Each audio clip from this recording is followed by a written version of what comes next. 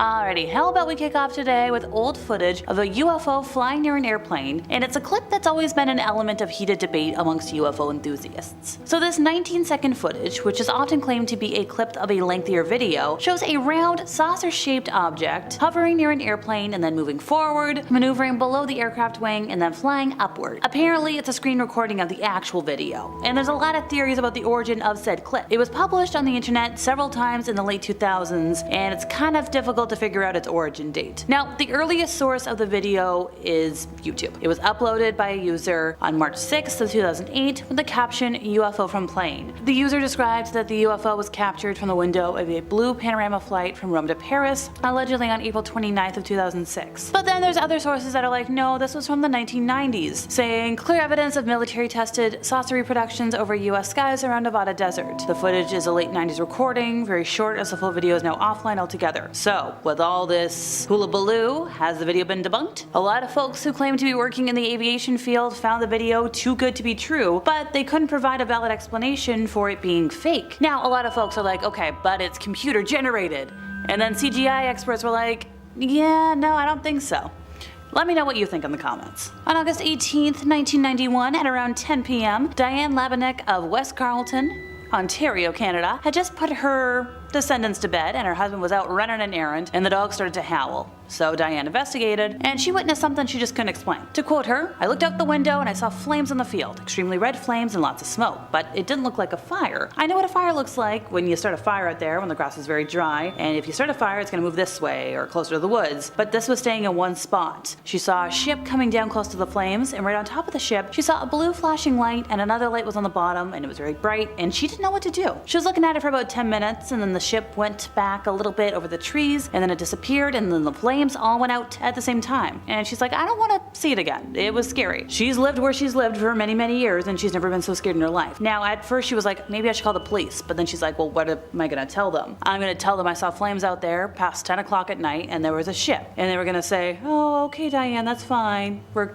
gonna take care of things. So she's like, no. According to Diane, apparently 10 minutes after the lights blinked out, a helicopter appeared, flew low to the ground over the field where all the unexplained lights had been. After crisscrossing the area, passed over Diane's house and disappeared into the night. Now, the next morning, Diane went out to explore, see if she could find anything, but zilch, zippo. No marks, no spots, no matches, just nothing. Now, she told her mom and her husband, but nothing. It just sort of bothered her in her brain for a very long time. She didn't want to tell anybody. She didn't want to be labeled a crank. But she was like, who's gonna believe me?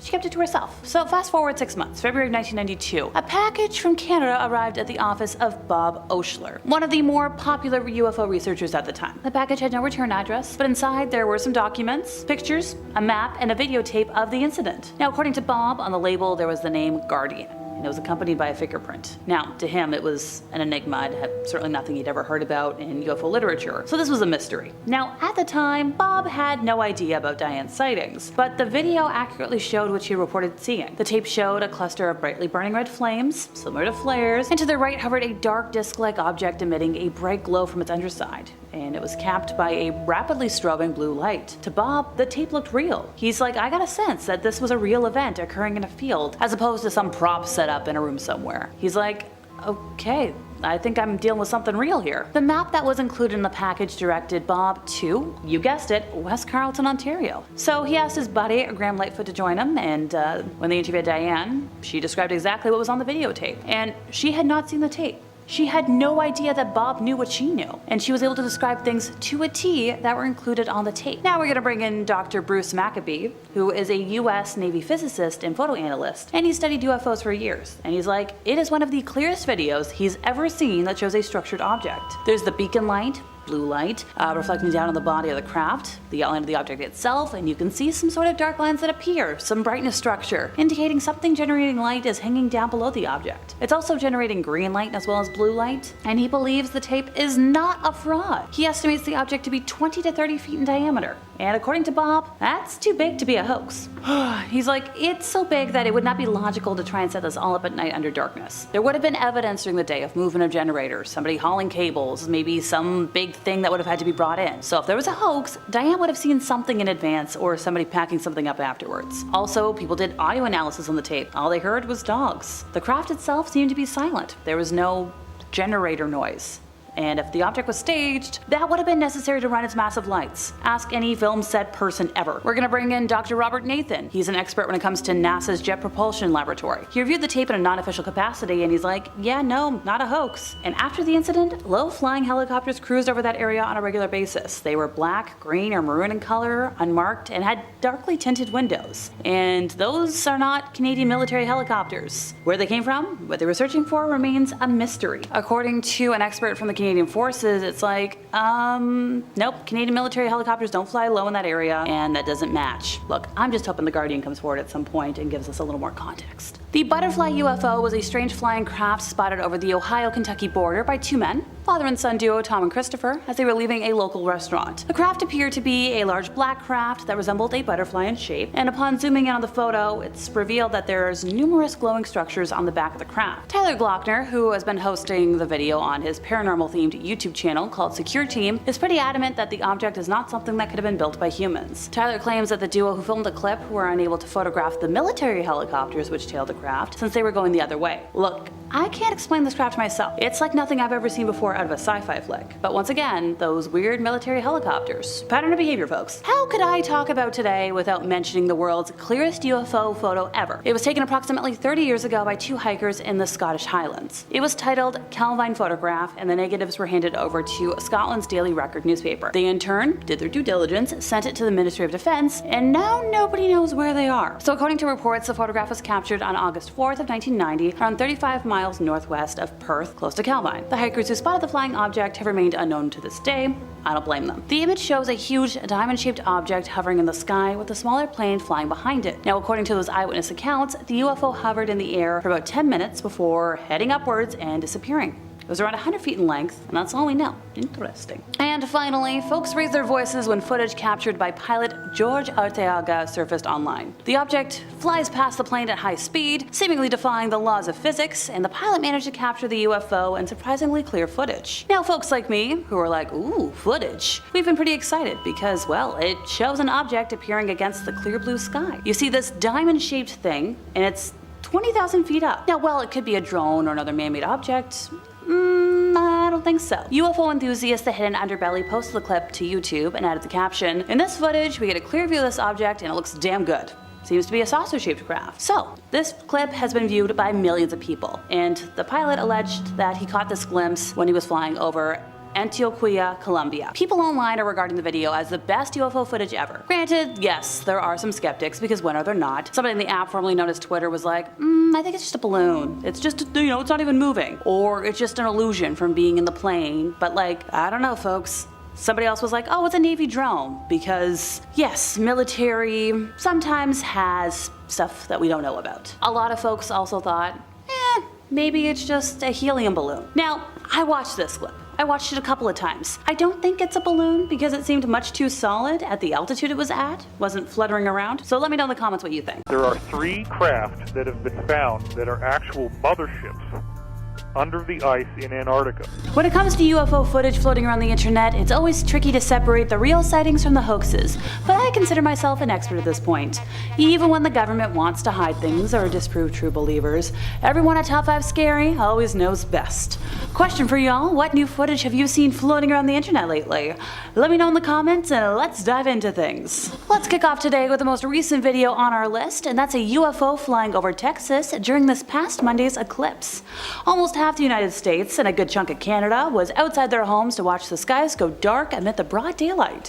Following the breathtaking event, multiple videos and photos flooded the internet, and understandably, a lot of people were over the moon to share their point of views of the moon covering the sun. However, amid all the jaw-dropping images of the eclipse, there was one video that stirred a storm for a different reason. Matt Wallace posted the video just before 3 a.m. BST with the caption, "A new video just surfaced of the UFO spotted over Arlington, Texas during the solar eclipse today, and people are freaking out because it seems to disappear into the clouds." So by the time I filmed this today, the post had been reposted around 10,000 times and liked around 64,000 times. just for reference. The video starts by focusing on the partial eclipse, with a shadow appearing to quickly zoom by. The video then zooms out before the same shadow appears to be going quickly the other way, and then disappearing entirely. What made the otherwise perfectly normal aircraft video kind of eerie was that it just disappeared into the clouds and then not seen again. No resurfacing. Nada. Gone. A number of social media users have been freaking out because of the video, and others have tried to explain it in a way that makes sense according to modern science, because that's what you gotta do. User VikesRock23 said it might be shadow on the clouds from a higher altitude airplane. He had seen it before as an aviation spotter, whereas somebody else, Black Hawk CE457, decided to joke around by saying, hopefully they don't ask to see our leader. We got another one. Beam me up, please. I will even let you do experiments on me. Just don't bring me back. And be careful what you wish for, dude. Alien abduction is no joke. For context, the solar eclipse took place on March 8th throughout Northern America, starting over in Mexico before going through Dallas, Texas, Indianapolis, Cleveland, and Buffalo, and then through the northwest corner of Canada.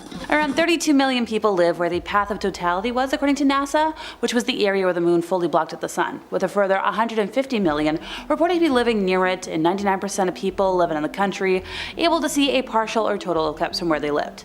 Like I said before, millions of people flocked to the path of totality to see the eclipse in its full glory, so I'm expecting more videos of this UFO from Texas to surface any day now. UFO hunters were positive they found something real in their search for extraterrestrial life visiting planet Earth after objects were filmed apparently flying out of a volcano. And by that we obviously mean UFOs, UAPs, whatever you want to call the dang things. Mysterious objects were caught on camera racing out of the crater of the, let's see if I get this right folks, Popocatépetl volcano near Mexico City around the end of last September. And earlier in that month, alien expert Jamie Mawson shared clips from 3 months prior of not one, but 2 UFOs flying into the crater of the same volcano. The video from May was captured by a webcam which watches over the rather volatile volcano in the state of Puebla. In the intriguing footage, the peaceful pre-dawn sky is suddenly pierced by a fairly sizable glowing object that appears to be heading towards the crater of the volcano. However, before it can reach its perceived destination, an enormous eruption occurs and the UFO disappears amid the lava blasting out of the site. The bizarre video we have to show y'all from September shows a trail of lights bursting out of the crater of the 17,800 foot volcano in a straight line. Now, Jamie said he believes this volcano is acting as an interdimensional portal. So in the clip, you see brightly lit UFOs racing out into the sky from the smoke. Oh, by the way, an interdimensional portal is a gateway between 2 locations in space-time that allows intergalactic travelers to enter one place from another. So the 70-year-old explained that no man-made object could enter the crater since temperatures reach around 1,000 degrees Celsius, or 1,832 degrees Fahrenheit. The volcano stands at about 17,802 feet tall, and its name literally means smoking mountain. It is one of the most active volcanoes out there. There are no humans getting anywhere near that. Alrighty, here you have it folks, a video that the Pentagon, yeah you heard me, actually released themselves. Apparently it's rare declassified footage of an unidentified flying object, UFO, spotted in the Middle East back in 2022. The footage shown before a congressional committee in April of last year as part of a defense update on UFOs, or as the Pentagon calls them, UAPs, shows a small spherical object that appears to shimmer as it quickly zips above houses and empty fields. You'll see it come through the top of the screen, and there it goes. Oh, that was a quote from Sean Kirkpatrick, the director of the Pentagon's All-Domain Anomaly Resolution Office, long word, I know, otherwise known as AARO, and he told this to the Senate Committee on Armed Services. And he's like, why am I showing you this? This is the kind of data we have to work with and the type of analysis we have to do, which can be extensive when you have to pull these videos apart frame by frame by frame. Further, we're now matching all of this with models of all those imaging sensors so that it can be recreated. And he was like, I can actually show how the sensor is going to respond. He also mentioned like this is essentially all the data we have on this event, saying that where it came from and what it was doing remains a mystery to his team. Oh, before I forget, the footage was captured on July 12th, 2022 to be specific, from an American MQ-9 Reaper drone. The high-tech camera picks up the movement, switching targets from people below to the strange orb, and the video was shown as the Pentagon revealed, wait for it, they were reviewing more than 650 UFO incidents. Pardon me, my brain's having a moment, because that is a lot of incidents. That's a lot of numbers. The more than apparently 650 cases is an increase from an unclassified annual report issued by the Office of the Director of National Intelligence, DNI for short, in January of 2023. That summary said 510 cases were cataloged through August 30th of 2022. Yes, most of these cases are categorized into common objects like balloons or airplanes, but there's ones that don't fit into any of the categories, and then they're prioritized by where they were spotted. Like, are they attached to a national security area? Do they show some anomalous phenomenology that's of interest? So, the public hearing that I've been talking about, this was only the second time in the last 50 years where lawmakers have openly discussed UFOs. The first? May 2022. Like, we're getting better, but still lacking. So a month before the 2023 hearing, Kirkpatrick and prominent Harvard physicist Avi Loeb released a draft report outlining the possibility that alien spacecraft might have been able to travel to Earth by carefully examining the physical constraints of how objects travel through space. Now, the report is still under review, but I know I'll be following it very closely from here on out. Next up, a tale out of Alaska, which tends to be home to a lot of weird stuff. If you don't believe me, look up sea spiders. So in February of last year, an unidentified object was brought down about 10 miles off of the frozen coast of Alaska, and this was announced by US officials, and that's about it. All the other details are still being kept kind of mum. The US military pilots that were sent up to examine the object gave conflicting accounts of what they saw, which is part of the reason why the Pentagon was cautious in describing what the object actually is. This is according to a source briefed on the intelligence. The incident marked the second time that the US jets had taken down an object in less than a week, following the bringing down of a suspected Chinese spy balloon off of the coast of South Carolina the week before.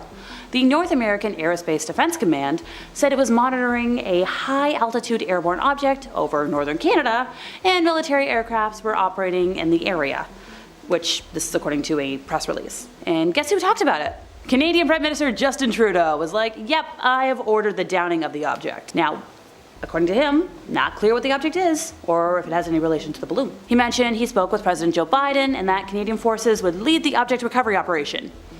But they've been tight-lipped ever since. F-35 fighter jets were set up to investigate after the object was first detected, and that's when they brought back limited information. Some pilots said that the object interfered with their sensors on their planes, which that checks out for UFO tech. A lot of other pilots claim to have seen no identifiable propulsion on the object, and didn't have any answers as to how it was staying in the air. And like, this thing was at an altitude of 40,000 feet.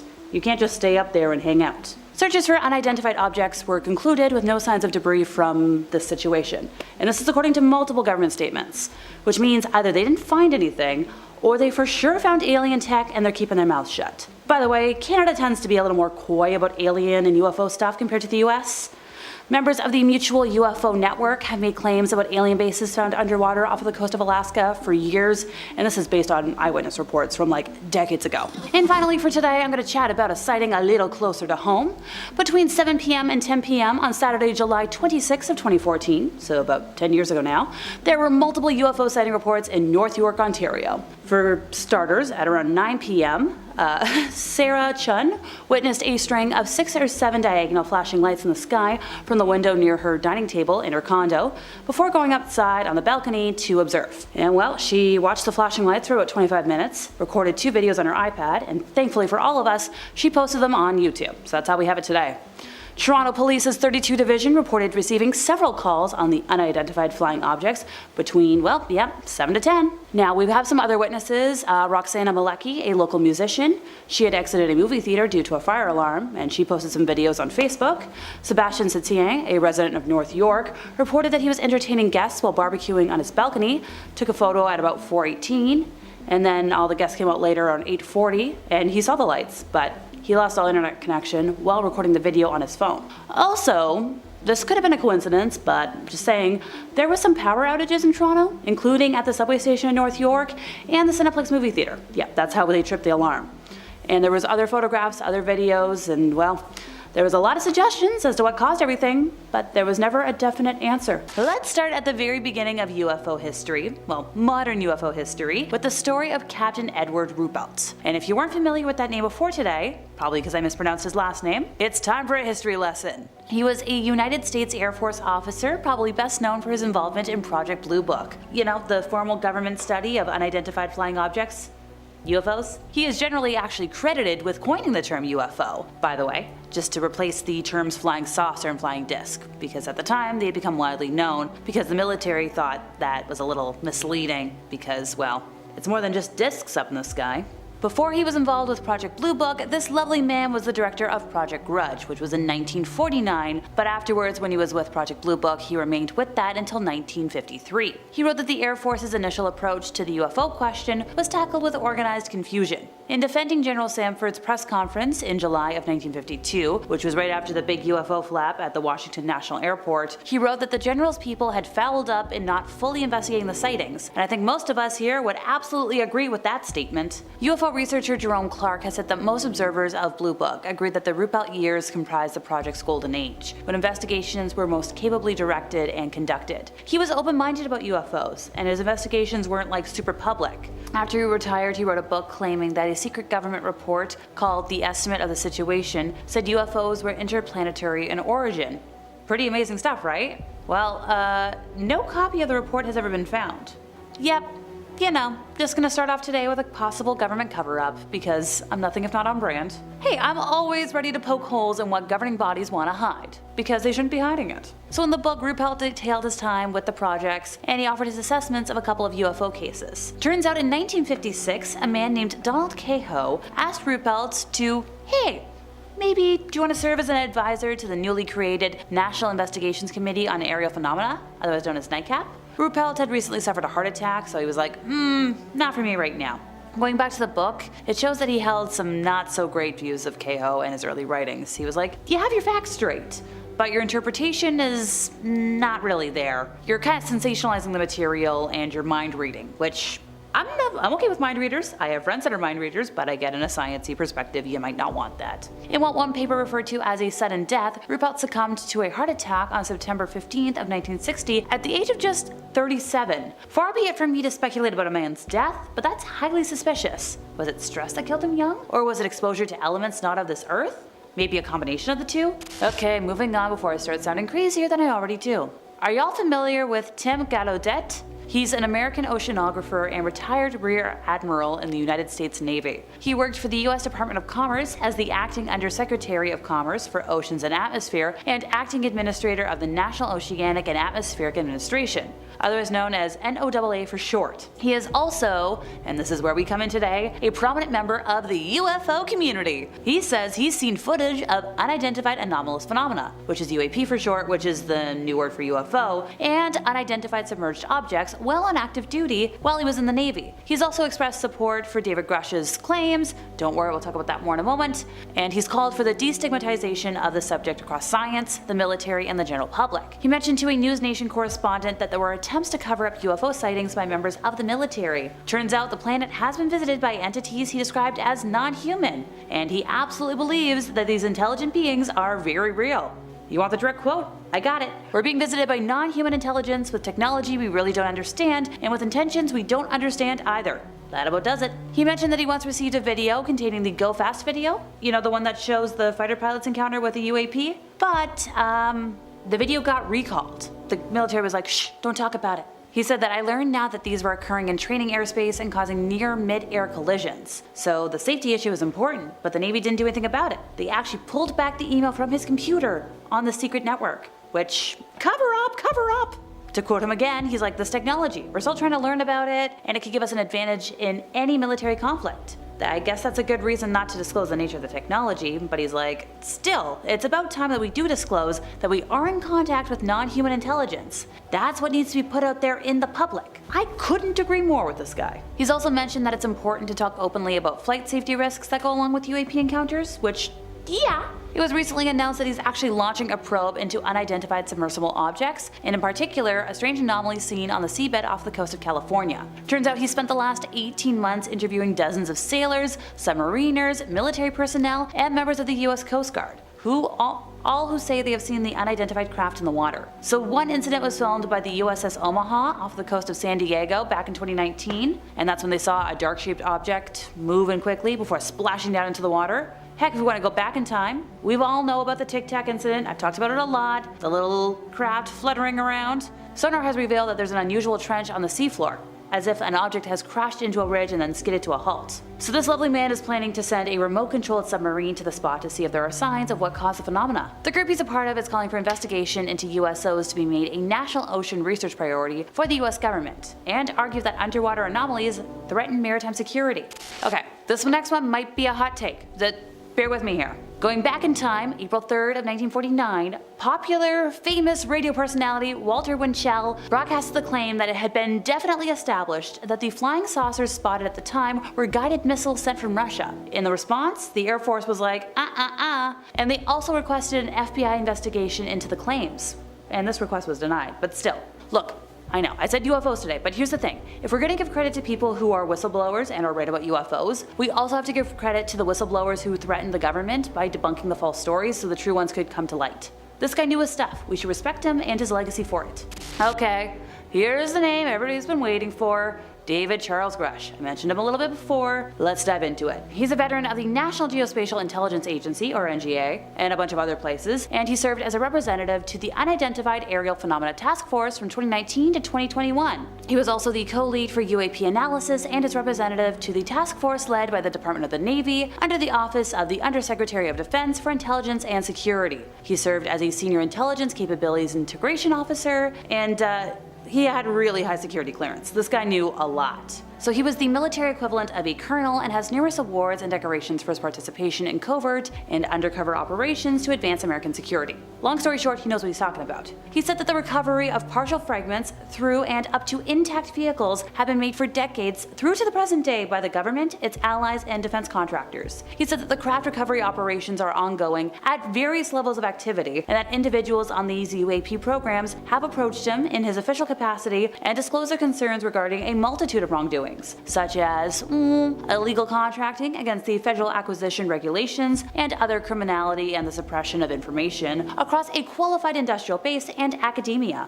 A lot of folks who have vouched for David said his information was highly sensitive, providing evidence that materials from objects of non-human origin are in the possession of highly secret black programs. Even though locations, program names, and other specific data remains classified, the Inspector General and Intelligence Committee staff were provided with the details. Analysis has determined that the objects retrieved are of non-human origin based on vehicle morphologies, material science testing, and the possession of unique atomic arrangements and radiological signatures. The investigation was centered on extensive interviews with high-level intelligence officials, some of whom are directly involved with the programs I've been talking about, and they corroborated his information. He's pretty sure that this information has actually been illegally withheld from Congress to intentionally thwart legitimate congressional oversight of the UAP program, which, whoa! He's also filed a complaint alleging that he suffered illegal retaliation for his confidential disclosures. In his statements, he also claimed that UFO legacy programs have long been concealed within multiple agencies, nesting UAP activities in conventional secret access programs without appropriate reporting to various oversight authorities. According to the unclassified complaint, in July of 2021, he had confidentially provided classified information to the Department of Defense Inspector General concerning this withholding of information. Now, Christopher Mellon, who spent nearly 20 years in the US intelligence community and served as a lot of really important things, he's mentioned that, a lot of well-placed current and former officials have shared detailed information with him, including the location where a craft was abandoned and restored. Why haven't more folks come forward? Well, a lack of trust in the leadership of everybody. Also, there's the assumption that the United States alone has bullied other nations into maintaining secrecy for nearly a century. Because why not?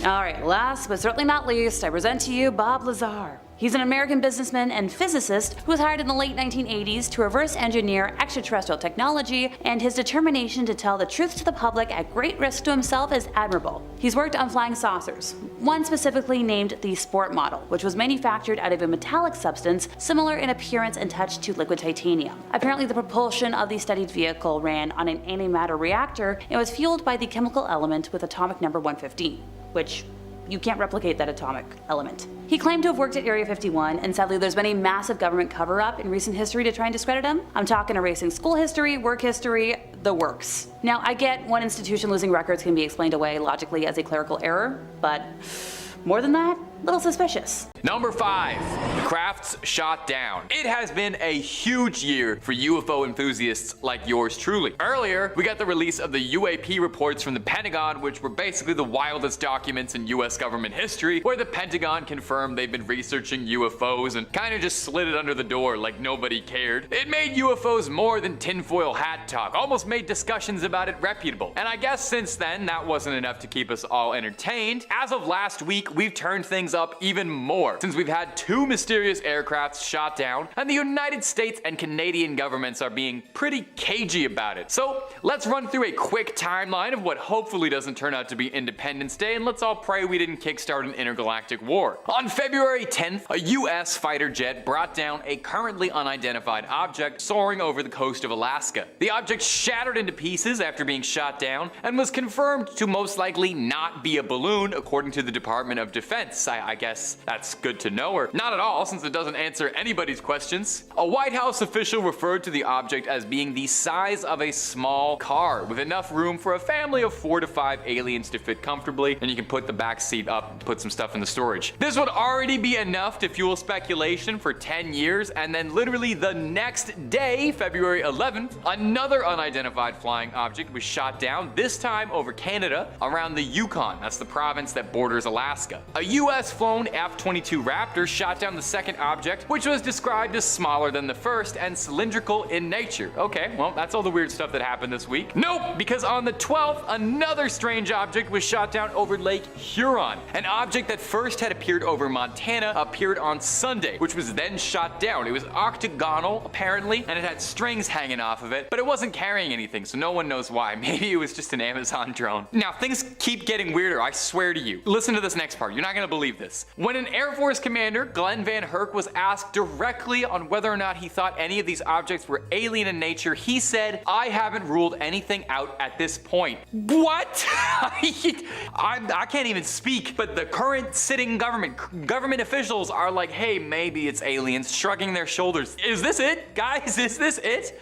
They didn't specify whether or not these objects posed a threat. They said they just posed a threat to civilian air traffic, but the White House did say that these objects were broadcasting signals. I would say watch this space for updates, but really just like watch regular space. At this rate, there's gonna be an alien every single day. But if you can't wait for any more and you just want to watch alien videos all day, I completely agree with you. That's what I do every day, and it's great. We've got loads of alien and UFO vids, NASA conspiracies, and hey, if that's not your jam, we got scary stories, horror movies, monsters, cryptids, true crime, baby, we got just about everything spooky under the sun and above it. So stay subscribed to Top 5 Scary, but most importantly, stay scared. But subscribe after. We gotta finish this video first. We got way more alien footage to get through. Moving on. Number 4, the Picket Post, Arizona sighting. Well, with all of this stuff flying around in the sky these days, is it any surprise that people are catching more weird footage than ever before? The UFO subreddit has been lit up like fireworks on the 4th of July with all kinds of alien sightings from all across the globe. Come take a look at some of the best ones I've seen this week. Hopefully they're new to you as well. Our first sighting comes to us from a Redditor by the username of MaxKeller96, and they posted a short clip from Picket Post, Arizona that's got us talking. Take a quick little look-see. This is one of the better ones I've seen in a minute. Here's what the Redditor had to say about the clip. My sister, dad, and I were out hiking near Picket Post when one of us noticed something glimmering near the mountain, so we stopped to take a look at it. All I could make out was that it was a small bright dot in the sky.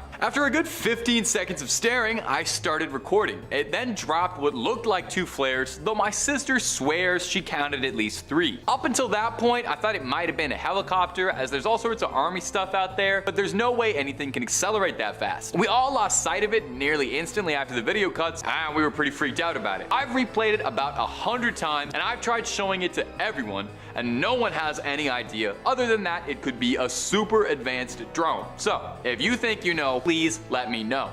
Well, you heard the guy. If you think you have any ideas to what's going on, you comment down below or jump into the Reddit thread and participate in the UFO discussion. The UFO subreddit is great, and they're very friendly to new visitors. That's like their whole thing. They really want to welcome new visitors. Number 3, the San Diego sighting. The San Diego and Tijuana sighting, to be more accurate. Our next entry is a pretty interesting one, because it isn't just one offhanded sighting that happened in the middle of the night by somebody stumbling out in a bathrobe who's half awake, but it's a corroborated sighting that was happening seemingly across the cities of Tijuana and San Diego. And it wasn't even while Comic-Con was happening, so this isn't part of an extremely elaborate campaign for Ant-Man 4 or anything. So we either have a mass hallucination on our hands because there was something in the water, or there's some questions in the sky that need to get answered. So we'll play a few seconds of some of these clips and help you come to your own conclusions. On September 19th, 2022, several of these videos were captured of these bizarre light patterns darting across the sky. This is a massive sighting, so we can't quite dismiss this as a trick of the light or one isolated incident. There was definitely something weird flying up and around. What makes this kind of notable, besides from,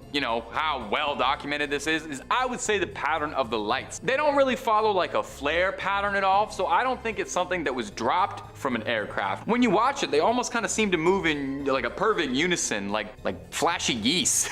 The original poster who posted the compilation clip to Reddit added as well that another oddity they noted was that after the lights were seen, and military fighter jets surrounding and circling the skies, probably to round up whatever was going on. So, comment section, I'll throw it back to you again. What do you think? Spy drones, weird paranormal lights, or is it just visitors? I think it's alien tourists who heard what a great time a weekend in Tijuana is and want to check it out. Could you imagine if aliens do come to Earth, but they're not really interested in like diplomatic relations or starting a war or anything? They're just like, we heard you guys party hard and we want in on that. Number 2, Michigan and Grand Park. Another very weird sighting coming from Reddit. This one was posted not even 2 days ago by a Redditor with a very funny username I can't read out loud on YouTube, but just know it was very funny. At first, it kind of looks like a piece of litter that somehow managed to get all the way up in the sky and is fluttering and darting all around. But if you take a closer look at it, it really seems like it's moving like it's being controlled. People in the comments of the subreddit quickly pointed out that a similar object to this showed up in Australia when this one's filmed in Michigan. Isn't that odd? 2 of these similar reports happening on almost opposite ends of the world. People in the subreddit theorize that this object in the video is one of the ones that was shot down over Lake Huron, which definitely makes sense. Lake Huron is, in Michigan. Could this be some of the last footage of this alien craft before it got burnt up? From this clip, I would say to me personally, it looks like some sort of hyper advanced drone, maybe more than a piloted craft. It looks very small, so unless there's like a really teeny tiny little alien inside there, I don't know. But with all cell phone footage, it's kind of impossible to ascertain the size of the thing. I think this one's pretty conclusive personally, and if this really is footage of the object that was shot down over Lake Huron, I would say the United States and Canadian governments agree with my assessment as well. But as all of these clips, please let me know what you think it is. If it's a drone or an alien or maybe just a really impressive kite that accidentally got destroyed. Number 1, the Colombia sighting. Now, our number 1 sighting is another international one. You think aliens are only going to show up around North America? Come on, expand your worldview a bit. If aliens invade, they're going to go after the whole planet. There's a whole lot to see, a whole lot of things they could burn down with lasers. And it seems like they were curious about the countryside of Colombia, because this footage out of Bogota, Colombia is truly out of this world. Seriously, this is like the most impressive UFO footage I've ever seen in my life. It was captured by a pro photographer who sent it along to a friend of his who's a YouTuber. Hey, reach out, let's collab. In the hopes of getting it to more eyes and people who can analyze it. And yeah, seriously, this is one of the most convincing things I've ever seen. Take a look. Now, I don't want to, poke the bear too much. I know this sounds kind of annoying. I am almost of the belief that this footage is simply too good. I wouldn't outright throw it away and discard it, but I can't remember the last time I've ever seen UFO footage where the craft in this question is this clear and easy to make out. You can almost like make out sci-fi parts of it, It looks to me like it wouldn't look too out of place in a cool video game like a Halo or something. If anyone's a Metroid fan, it reminds me a lot of like the ship that Samus flies around in. I'm just excited because they put Metroid Prime back out there. I think this raises kind of an interesting question and sort of a little like food for thought for debate. As camera quality improves and the average person is now at all times carrying with them a camera that rivals most professional quality, no doubt we're gonna start seeing more stuff like this. There's gonna be an influx of footage that starts to look much clearer, which then ironically ends up getting dismissed because it just looks too good and we assume it's been fake. We're used to blurry blobs shooting across the sky, and I think that's what we kind of think UFOs look like. It's a bit of a weird horseshoe where you kind of want alien footage to look bad so it's more believable. I don't know, maybe I'm just rambling, maybe it all makes sense, but let me know what you think about this one. I think this is absolutely nuts, and I think this is the most exciting time to be into UFOs and UAPs as a whole, because it really feels like we're getting a breakthrough pretty soon. But maybe I just want to believe. Number 5. Let's start off with a bang and get a good one for you right off the bat. I like to save these ones for last, but with this compilation, pretty much all of the sightings I've found for you today are winners. This clip is short and sweet, so let's play as much of it as we can. Posted to Twitter from the account UFO Twitter. From what we can make out, we see something barreling through the skies at top speeds, looking faster than just about anything any human tech could put out. It's got a bit of like a football shape to it almost, and I'll shout out my favorite comment on the video underneath, which says, looks like Uncle Rico finally threw that football over the mountain. Little Napoleon Dynamite throwback for you. Whatever it is definitely looks weird. You know, it looks to me more like it's possibly some hyper advanced spy craft or military drone than it could be any weather balloon. Having watched it roughly 30 million times over, pausing every frame like I'm a CSI investigator and I'm pressing my nose right up against the monitor, I noticed that there's a white curved surface on the black shell of the craft, almost looking like it could be a dome for a pilot. I can't make it anything on the inside, of course, but it does give off the impression that the craft is manned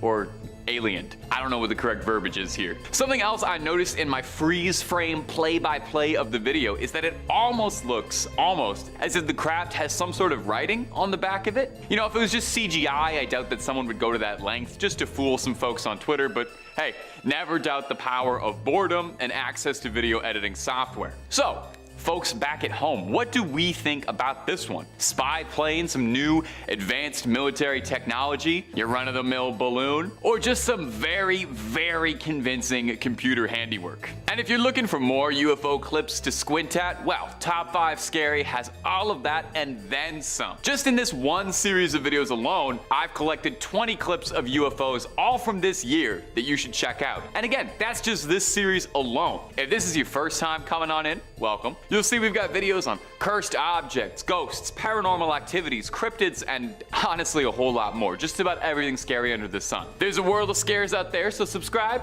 stay scared, but check that out after this video, okay? We worked really hard on this one. Number 4, Bondi Beach. Our next video comes to us from the land down under. So you might need to flip your phone or your monitor, your tablet or whatever upside down to get a good look at the UFO. Maybe that'll help. See if that gets it there for you. Caught on Bondi Beach by TikTok user DJ Just, we've got a pretty clear view of something strange flying across the beautiful blue Australian sky. Now in this clip we can see something shiny, round, and reflective making its way up there, tailed behind by a black helicopter. Looks to be kind of small, maybe the size big enough for one person or maybe 3 or 4 little green men depending on how compact they are. I want to know if that helicopter is a coincidence or if it's responding to this UAP, you know, coming in to recover it, make contact. Now commenters on the video suggested that it could very well be a weather balloon passing through, and it's definitely likely. That's what it turns out to be, like 99.9% of all UFO sightings. But if it was a weather balloon, you know, surely it would have been shot down during that little welcoming party where we were shooting down weather balloons all over the globe, right?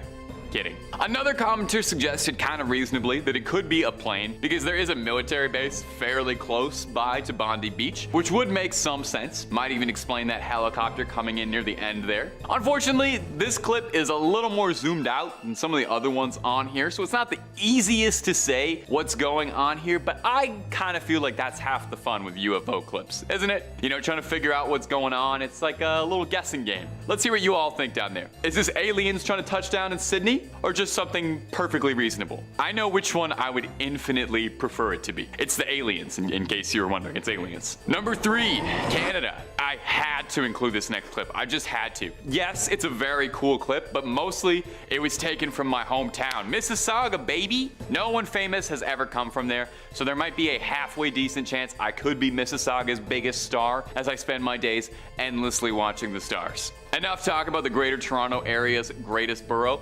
Let's take a look at some more UAP clips. Coming in next is a clip posted to Reddit, simply titled, "Weird Object Seen Flying Over Mississauga," and it is hard to disagree. Why don't you take a little look-see for me? I mean, look at it. I don't know what to tell you. I don't know what to say that just looking at it won't tell you. What on earth is going on here? What I love about this clip is that this one doesn't even remotely look like anything else I've seen in a minute. This doesn't look like a weather balloon or a flying saucer. I don't even know where you'd start describing this one, really. This one looks like it's a UFO Rorschach test, I think. You take a look at it and reveal some element of your personality. I kind of see a little spaceman, like a little Among Us guy, hovering around on a jetpack. The way it moves really gets me too. It seems erratic and alive, less like it's being controlled and more like something's fighting the controls here. Now, I always like to listen to both sides of every story when it comes to UFO sighting content, and one user in the comments here suggested that he was pretty certain that this was just a Mr. Peanut balloon being let loose, and I have to admit, I kind of see it. I don't know if you want to throw up a photo of Mr. Peanut here. I just think it's absolutely hilarious if this UFO sighting is really just a sighting of a giant floating lagoon. I'll leave it to my commenters to decide. You're my best and brightest. How are we feeling on this clip? Is this something weird in the sky? Proof of travelers from beyond the stars experimenting with some new technology that we couldn't possibly understand? Bigger than any of us? Bigger than this galaxy? Or is this just a bit of advertising for a salty snack from the Planters Corporation? Either truth is horrifying. Number 2, best UFO clip. Our next video was posted to TikTok by the user UFO Tracker. Good, we need somebody tracking that. And the caption says it's the best UFO sighting caught on camera. It's definitely pretty good, I'll give him that. But I'm putting it at the number 2 spot, if for nothing else, to keep UFO Tracker humble. You know, I want to keep you working hard. But for what it's worth, this is definitely a great clip. Why don't you take a look for me? We can see a flying saucer type looking UFO floating around in the sky, almost looking a bit like a perfect sphere. You know, it looks like it's got a glowing light in the middle. If anyone out there is an Apex Legends fan, immediately I said it looks exactly like a cargo bot, and you should consider shooting it down for some loot.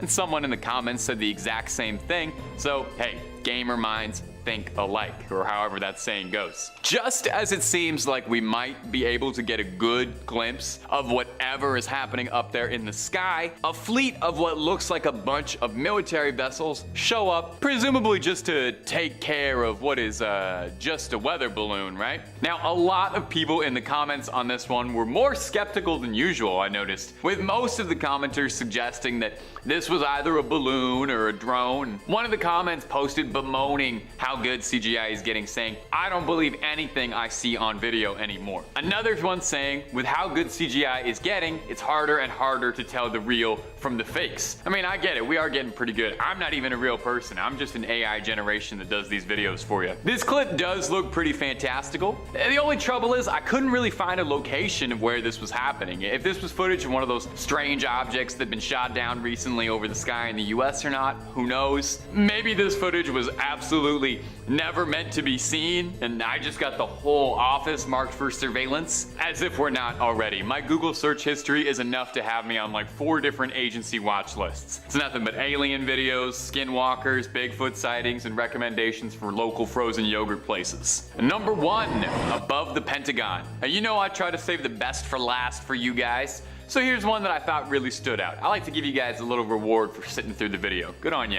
Someone was recording driving down near Washington, D.C., and they spotted something incredibly bizarre moving through the clouds by the Pentagon of all places. It's hard to make out at all what's happening here, but in the clouds we can see something gigantic, like behemoth size. Almost looking like a pyramid or an Imperial Star Destroyer floating through the clouds. It seems too as if it's almost like cloaking in and out sometimes. Maybe I'm just crazy, maybe I'm too tired, maybe I've had too much coffee or not enough. But man, I love a UFO clip where while you're watching it, you just scratch your head and throw your arms up and go, yeah, I have absolutely no idea what's going on here. That could definitely be aliens. This giant cheese wedge shaped thing in the sky certainly raises some eyebrows. It's way too big to be a drone. It's way too triangular to be a balloon.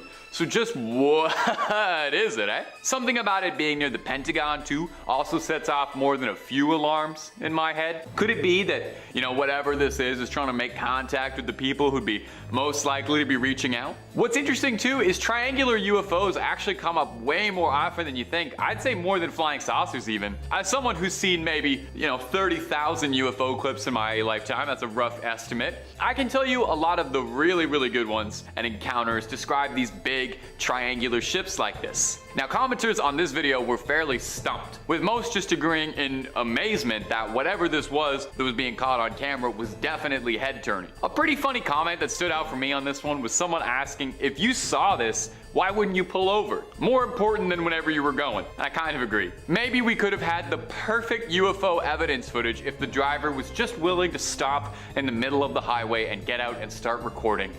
Some people are so inconsiderate. Number 5, Las Vegas body cam. My dear ghouls, things are heating up in the sky lately and the whole world is coming down bad with alien fever. If you're a UFO enthusiast, the odds are very good you've heard a thing or two about the recent sighting in Las Vegas. That's kind of building up to be a modern-day Roswell with all the conspiracy and cover-up allegations. NASA's planetary defense officer, which, side note, I did not know was a real job, told Motherboard, a branch of Vice News, that a green fireball observed last month was not a UFO, but rather a small meteor less than a meter in size that landed smack dab in somebody's backyard. Now, the Las Vegas police officers who responded to the call say they didn't find any aliens in a manhunt, or alien hunt, I suppose is probably more accurate, but they do hope to find them in the future, citing the city's close proximity to Area 51 as a source of speculation. Now, the problem is that footage went wildly viral over the internet when a police officer's body cam was uploaded. We've got a little bit of this footage for you here today. It's kind of hard to make anything out of it, like most blurry alien footage, but it's fun to let our speculations run wild, and this TikToker seems adamant that you can see an alien over one of the cops' shoulders. Personally, I think it does look a bit just like a light or like a headlight or something, but you let me know what you feel like you see. The case has been captivating, with the callers, the 911 callers, claiming that they saw tall, non-human entities in their backyard with big glowing eyes looking at them. So what do you think, my fair and trusted viewers? Do you think these aliens got lost on the way to Area 51 to meet their friends and crash landed in somebody's backyard? Or was it just a meteor? Or did the aliens come from the meteor and the meteor itself was the UFO? Truly, who is to say? Who is to know? Hopefully we find out soon enough, and when we do, you better believe that I'll be the first to tell you. And if you're looking for way more videos about all things UFO and alien, oh my good gosh, do we have a lot of that on the channel for you to enjoy. Everything from conspiracies, cover-ups to UFO sightings, we've got it. If you're sick of hearing about little green men, we've got all sorts of things on crime, conspiracy, everything scary. It's on Top 5. So hit subscribe, make sure you hit that little bell as well, and don't miss a single thing.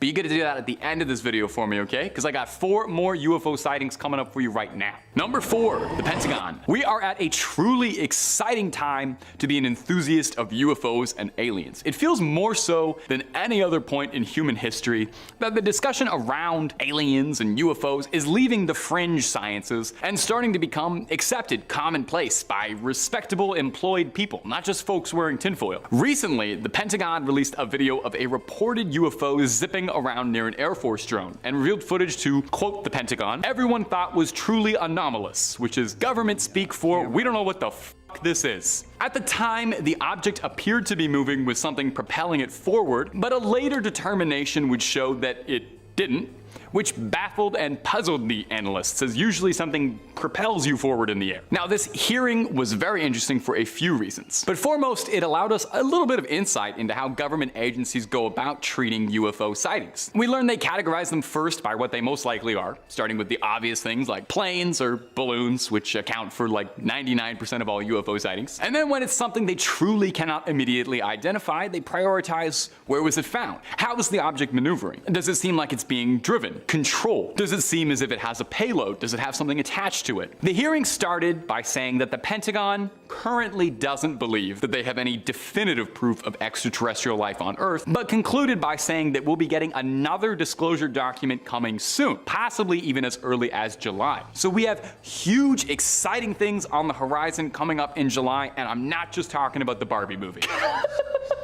Number 3, Jorge Ortega. Is it just me, or are things getting crazier? Maybe I'm watching more UFO footage as part of my job, but it seems like every day we see more UFO sightings, like they're doubling, tripling over what they used to be. Yeah, admittedly, everybody carries a camera in their back pocket now, but it does seem like more people are checking out the planet. Ever since that streak in February, I feel like it's been an arms race for the coolest UFO footage. While pilot Jorge Ortega captures what some are describing as the best UFO footage ever, but I'll let you be the judge of that. He uploaded the video online, where it was found by an account called The Hood's Finest, where the clip went wildly viral on Instagram. Thank you, The Hood's Finest, one of the most trusted sources of journalism in these dark times. Let's take a look. It's definitely mysterious. That much I can say with complete confidence. It's really hard to tell what that was, but the way it speeds forward without any visible exhaust does make it seem highly suspicious. You can't make any details on that craft at all. Now, Ortega claims this was the most frightening seeing experience of his life, and it's really not hard to see why. A circular, spherical, strange object flew directly in front of his plane, then whizzed by his window. Whizzed, like, you know what I meant. I shouldn't have used that word. Arteaga and his co-pilot were flying towards Santa Fe when they first noticed the strange object coming towards them. The pilots believed that whatever they saw was non-human in nature, and definitely not a balloon or another aircraft. Arteaga claims that the aircraft was traveling at an incredible speed of 300 kilometers an hour. I don't know how many miles an hour that is for Americans. You guys are gonna have to calculate that on your own. With the temperature at the time of the flight falling close to 5 degrees Celsius. With all that being said, it seems less likely that it's a bird or a balloon and possibly something far, far more mysterious. As always, I love to hear your guys' opinion on stuff like this, so feel free to debate away in the comments if you think you've got an idea or an angle on this that I'm not seeing. We need as many eyes on this as possible. Of course, you can also just, I don't know, tell me something nice about your day. Tell me something that made you smile today. I love hearing about that too. Number 2, Chad Underwood. I think by now, if you're subscribed to the channel, and I hope you are, you've heard a thing or two about the Tic Tac UFOs that the Navy released videos of. In a lot of ways, these videos were kind of one of the first big steps for this recent surge of UFO, UAP stuff being taken kind of seriously, with these baffling videos leaked by the Navy that no one could explain. Although they were taken years and years ago, back in the halcyon days of 2004, the pilot who took the video has rarely spoken out about his experiences at all, for the understandable fear that he'd be lumped in with, quote, the little green men crazies that are out there. Well, I'm one of them, Chad Underwood, and I'm ready to believe you. Oh, Chad Underwood, that's the guy who filmed it. I don't know if I said that before. The story of the Tic Tac UFO began on November 10th, 2004, when radio operator Kevin Day reported seeing something odd and slow flying around the San Diego coast. It was moving approximately 140 miles an hour at a height of nearly 30,000 feet, so definitely not like any bird that I've ever heard of, and probably unlikely to be balloons. Commander David Fravor of the Black Aces identified the 40-foot-long white oblong-esque object hovering and exhibiting no exhaust, propulsion, but seemingly darting itself forward at impossible velocities. It was Chad Underwood's footage that got shared and went viral. Via infrared camera pods mounted on the plane, we get sightings of these mysterious Tic Tacs in action. And I wish I had something different to tell you for the end of this point, something a bit more dramatic and exciting, but nearly a decade later, and we are still absolutely no closer to understanding just what happened here, what's happening in these videos, what these crafts are, but maybe we'll get there soon. Like I said, there's supposed to be a document coming up in July that's going to reveal all sorts of new research and information the Pentagon's been working on, and maybe that will be the big one, or maybe it'll just also be nothing like it usually turns out to be. But who knows? And number 1, California Army Base. We all wonder if military bases are hiding advanced technology, right? Like all of us do that, it's not just me. Like what kind of secrets could be buried underneath Area 51? Wouldn't you want to know? It definitely seems like visitors from other worlds are just a bit curious too, as there was a mass sighting of possible UFOs out in the California desert, right above a military base, one Camp Wilson. Was it a sign of visitors scouting out the area, or technology from within being reverse engineered by the American government? Jeremy Corbell and George Knapp are a pair of ufologists, and they revealed the footage on their podcast, saying that the video and photos were shot all the way back in April 2021, but didn't appear until now, where a series of mysterious lights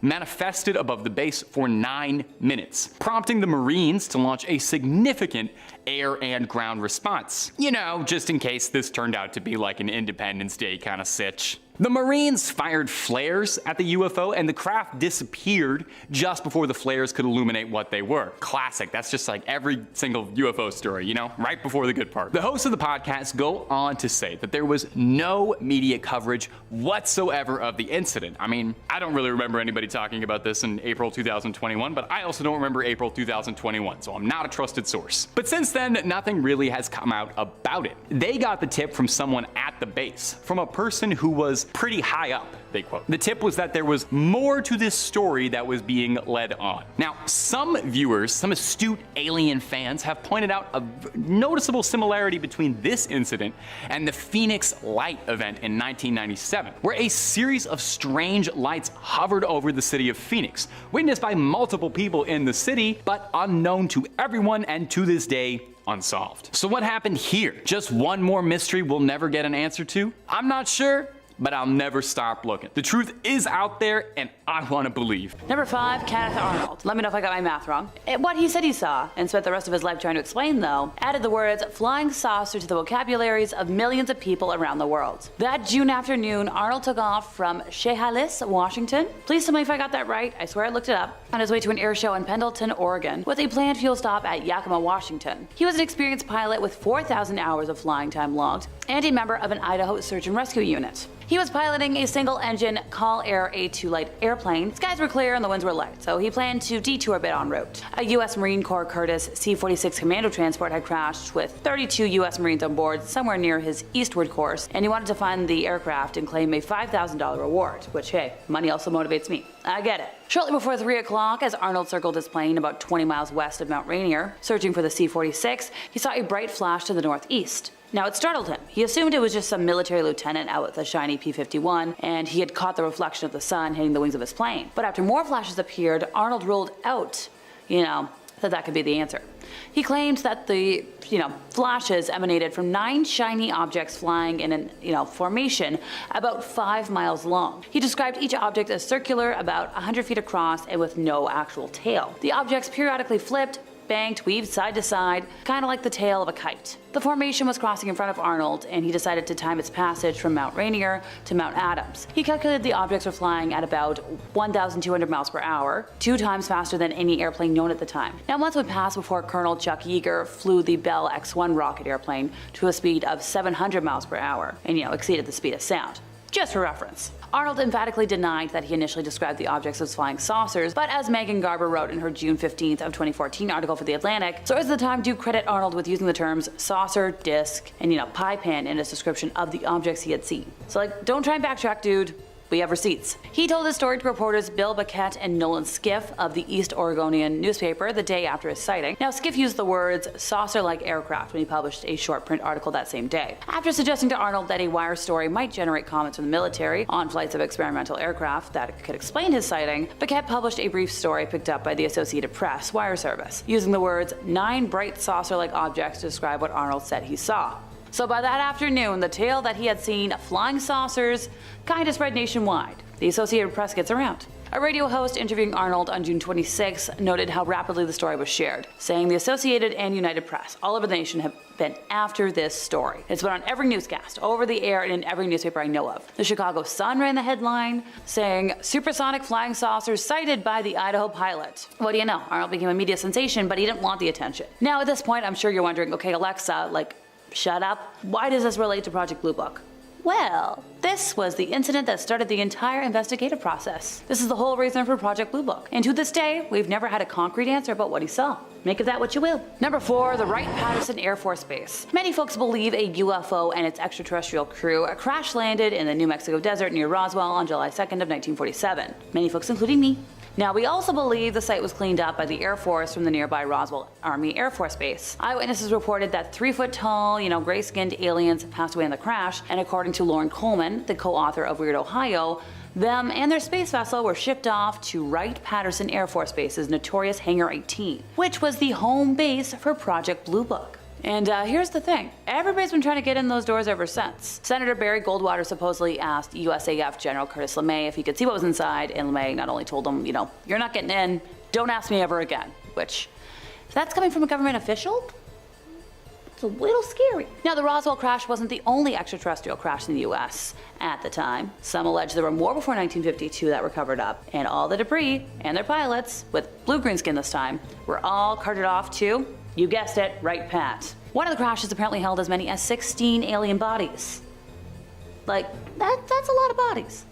Now, another crash yielded a ship made of lightweight material, impenetrable by any earthly means. Now, whenever a UFO crash happens, the wreckage is sent to Wright-Pat to be reverse engineered, if Area 51's too busy, because sometimes they're overflowing with crafts. Some believe technologies that we've learned from UFOs at Wright-Pat include fiber optics, lasers, night vision, integrated circuits, particle beams, you name it. Now, in other news, Henry H. Arnold was the only person to ever be dubbed General of the Air Force. So as a major, I swear it's relevant, he once lived on a house near Huffman Prairie, which has since been named after him, which is where the Wright brothers worked on their planes, which is now, yes, I know, the Wright-Pat Air Force Base. I swear, I get to my points. It takes me a minute. So for many years, there's visitors that have reported strange noises, objects moving on their own, odd shadows, and other phenomena. Heck, that famous show, Ghost Hunters, we've all watched it. Yeah, they visited the Arnold house and found that at least 5 entities live in there. The ghost hunters heard sounds from the bathroom, folks laughing in the living room, dining room, specters turning on lights. Now, if we want to talk about specifically haunted artifacts, parts from Lady Be Good, a B-24 that disappeared during a run on Italy, are said to rearrange themselves. The POW exhibit is supposed to make visitors feel an inexplicable sense of dread. Is this directly relevant to Project Blue Book? No. Is this stuff that they're not going to tell you about on the official tour? Yes. Some folks report that the ghosts actually show up for work. Like they'll walk in, open a door, hang out. Like, excuse me, where is this in the news? Now, there's a helicopter that was used for classified missions back in the day. Sits in a museum, still filled with holes from things I can't say, and you can actually hear like the voices from the troops that carried around. There is a young boy that, hangs around, let's say something that dropped the Fat Man on Japan, if you know what I know. And supposedly he just comes out at night, hangs out, has fun. The Hop Along, which is another, military craft. Sometimes you see the pilot in the seat of it, just sitting there, flipping switches, trying to get home. Oh, and the seat is still stained with redness. Now, there are some malevolent spirits. They're not all super duper friendly. I can't say the name of what houses the malevolent spirits, but you get some rattles, some clanks, some shadowy figures, strange lights, all sorts of ghosties. And this is where Project Blue Book is based out of? I don't know, man. I'm seeing a lot of weird stuff here. Number 3, the 1964 New Mexico case. So picture this. Socorro, New Mexico, April 24th of 1964, 5:45 p.m. to be exact. Sergeant Lonnie Zamora, police officer, is in pursuit of a speeding car when unexpectedly he hears a roar and witnesses a flame in the southwestern sky. Now, after that he encounters a shiny object described as like aluminum, shaped like the letter O, about 150 to 200 yards away. But just wait, it gets more intriguing. He spots 2 figures in white overalls beside the object, seemingly normal but perhaps smaller adults or larger young people. And hey, if this isn't enough to stir the good old imagination, there's a blue and orange flame beneath the object, and in the blink of an eye, it rises and zips away. Now here's where the story takes a twist. Project Blue Book, the thing we're talking about today, tagged this case as unknown. Zamora's account becomes a puzzle, attracting both, UFO enthusiasts and skeptics alike. You get a lot of theories, a lot of possible explanations. We get like the mundane, the fantastical, who knows what. Could it be a mirage of the star Canopus, as, one UFO skeptic, I believe his name was Stuart Campbell, suggested? Or was it the testing of a lunar landing device by the White Sands Missile Range? Or was it just a prank by, local tech students? Now, the president of New Mexico Tech at the time, Sterling Colgate, was leaning towards a student prank, describing this object as a candle in a balloon, not sophisticated. And yes, we have some more skeptics that want to give their 2 cents. Philip J. Klass, he labeled the incident a hoax, a ploy to boost tourism. Some folks even thought that, Zamora might have been a victim rather than an active participant in an alleged hoax. So fast forward to 1966, we get Paul Ridings, president of, the Chamber of Commerce, looking for a tourist attraction opportunity. So we put in some stone walkways, steps, and benches all around the supposed landing site, but still a quarter mile away because apparently there's radioactive contamination rumors. Now, Zamora didn't like the relentless attention. Retreats from everything, opts for, peace and quiet, manages a gas station. And this incident just is still happening. We don't know what it was. And according to the experts, Project Blue Book labeled this entire event as unexplained. To this day, we don't know what happened. Like, after all these years, we got nothing. Number 2, the 1965 Kecksburg landing. So this incident happened on December 9th of, 1965 in the small town of Kecksburg, Pennsylvania. And it's one of those UFO sightings that kind of evokes curiosity in the mind, if you will. So picture this. A large, brilliant fireball streaking across the skies, witnessed not just only in Kecksburg, but also, 6 different states, and also in Canada, over Detroit and Windsor respectively. Now, initial explanations rolled in from the experts. So astronomers reasoned it was likely a meteor bolide, gracefully running up in the atmosphere, descending at a steep angle. NASA, ever the voice of reason, chimed in 2005, many years later, suggesting that metallic fragments found in the area were remnants of a Soviet satellite. However, a twist in the tale's recording of this finding mysteriously vanished in 1987, which kind of adds a layer of intrigue to the whole thing. The incident found its place in pop culture and UFOlogy, earning the moniker Pennsylvania's Roswell. But what happened there?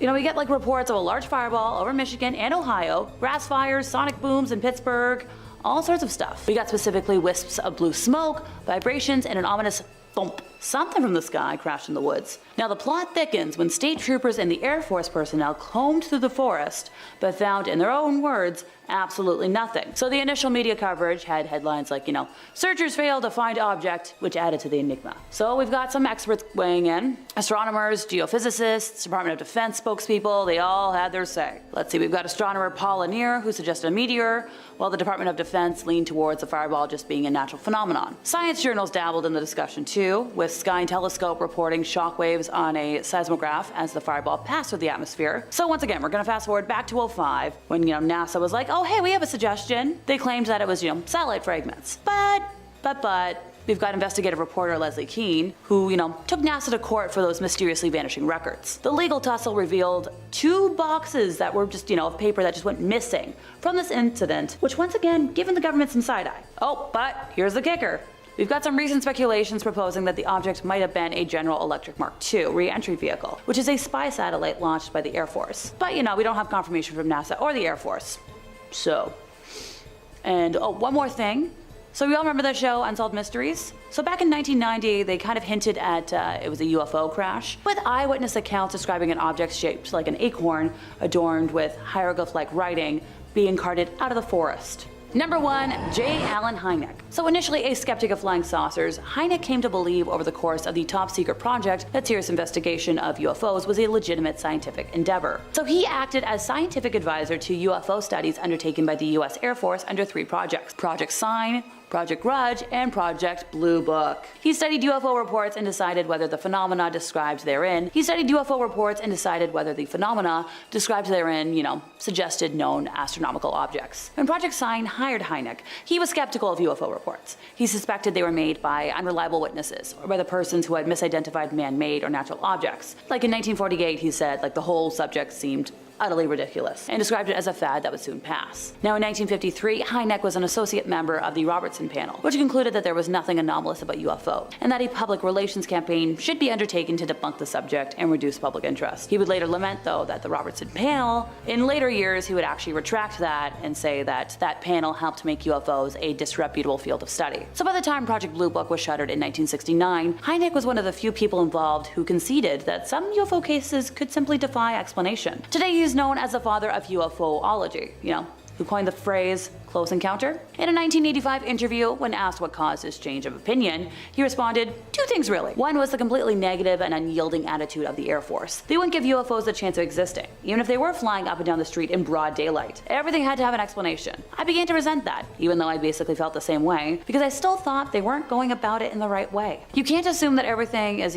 black no matter what. Secondly, the caliber of the witnesses began to trouble me. Quite a few instances were reported by military pilots, for example, and I knew them to be fairly well trained. So this is when I first began to think that, maybe there was something to all this. Number 5, Camp Wilson. So we find ourselves in a truly remarkable moment as a new wave of UFO sightings takes center stage this year, and NASA can no longer afford to turn a blind eye to this unexplained phenomenon. Together, let's travel to the California desert, where an event unfolded that eerily echoes the famous 1997 Phoenix Lights incident. Now, if you're a fan of a channel, you've heard me talk about this before. If not, I've done plenty of other videos on it. Jeremy Corbell and George Knapp, known for their groundbreaking investigations, brought to light footage from April of 2021, filmed over 29 palms. This sighting is far from your typical blurry UFO footage. The object, described as a giant black triangular shape with lights on its edges, was captured from multiple angles by 6 videos, with the accompanying high-exposure photograph revealing even more detail. Witnesses, including over 50 US Marines, were baffled by the object's sudden appearance, size, and behavior. Like I said before, the incident closely resembles the Phoenix Lights, where a massive triangular UFO was witnessed by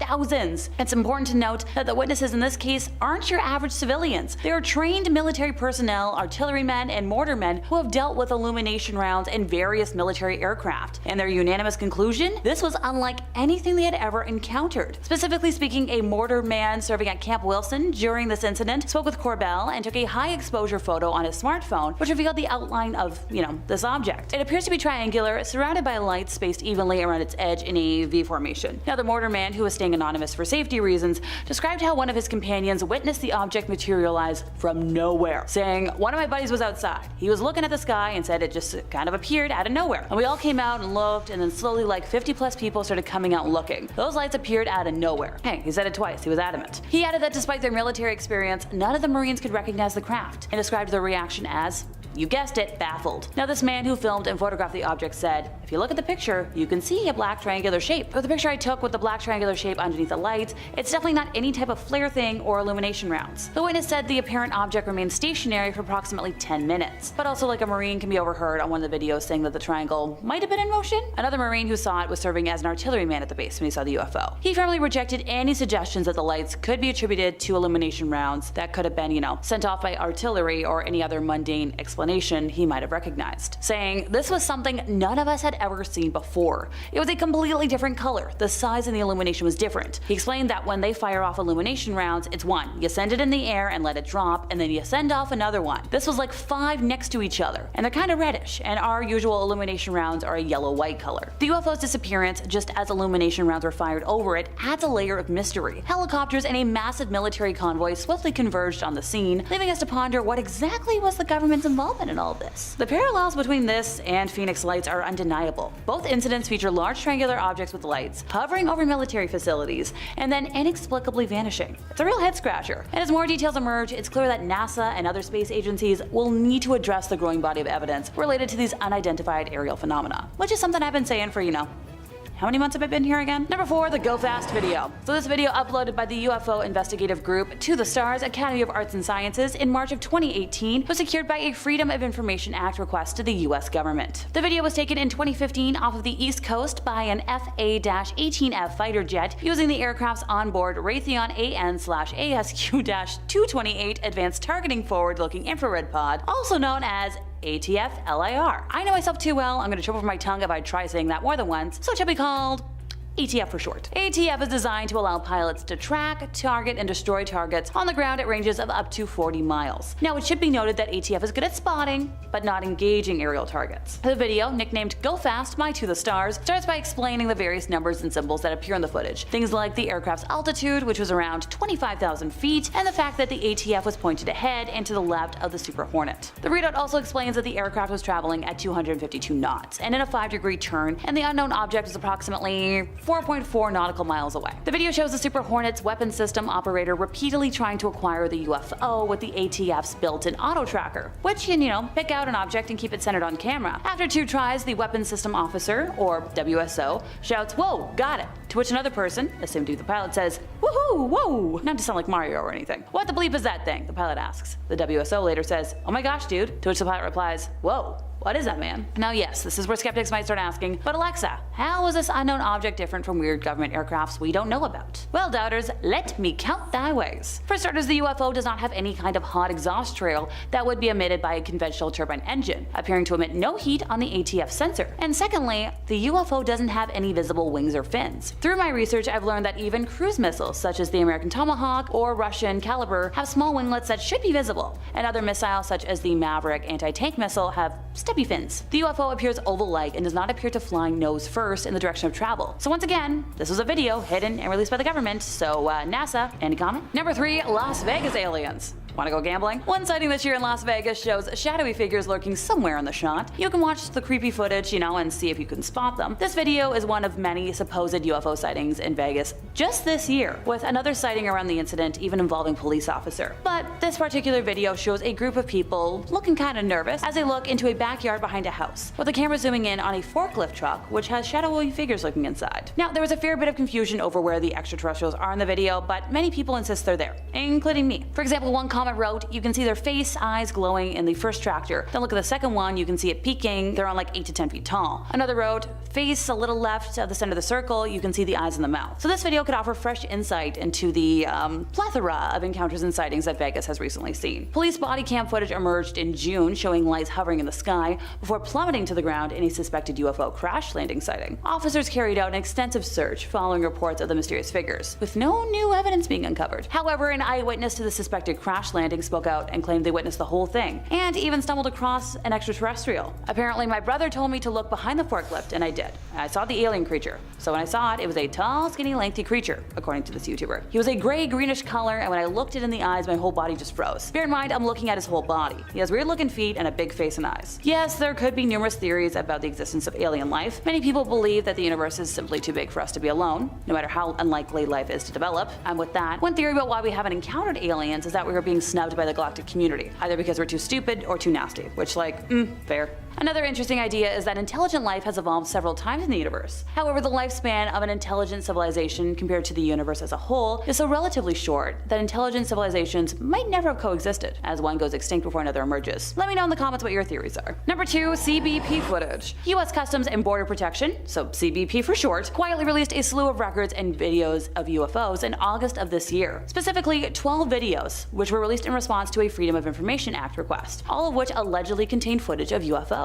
Now, all the footage is available for download and is accompanied by a UFO report titled The Pentagon's UAP Task Force, Mideast Security and Police Studies number 183. The report is an older document said to be written by Frank Milburn and had something to do with the Begin Sadat Center for Strategic Studies at the Bar Ilan University. It's unclear precisely what the report has to do with the videos, which are pretty stunning on their own. One of the videos clearly shows an orb flying in close proximity to a plane, to the point where it appears the orb is chasing the plane through the sky. It's clear the object isn't moving like any other craft known to man. Most of the footage appears to show some type of orb following an aircraft or flying over land, and in one particular video, we can see one of these super fast objects glide over what appears to be some type of urban development or military base. So what are these orbs? We have no idea. They've shown up consistently around army installations and seem particularly fascinated with military activity. But other than that, we're still none the wiser as to what the heck is going on in our skies. The videos, some of which leaked already a few years back, have added fuel to the already raging fire of public discourse around flying saucers. One video in particular from 2013 shows an unidentifiable spot flying over an airport. The video is black and white and the footage is a little grainy, and the object, whatever it is, cruises over the airport at what appears to be a consistent rate, on a path taking it towards the ocean. It doesn't look at all that unusual. Like if you had already told me it was a bird or a small, UAP, I'd believe it. But the trouble starts when it gets near the water and appears to change shape. Shortly thereafter, the object seems to disappear, reappear, and then vanish for good. Some folks have interpreted that as the object having dipped beneath the water and emerged again, seemingly without losing any speed, which would be an impressive engineering achievement. But the video is so poor, it could just as easily be a digital artifact. Look, we've filled the space around us with a growing number of cameras and orbiting satellites, and they're recording all the time. More than that, we as humans are creating more technology, some of which isn't public knowledge. It was probably inevitable that we would start to catch things on camera that we can't explain. But there's a pretty big gap between, look at that weird thing, and I bet it came from across the stars. Still, there's some weird stuff going on in the sky, and hey NASA, we should probably devote some resources to figuring out what it is. With that in mind though, apparently Senate Majority Leader Chuck Schumer and Senator Mike Rounds introduced an amendment to the National Defense Authorization Act, which would establish a structure for how and when UAP documents would be released to the public. So for example, for decades, many Americans have been fascinated by, what the heck's out there, and it's long past time they got some answers. The Americans, Canadians, everybody has a right to learn about technologies of unknown origins, non-human intelligence, and unexplainable phenomena. So apparently we're not only working to declassify what the government has previously learned about these, phenomena, but also to create a pipeline for future research to be made public. The bill requires that the government agencies turn over any UAP information they possess within 300 days of the act going into effect. All of which is to say we're at least like a year and a half out from seeing the extraterrestrial goods, so I'm gonna keep screaming at NASA if you don't mind. Number 1, George Arteaga footage. So over the last year, if you couldn't tell by today, unexplainable objects have been appearing in the sky, baffling a lot of folks, especially pilots. So some pilots believe that these fast orbiting objects aren't satellites or known military aircraft. Specifically, pilot George Arteaga remembers the event of what he claims was the most frightening experience of his life, where a circular object flew directly in front of his plane and whizzed directly by his window. He and his co-pilot Daniel were flying towards Medellin when they noticed a strange object. Now thankfully our pilot was able to turn his plane around and the unidentified object moved towards them. He also caught the first video of the stationary object. He was able to fly past the object, and he doesn't think it was a balloon because ideally the wind from the plane should have blown it away. The pilot believes that whatever he saw was, once again, not a balloon by any measure, as he was way too high up and it was way too cold for a balloon to float free. Soon after he posted the video on Twitter, it was uploaded by an Instagram handle named The Hood's Finest, and the video went viral and viewers speculated that what he saw was definitely a UFO. The pilot claims the aircraft was traveling at a speed of 300 kilometers an hour, with temperatures falling close to around 5. And in those conditions, mistaking a balloon or a bird for a UFO is very unlikely. Once again, hey NASA, wanna weigh in? Starting off, we have the original Roswell sighting. One simply cannot discuss aliens, UFOs, or anything supernatural without mentioning that fateful summer of 1947. Rancher W.W. Mack Brazel had found wreckage on his property in Lincoln County, New Mexico, roughly 120 kilometers north of Roswell, sometime between mid-June and early July, describing it as rubber strips, tinfoil, and thick paper. The ranch had no phone and no radio, leaving Matt completely unaware of the ongoing flying saucer craze, so he gathered the debris and just pushed it under some brush to dispose of it. This was not the first instance of a flying disc spotting in the region, with several stories already being reported to the press that year. On July 5th, Mack drove into Corona, where he heard stories of silvery flying discs, and 2 days later, on July 7th, made the decision to bring the wreckage into the sheriff's office in Roswell. The sheriff called in the Roswell Army Airfield, which assigned the matter to Major Jesse Marcel. Mack brought Major Marcel back to the debris site, and the two gathered up more pieces of rubber and tinfoil, with the Major taking the materials home. On July 8th, Public Information Officer for the Roswell Army, Walter Hott, issued a press release stating that personnel from the field's 509th Operations Group had recovered a flying disc near Roswell. On that same day, Major Marcel took the material to his base commander, Colonel William Blanchard, who reported the findings to General Roger Ramey at Fort Worth Army Airfield. FWAF for short. General Ramey ordered that the material be flown to Fort Worth immediately, leaving Marcel to board a B-29 Superfortress to make the flight. As soon as Marcel brought the material to General Ramey's office, both Ramey and his chief of staff, Colonel Thomas Dubose, identified the material as pieces of a weather balloon kite. The weather officer on duty explained to reporters that ray wind devices were used at around 80 weather stations across the country. The balloons were attached to a 6-pointed reflective device that looked like a silver star. After launch, the balloon would expand with increasing altitude before bursting at around 60,000 feet, with pieces dispersing in their fall to the ground. Now, after the initial newspaper reports of 1947, the Roswell incident faded from public attention for more than 30 years, until the late 1970s, which brings us to February of 1978, when UFO researcher Stanton Friedman interviewed Major Marcel, whose statements contradicted those he made to the press in 1947, saying they wanted some comments from him, but he wasn't at liberty to do that. All he could do was keep his mouth shut. And General Ramey is the one who told the newspapers, the newsman, what it was and to forget about it. It's nothing more than a weather observation balloon. Of course, they both knew differently. Now, while he didn't elaborate on that statement, and I wish he did deny the popular theories at the time of any bodies being found near the debris. After the United States congressional inquiries, the General Accounting Office launched an inquiry and directed the Office of United States Secretary of the Air Force to conduct an internal investigation. A report released in 1994 concluded that the material recovered in 1947 was likely, keyword here, debris from Project Mogul, a military surveillance program employing high-altitude balloons in classified portions of an unclassified New York University project by atmospheric researchers. A scholarly consensus emerged concluding that the military had decided to conceal the true purpose of the crash device, allegedly nuclear test monitoring, and instead inform the public that the crash was of a weather balloon. The balloon had allegedly been launched from Alamogordo, Army Airfield a month earlier, carrying a radar reflector and classified Project Mogul sensors for experimental monitoring of Soviet nuclear testing. The Air Force reports were dismissed by UFO experts as being either disinformation or simply implausible. Yeah. Now, the scary part about all of this for me is counting how many times the government has changed its tale, expecting the general public to believe them each time. Which story do you believe? In fourth place, we have an anonymous report from 2013 from Athens, Texas. A retired military firefighter and commercial pilot, who is also a former astronaut, submitted his account of what happened around 10:15 p.m. on the evening of July 5th, 2013, to the National UFO Reporting Center, also known as NUFORC. He reported that he and his family were sitting outside, and when he looked up into the sky, he observed a fairly large orange glowing orb moving rapidly overhead at around 90 degrees of elevation. A minute or two later, his whole family spotted a group of 3 similar objects along the same flight path as the first one. The objects allegedly gave off no sound and seemed to glow from atmospheric heating. He and his family attempted to record the objects using their iPhones, although the grainy dark video was of no evidential use. A direct quote from him reads, "They moved much faster than orbital satellites, like the International Space Station, or airplanes, but much slower than meteors, and did not change brightness as a meteor would upon entering the atmosphere." So, if a former astronaut and pilot has no explanation for what he witnessed, what the heck was it? In the middle of our list today, we're discussing a San Antonio spotting of 7 donuts in the sky. On May 19th of 1952,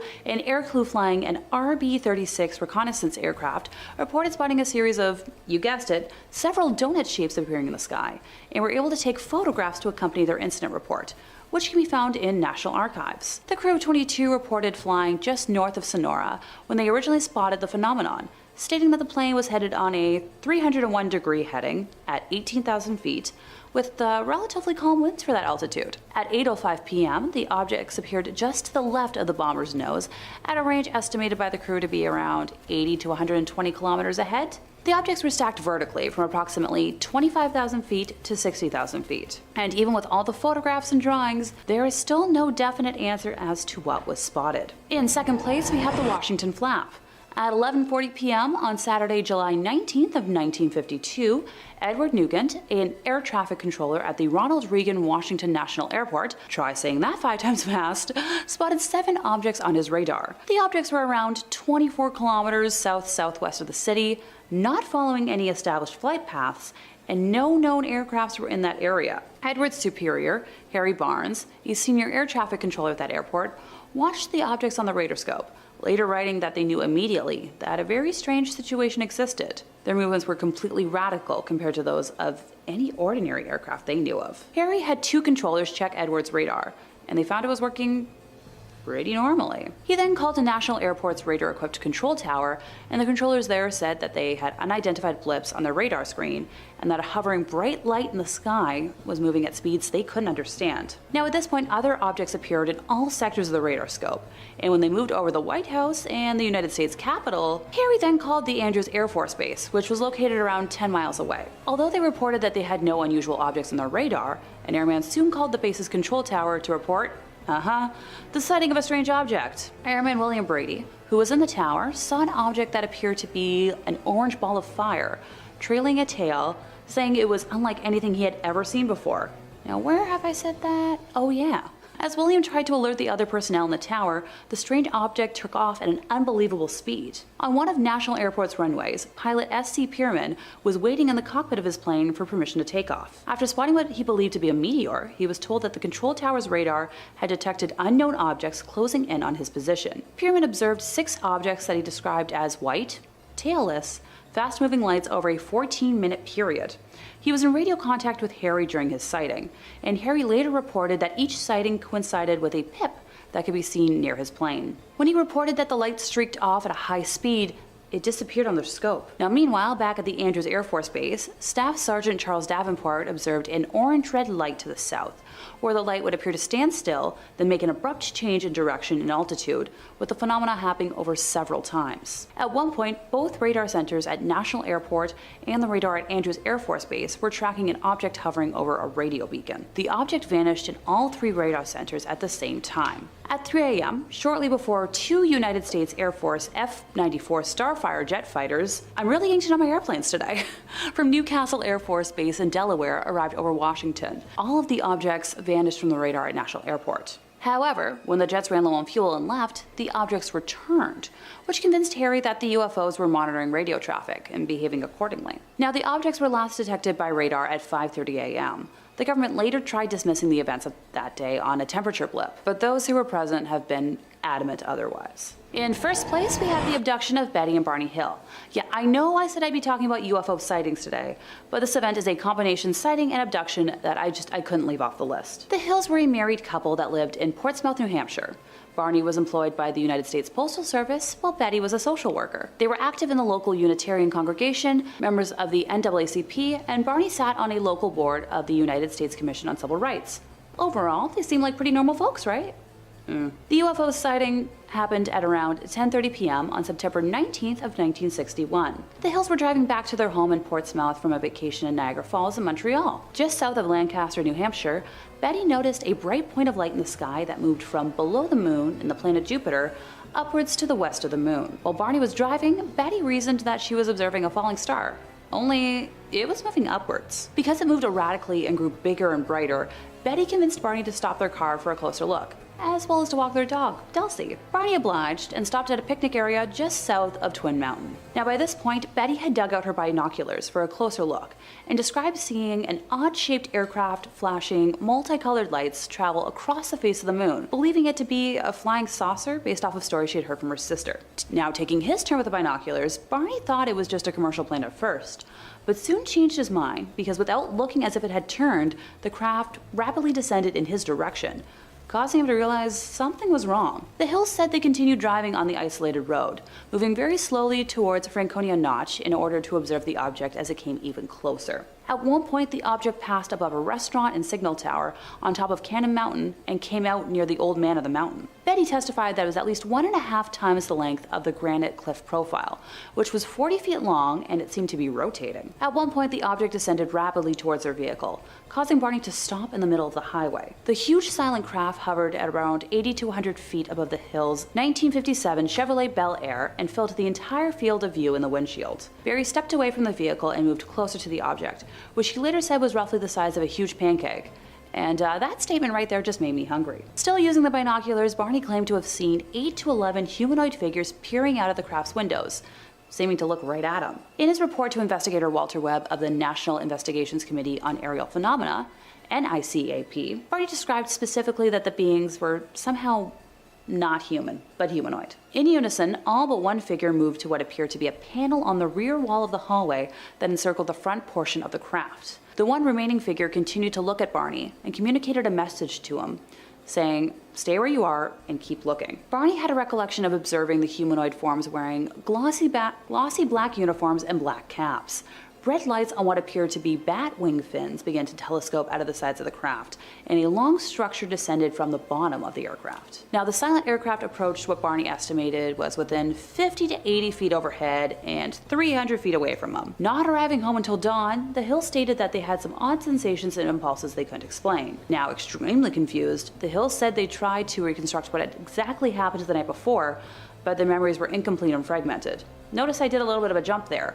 That's because we don't know what happened. After sleeping for a few hours, Betty awoke and placed the shoes and clothing she had worn during the drive into her closet, observing that the dress was torn at the hem, zipper, lining, and later noted a pinkish powder on her dress. Now, over the years, 5 different laboratories have conducted chemical and forensic analyses on the dress. This wasn't the only damaged items in their possession. Barney said that the leather strap for the binoculars was torn, but didn't remember how. The toes of his best dress shoes were scraped, and their watches were broken, and no matter what, never worked again. There were shiny concentric circles, so similar to the rings that you would find on a tree trunk on their car's trunk, that had not been there the previous day. Betty and Barney experimented with a compass, noting that when they moved it close to the spots, the needle would whirl rapidly. But when they moved it a few inches away from the shiny spots, it would drop down. 10 days after the UFO encounter, Betty began having a series of vivid dreams, which continued for 5 successive nights. She stated that she experienced them with a degree of detail and intensity that she never had before. And after the 5th night, they stopped and never recurred, although they occupied her thoughts during the day. Determined to recover their lost memories, the Hills opted to partake in hypnosis sessions. Barney recalled driving the car away from the UFO, but afterwards he felt compelled to pull off the road and drive into the woods, eventually spotting 6 men standing on the dirt road. The car stalled, and 3 of the men approached the car, telling Barney not to fear them. He was still anxious, however, and he reported that their leader told him to close his eyes.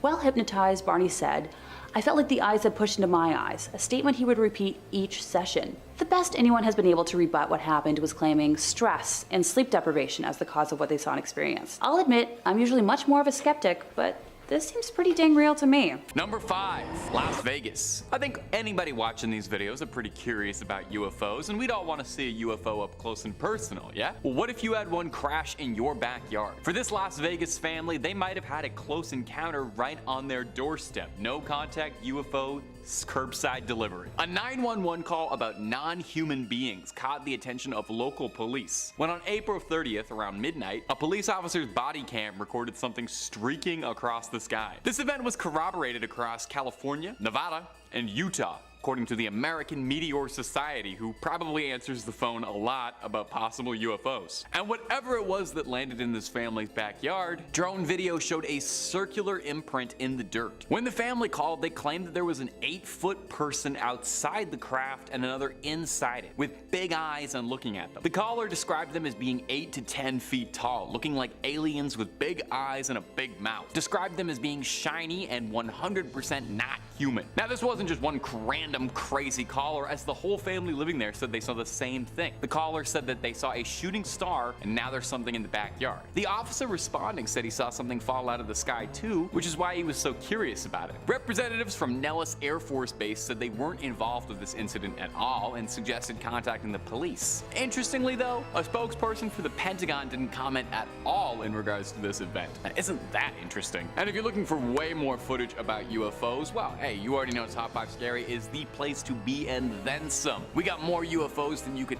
ever watch in a lifetime. So click subscribe, make sure you hit that little bell so you don't miss any of our scary videos from us, but do that at the end of this video, okay? Because I got 4 more pieces of UFO footage and evidence coming up for you right now. Number 4, Indonesia. Now here is an absolutely wild story for you. A Marine veteran is breaking a 14-year silence, claiming now that he and his squad mates saw a UFO while they were deployed in Indonesia in 2009 and were threatened into silence over it. Michael Herrera was a 20-year-old rifleman sent on a Navy humanitarian mission during the 2009 Sumatra earthquake and the tsunami that would devastate the region. He claims that his unit was guarding a supply drop outside the city of Padang, and his 6-man unit stumbled on something they were never meant to see: an octagonal, unknown aerial craft that seemed to be being used by some sort of clandestine government force. The Marine has an unmarked 4-year service record and showed text with a fellow witness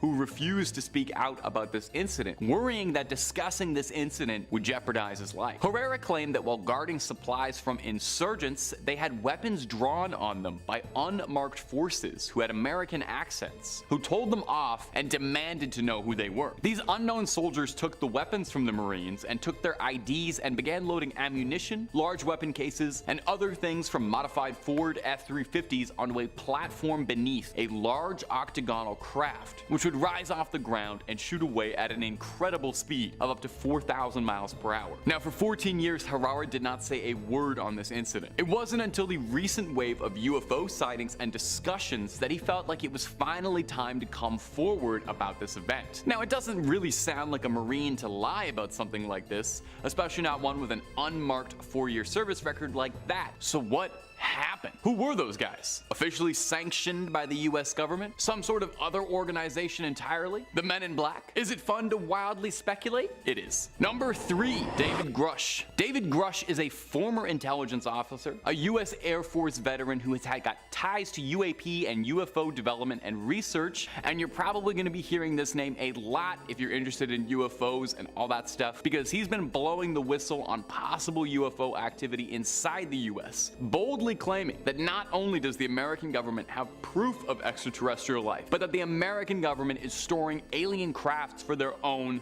purpose, which kind of makes sense of that last story if you think about it. They might be connected. Now, last week, Grush made headlines when he claimed that the US government has concealed evidence of a non-human craft from Congress, and Grush is trying to make people aware of this story. He claims that it's got an intact or partially intact craft, as well as he's got evidence of deceased agents and officers through crash site retrieval, explaining when you recover something that's landed or crashed, sometimes you encounter dead pilots, and believe it or not, it's true.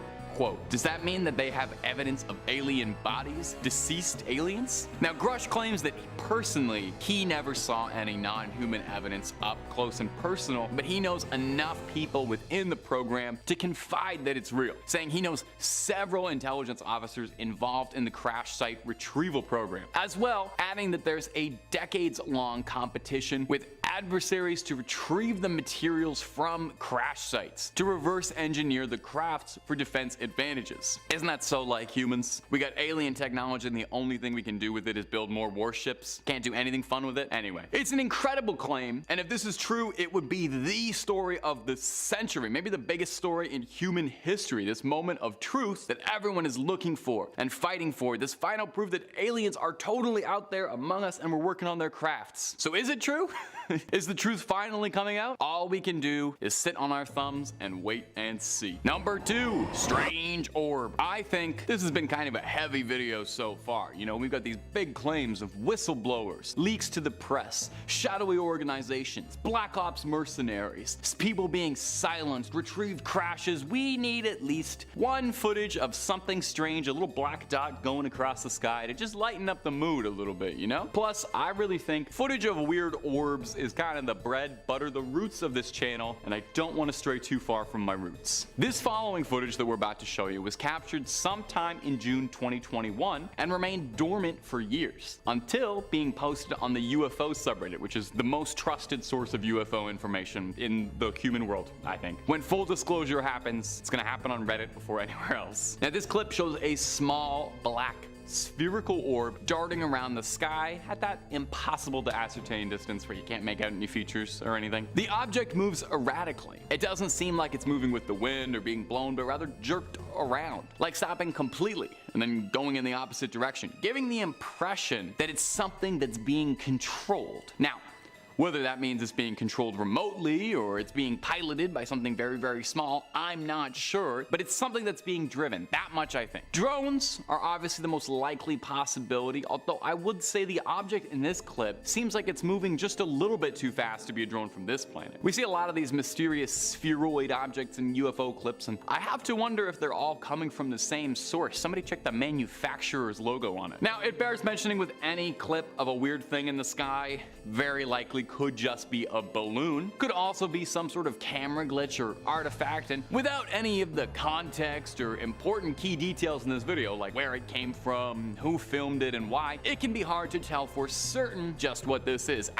Not much to go on but speculating. So I'll leave it up to you in the comments section. You let me know if you think this is just circumstantial and distracting us from the truth, or if this is another piece of the puzzle. And number 1, recovered crafts. Of course, David Grush isn't the only person claiming the US government has impressive UFO technology hidden away. An unnamed, anonymous whistleblower, probably for the best, claims that a UFO recovered by the US military is so advanced that its technology doesn't even make sense to humans at all, claiming that this craft distorts space-time, claiming that on the inside, it's the size of a football stadium. This story was relayed from the whistleblower to lawyer Daniel Sheehan, who's a lawyer who specializes in aiding UFO whistleblowers. There really is a guy for everything, isn't there? The story goes that the US recovered a craft that was 30 feet wide and embedded in the earth. The crash site recovery crew sent an agent inside the downed craft and discovered, like the TARDIS, it's much bigger on the inside, saying that he was disoriented and nauseous after stepping inside and discovering that the innards of the craft were impossibly large, the size of a football stadium, while the outside was only about 30 feet wide. Now, apparently size isn't the only thing affected by the wondrous craft, with the whistleblower claiming that the agent said he was inside the UFO for a few minutes, while the rest of the unit outside claimed that he was inside for hours. Now, a story this bold would require a great weight of evidence to go with it. And that's the kicker, because unfortunately we don't have much of anything at all outside of an anonymous unnamed source possibly relating this to a lawyer. There's no dates, no location given, and definitely no photos or footage. So can we rack this up? Is this a believable source, or is this someone trying to jump on the coattails of other whistleblowers and try to drum up a bit of attention? Are all of these stories coming out right now proof that full disclosure is coming up on us, or is this just a carrot on a stick to keep us chasing forever and ever? I'm not sure, but I know the truth is out there, my ghouls and goblins. Number 5, Italian Observatory. So back in 2007, astronomer Alberto Mayer, living in Busto Arizizio, I think I got that right, over in Italy, made an incredible discovery, almost completely by accident, which, hey, that's how most scientific progress gets made. Or maybe just me. He was adjusting the focus of his telescope when he spotted and tracked a UFO as it flew across the surface of the moon. Now the video shows the portions of the moon that he was focused on in close-up mode, while tracking a solid black object as it flew flew over the surface. Now sure, I could just describe what is going on in this video, but I could also let you see it and decide for yourselves, which makes a lot more sense in my brain. They say a picture is worth 1,000 words, so here's roughly, here are the 24,000 words worth of content if my math makes sense, which is about a 50-50 chance. Take a look. Pretty weird, eh? So the round black object is tracked as he catches, it just after it passes the Wallace crater. And today this is how I'm learning parts of the moon were named. It hovers and hesitates before making a sudden change of path at an exact 45-degree angle. The precision and control is what gives people pause, since it seems to move as if it's being controlled, and with such mechanical dominance that it seems like it has to be something being intentionally driven, not just a strange rock floating throughout the stars. Commenters on the video pointed out that the object doesn't decrease in size at all, suggesting that the object isn't that close to the moon, and rules out the theory that this is a shadow on the surface of the moon from a large object. Now look, I'm one girl. I'm only capable of so much. The science stuff, kind of outside of my range of expertise, but I can confirm and offer my, speculation on UFO videos. And this is something. To quote one of my favorite phrases at the moment, I suppose, to be determined. Number 4, the footage the Pentagon refuses to release from Alaska. So between February 4th to the 12th, earlier this year, 4 different unidentified objects were forcibly taken down from the skies over Alaska, South Carolina, the Yukon, and the Great Lakes. While cockpit audio from F-16 pilots who, took down the UFO over Lake Huron was released, a spokesman for the Pentagon has confirmed that footage will not be released in the near future, being quoted directly as saying, "I can tell you that there is not currently any images or video footage that we can release. The imagery remains classified and I have not received any information as to the potential timeline on a change in classification." So usual government speak. This refusal is a drastic difference in comparison to the quick release of an Air Force photo of what was believed to be a Chinese spy balloon that was brought down at the same time over on the East Coast, and footage from where a Russian plane appeared to intentionally collide with a drone last March. Noted UFO researcher John Greenwald requested the footage and photos of the UFO, takedowns be released via a Freedom of Information Act, with the Pentagon claiming national security exemptions to deny this request. Because, that's not scary at all. An Air Force official said that the images would reveal cryptology and national security concerns if released. And even the, Canadian RCMP are playing coy, having ended their public search for the remains. Now look, I don't know about you folks at home, but that sounds pretty dang suspicious to me. And I think I know what I'm talking about at this point. So does anybody want to take a random trip to the Yukon just to sightsee? Totally not to recover UFO debris or anything suspicious? I'll start the car. I got room for a couple of us. I drive a nice big SUV. Number 3, the Guy Hotel memo. So it's the most requested document in the FBI's archives, right after the photo of Elvis and Nixon riding with an alien. I wish I could make this stuff up, but the file has been checked out roughly 1 million times in the last 2 years alone. So as far as cagey cover-ups go, this one's fairly out in the open, but that doesn't make it any less invigorating or confounding. It's a single page, an unconfirmed report that the FBI never even followed up on. The file in question? So it's a memo dated back to March of 1950, authored by one Guy Hotel, who served as the director of the FBI field office in Washington, D.C., addressed to FBI Director J. Edgar Hoover. I know you all know that name. So in the memo, Guy was relaying a story seen by an Air Force pilot about something bizarre they had seen in New Mexico. And this was right around the time of Roswell fever. The memo describes flying saucers, circular in shape with raised centers, approximately 50 feet in diameter. It goes on to say that inside each saucer was a flight crew, each occupied by 3 bodies of roughly human shape, but only 3 feet tall, and bandaged in a manner similar to blackout suits used by speed flyers and test pilots. The memo goes on to claim that the crafts were found because an aircraft radar had interfered with the controlling mechanisms of the saucer, and concludes by saying, "No further evaluation was ever attempted." I don't know about you, but it seems like this should be a significantly bigger deal than that. No further evaluation? Oh, that's fine. Somebody in the Air Force claims they saw a series of flying saucers piloted by tiny men in Chinese spacesuits, not even 3 years after the Roswell incident, kind of took over New Mexico. But hey, it's nothing. At least I guess there's some comfort in knowing that the government has always behaved like this when it comes to investigating and reporting on possible UAP and UFO sightings. I believe it's worth mentioning that Project Blue Book was launched not even 2 years later, investigating UFO sightings in the Air Force. So once again, giving the government my usual dose of side-eye and yo, what the heck? Number 2, Ryan Graves' report. So Ryan Graves is a studied Air Force pilot, an FA-18 Super Hornet pilot specifically, who has flown the skies for 10 years and has seen countless UFOs in his time flying for the Navy. Seen a lot of things he can't explain. He has recently spoke out saying these things would be out there all day. Keeping an aircraft in the air requires a significant amount of, the speeds that we have observed. 12 hours in the air is about 11 hours longer than we'd expect. On one particular incident back in late 2014, a Super Hornet pilot nearly crashed into one of these unknown objects. Some of these objects were caught on plane camera, and so because it's me, we have some of that footage for you today. The pilot and his wingman were flying in tandem about 100 feet apart over the Atlantic East when something flew between them. Now, Lieutenant Graves said that the object looked like a sphere encasing a cube. The pilots were concerned because they were, a covert drone program, and government officials wouldn't have had them flying around fighter jets for fear of collision. It was this that had the Navy concerned that perhaps there was more to investigate with this particular encounter. But what was truly unsettling the pilots, besides the fact that there was an intense possible safety crash, was that these crafts were accelerating to hypersonic speeds, stopping and turning on a dime, which is not really something that human pilots are capable of. So what do the pilots think they were dealing with? Graves did speak out saying, we have helicopters that can hover. We have an aircraft that can fly at 30,000 feet and right at the surface. But combine all that in one vehicle of the some type with no jet engine, no exhaust plume? That's not possible. So what do we think, folks? This seems like something worth digging into, right?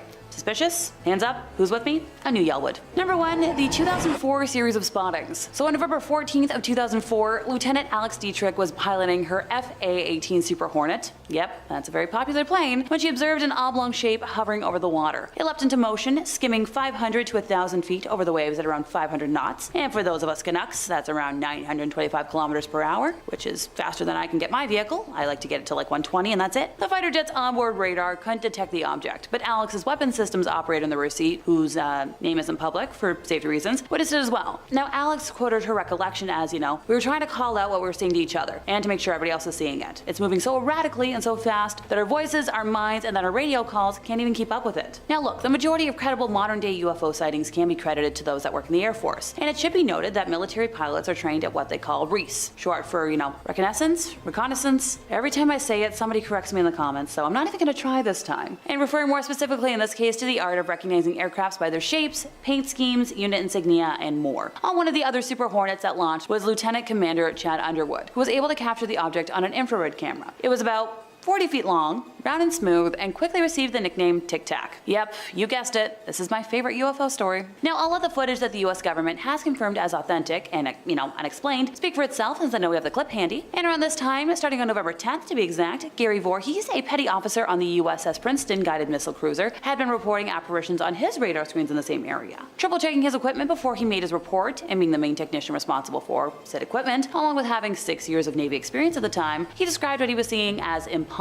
In just seconds, an object had dropped to the waterline from 60,000 feet, hovered, and then zipped away at high velocity, making right-angle turns that were quoted as being confounding and defying gravity. Hey, relax, Bucket fans, I'm right here with you. The objects returned for the next week, with Voorhees quoted as saying, "I was able to see it on the horizon, during the night and during the day, and it was definitely a glowing object. Could I tell you for 100% certainty what exactly it was we were tracking? Nope." Now, footage of this event used to exist, with Gary being able to vividly describe his memories, but has since been completely scrubbed from the internet. So, hey NASA, wanna, pipe up? Number 5, the boys' school sighting. Our first story comes to us from a teacher at a boys' school in India who took some of his young students stargazing one fateful night when they saw something unexpected flying through the sky. As he put it, "My name is Kanan. I'm a teacher at a boys' school in the village of Mayapura, West Bengal. Last week, I saw something that was what you would call a UFO. It was about 8 p.m. I was sitting outside under the stars with some of the boys. I looked up and saw this very bright blue light overhead. It started from there and it was moving very fast. Then, when it came directly overhead, it seemed to slow down and then stop. It had a tail at the back that started small and became bigger, and very clearly there was a solid object in front of that. It was not at all like a star or a satellite, and it was not very high. I was already staring at it when one boy said, 'What is that, Pradhu?' And then the other boy said, 'What is that? What is that?' We all got up and were looking at it. There were 6 of us, 5 boys and me. My wife was in the kitchen cooking something, and she came out too because we were all shouting. So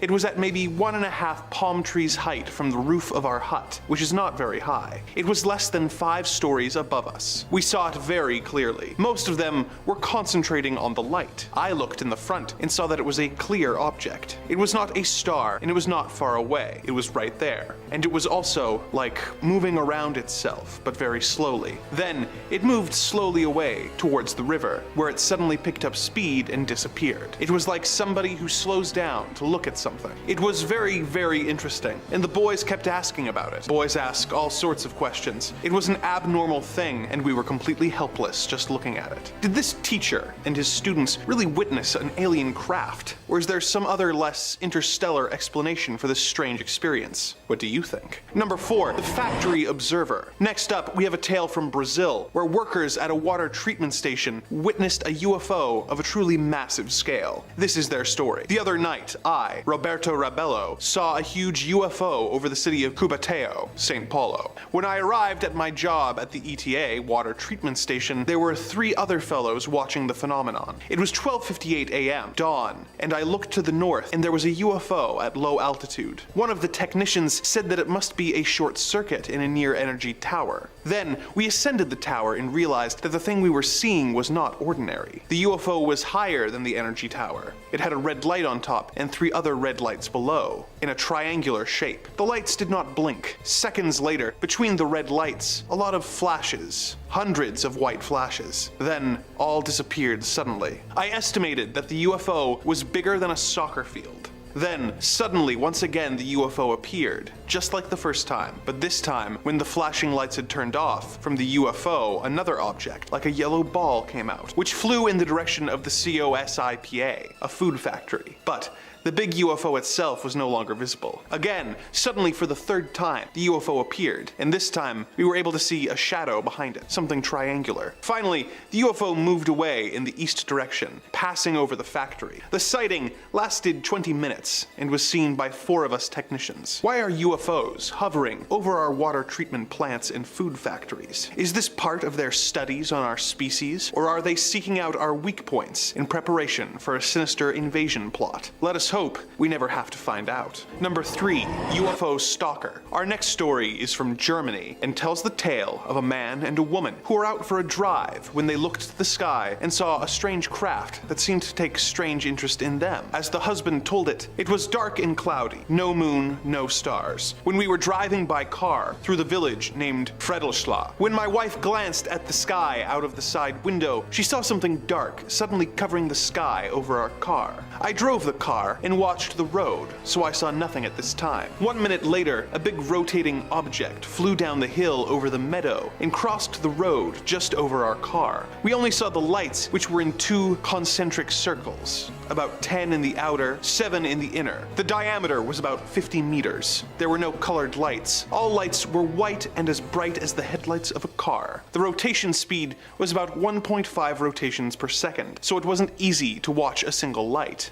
The diameter of one light was about half a meter. The object flew at a height of 10 to 20 meters over the fields to a wood, turned by changing its inclination, just like an airplane or helicopter has to, in order to do a flying curve. It quickly returned back to the road to stop beside our car and fly at the same speed, 100 kilometers per hour. It lifted up, changing its inclination to me so I could see its amazing size. 2 seconds later, it flew over the car to the other side and turned with the same movement to fly over the car again. This repeated 5 or 6 times on our way. Okay, this wasn't all, but should be enough. There was no sound or noise, except the motor of the car. There was no smell. The radio was turned off. The maximum speed of the object was about 400 to 500 kilometers an hour. The observed acceleration 2 to 3 G. I know my speed, 100 kilometers an hour, know the points where the object crossed the road, and the distance between these points, and I calculated the rest. It's impossible that this was a projection on the cloudy sky. When I looked out the side window, I couldn't see the sky,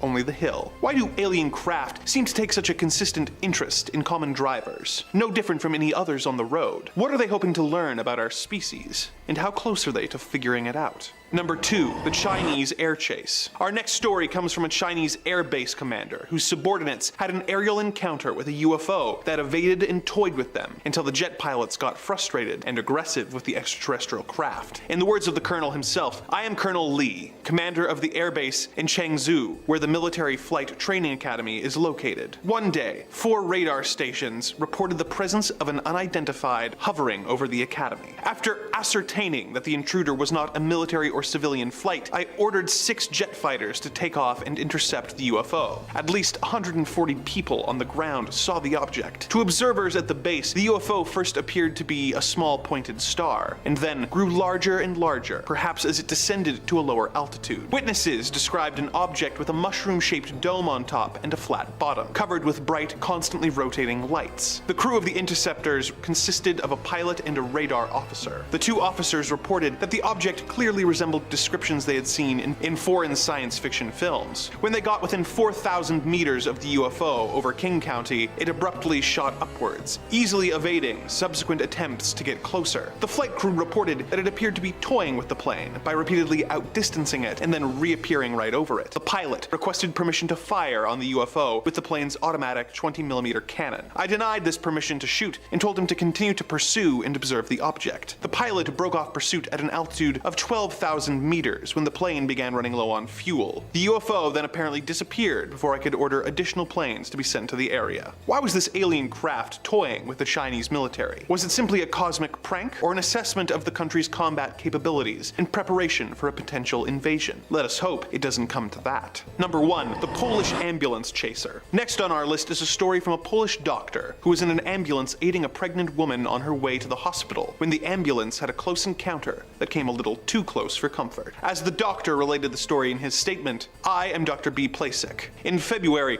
a woman named Mrs. Pluta, who was pregnant, began to experience labor pains, and the ambulance was called. She and I, plus the driver and stretcher bearer, were traveling along deserted country roads when we encountered, quite suddenly at 3:15 a.m., a huge crimson globe that came out of the sky and paced the ambulance for about 45 minutes. As we were a team of professional medical workers, our first concern was for the safety of the mother and baby, and we considered the UFO a distracting threat. For this reason, we did not get very emotional at the time. However, when we came to a level crossing, the 2 attendants in their hut were simply shaking with fear at the sight. We had to halt because the road was blocked by the huge crimson ball. To be more specific, this is what I believe we saw. At first, all of us in the ambulance saw the globe as a big red ball in the sky, some distance away. It looked larger than the full moon and was dark crimson in color. It immediately descended to the treetop height and hovered about 500 meters from the ambulance. 1 second, it hung in the sky at about cloud level. The next, it was seen hovering between 2 trees on either side of the road in the middle distance. All of us sensed the globe's ominous approach as it cruised towards us at a very low height,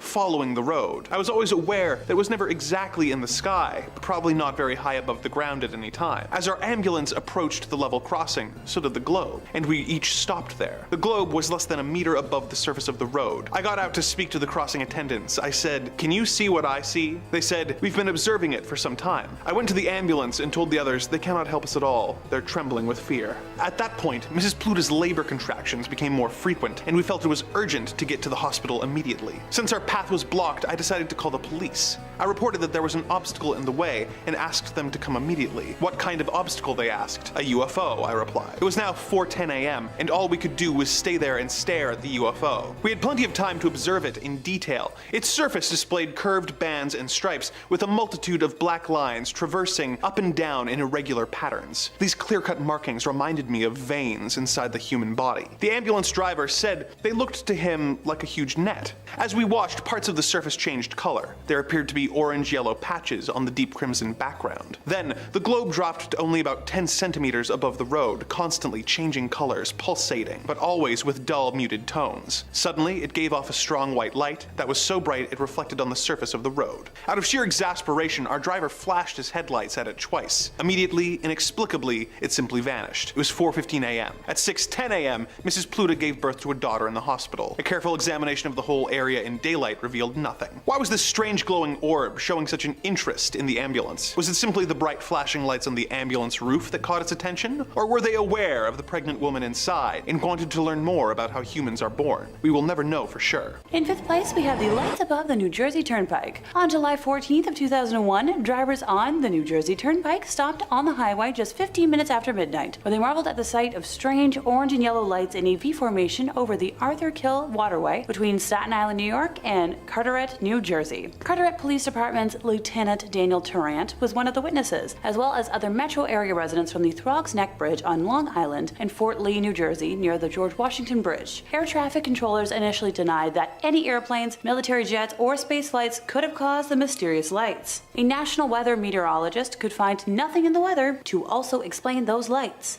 Luckily, when there's something strange in one's neighborhood, one can always call New York Strange Phenomena Investigators, or NYSPI. No Ghostbusters here. This band of inquisitive minds claim to have discovered the FAA radar report from Newark International Airport on the night in question that indicates an enormous number of airborne objects, without transponders, beginning at around 10:31 p.m. and ending at 12:51 a.m. EST. At least 15 people contacted the police department to report the strange lights, but Tarrant and other police officers are at a loss to explain just what it was hovering in their skies. Here's the thing. It's been 22 years since that incident now, and if there weren't any military folks in the air and so many witnesses saw this, I'm leaning towards an other on this. In fourth place, we have the Alderney UFO sighting. On April 23rd of 2007, Ray Bauer, a 50-year-old pilot with 18 years flying experience, reported seeing a cigar-shaped brilliant white light in the sky. Now, he first thought that it was reflected light from greenhouses on the nearby island of Guernsey, before realizing it was a stationary object, approximately the size of a Boeing 737, at an altitude of around 2,000 feet and at a distance of roughly 40 miles. Bauer said that he approached the light and looked at it through his binoculars. He also said he saw a second object moving in formation with the first set of light, later stating it was around closer to the island of Guernsey. He said the UFO was clearly visual for approximately 9 minutes. After landing in Alderney, Bauer made an official report to the Civil Aviation Authority, labeling the incident as a near miss. He then flew the return leg of his flight to Southampton, but did not see the objects again. By the 25th of April of 2007, the British Ministry of Defense had stated that it would not investigate the reported sighting. Approximately a week after that sighting, the MOD stated the incident had taken place in French airspace, and so it was outside their responsibility. 2 weeks after that, the MOD released information connected with the report, including a statement from a second pilot. The report of the sighting published by the MOD reads in its entirety. First object was bright orange-yellow. There was a gap in light or darker area. Second object was identical. Several passengers on his aircraft had noticed the light, one of whom described it as sunlight colored. In 2021, he said it was a very sharply defined, solid, bright yellow-gold object with a couple of black bands on the side that were kind of shimmering. 2 passengers reported seeing the light to the Evening Standard, one of them describing it as an orange light, kind of like an elongated oval. Patrick Patterson, a pilot from the Channel Islands airline Blue Island,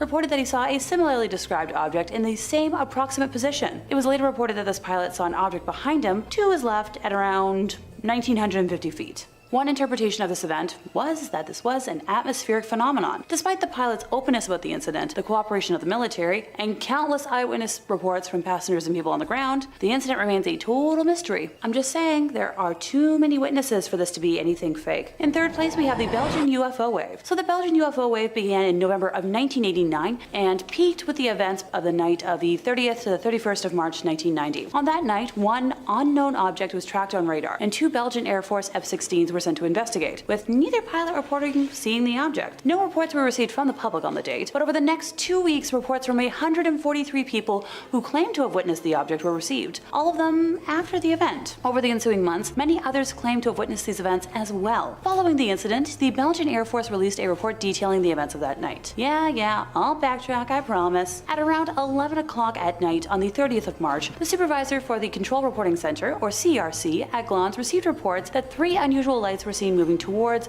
Thorenby-Gembloux, which lies to the southeast of Brussels. Glans CRC requested that the Waver Gendarmerie send a patrol to confirm the sightings. Approximately 10 minutes later, some reports stated that a second set of lights were seen, moving towards the first triangle. Traffic Center Control tracked one object only on its radar, and an order to scramble 2 F-16 fighters from Beauvais Air Base was given. Throughout this time, in reports after the event, some people claimed that the phenomenon was visible from the ground, describing the whole formation as maintaining their relative positions while moving slowly across the sky. And over the next hour, the 2 scrambled F-16s attempted 9 separate interceptions of the target. On 3 occasions, they managed to obtain a radar lock for a few seconds, but these were later shown to be radar locks on each other. After around 12:30 in the morning, radar contact became much more sporadic, and the final confirmed lock took place at around 40 minutes after midnight. Following several further unconfirmed contacts, the F-16s eventually returned to the base shortly after 1 a.m.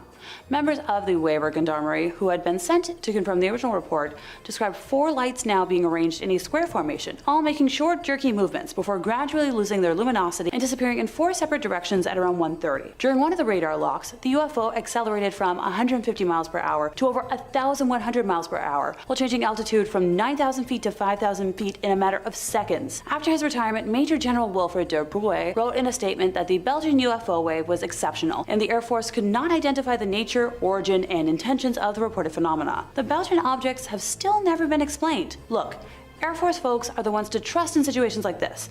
They're literally trained on how to recognize aircrafts in the sky. In second place, we have a sighting in Alaska. Japan Airlines cargo flight 1628 was a UFO incident that occurred on November 17th of 1986, involving a Japanese Boeing 747-200F cargo aircraft. I'm learning a lot about planes today. The aircraft was en route from Paris to Narita International Airport, near Tokyo, with a cargo of Beaujolais wine. Wine. Focus, Alexa, focus. Over the Reykjavik to Anchorage section of the flight at around 1711, so 511 over eastern Alaska, the crew first witnessed 2 unidentified objects to the left. These abruptly rose from below and closed in to escort the aircraft. Each had 2 rectangular arrays of what appeared to be glowing nozzles or thrusters, though their bodies remained obscured by darkness. When closest, the aircraft's cabin was lit up and the captain could feel their heat on his face. These 2 crafts departed before a third, much larger disc-shaped object started trailing them. Anchorage Air Traffic Control requested an oncoming United Airlines flight to confirm the unidentified traffic, but when it and a military craft sighted plane 1628 at around 10 to 6, no other craft could be distinguished. Captain Terauchi contacted Anchorage Air Traffic Control and requested, a change of course. The UFO followed the plane despite any of the captain's maneuvers. The sighting lasted 50 minutes and ended in the vicinity of Denali. All of the data, including ground radar that captured the unidentified craft, was collected and presented at a meeting with the FBI and the CIA. After reviewing all the material, the government officials decided that this was the first radar recording of a UFO. Yep, I didn't stutter. The government confirmed this. In first place, we have the Shag Harbor UFO incident. So this incident was the reported impact of an unknown large object into waters near Shag Harbor, Nova Scotia, a tiny fishing village on the Atlantic coast, on October 4th of 1967. The reports were investigated by the RCMP, Canadian Coast Guard, the Navy, and the Air Force, as well as the U.S. Condom Committee. I had to research that because I first thought it was like a typo for condom, and I almost busted a gut laughing. Alrighty. Time for facts. At about 11:20 p.m. Atlantic Daylight Time, at least 11 people saw a low-flying lit object heading towards the harbor. Multiple witnesses reported hearing a whistling sound, like a large kaboom device, and then a whoosh, and then finally a loud bang.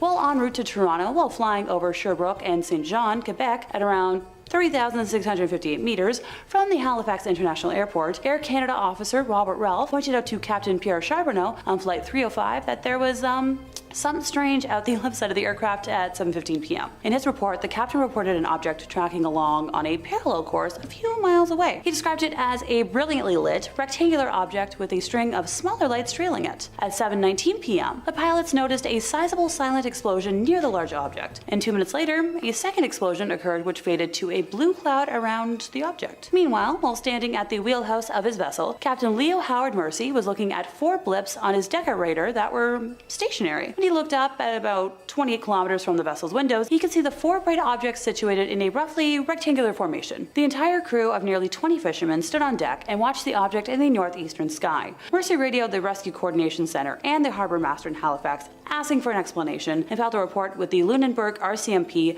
outlining his sighting when they returned to port. Over in Halifax, the Chronicle Herald and local radio stations reported a glowing object that was seen by many people who called their newsroom. They reported witnessing strange glowing objects flying around Halifax at around 10 p.m. Assuming an aircraft had crashed, within about 15 minutes, 2 RCMP officers arrived at the scene. Concerned for survivors, the RCMP detachment contacted the Rescue Coordination Center in Halifax to advise them of the situation and ask if any aircrafts were missing. Before any attempt at rescue could be made, the flying object, with the light still showing, started to sink and disappeared from view. So a rescue mission was quickly assembled. Within half an hour of the crash, local fishing boats went out to the crash site in the waters of the Gulf of Maine off Shag Harbor to look for survivors. Here's the fun part. No survivors divers, bodies or debris were taken, either by the fishermen or by a Canadian Coast Guard search and rescue cutter, which arrived about an hour later from nearby Clark's Harbor. By the next morning, RCC Halifax had determined that no aircrafts were missing. While still tasked with the search, the captain of the Canadian Coast Guard cutter received a radio message from RCC Halifax that all commercial, private, and military aircraft were accounted for along the eastern seaboard in both Atlantic provinces and New England. That same morning, RCC Halifax also sent a priority telex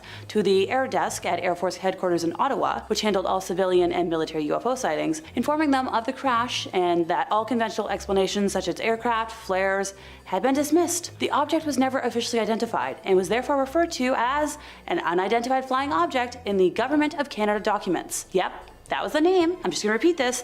The Government of Canada officially confirmed it as a UFO. 2 days after the incident had been observed, a detachment of Navy divers from Fleet Diving Unit Atlantic was assembled, and for the next 3 days, they combed the seafloor of the Gulf of Maine off Shag Harbor looking for an object. The final report said no trace of an object was found. Just saying. Fascinating that no one found anything, and that the government confirmed it was a UFO. So take that, skeptics. Number 5. Something falling over Montana. It seems a week's worth of sightings of strange crafts flying over the US and Canada just wasn't enough to fill anyone's appetite for UFO content. There's always something strange afoot or something strange falling from the sky. Just this week over Billings, Montana, residents have been concerned after something mysterious fell from the sky. Footage captured recently shows trails of orange smoke, thick, falling from the sky. Residents have been left in the dark without much official answer as to what had happened, and if this object was connected to these other objects that have been shot down at all. Luckily, through the internet, we're able to take a look at Billings residents' thoughts and concerns through it. On a Reddit thread dedicated to the sighting, multiple users recorded some strange going-ons around the city. Multiple posters reported that there was an increased military presence, with loads of reports of seeing military aircraft flying around overhead for days prior and after. Residents of Billings on a Facebook group asking questions about it noted an increase of unmarked black SUVs around the area as well. Could this be a little cover-up? Do we have a development of a modern-day Roswell on our hands? It's definitely a bit odd amidst all that's currently going on with strange UFO sightings. We haven't really heard so much as a word about this on mainstream news stations, or maybe they think we've all just had enough of UFO coverage. Well, not us, not Top 5 Scary. Personally, I'll be watching this with great interest. So I'll pass this one on to you guys though. What do we think exactly is going on here? Any Montana natives who might be able to help us out just a little bit? Because it strikes me as extremely odd. What do we think here? Alien craft? Recovered drone? Military testing? Glitch in the Matrix? Mothman? All of these are seeming equally likely right now. And if you just cannot get enough UFO footage, hey, don't worry, neither can we. We've got videos on UFOs, aliens, NASA conspiracies and cover-ups, and tons of true stories absolutely out of this world. Not your scene? No problem. We got loads on the channel and something scary for the whole family. So take a look, subscribe, and stay scared. But stay watching this video because I got more UFOs for you. Number 4, floating beehive. Now our next clip's origins is a little bit disputed, and it's a bit of a mystery as to when and where exactly it was sighted. But what most people can agree on is just how bizarre this footage is. So why don't you take a look with me. This object has been alleged to have been spotted over Denver, but it's also been alleged to have been seen over Spain. Entirely possible it's been over both. This footage has been stabilized and cleaned up as much as possible to try and provide a clear look at whatever is floating around up there, and well, I have no idea whatsoever. It kind of looks like a floating beehive that almost seems like it's got a combustion inside of it. It looks like something is erupting in a flame. And maybe it's just me and my own tired eyes, but it almost looks like whatever this thing is twisting shape and contorting midair in a way that almost makes it seem organic. Now, what I like about this clip is how different whatever this thing is looks like compared to most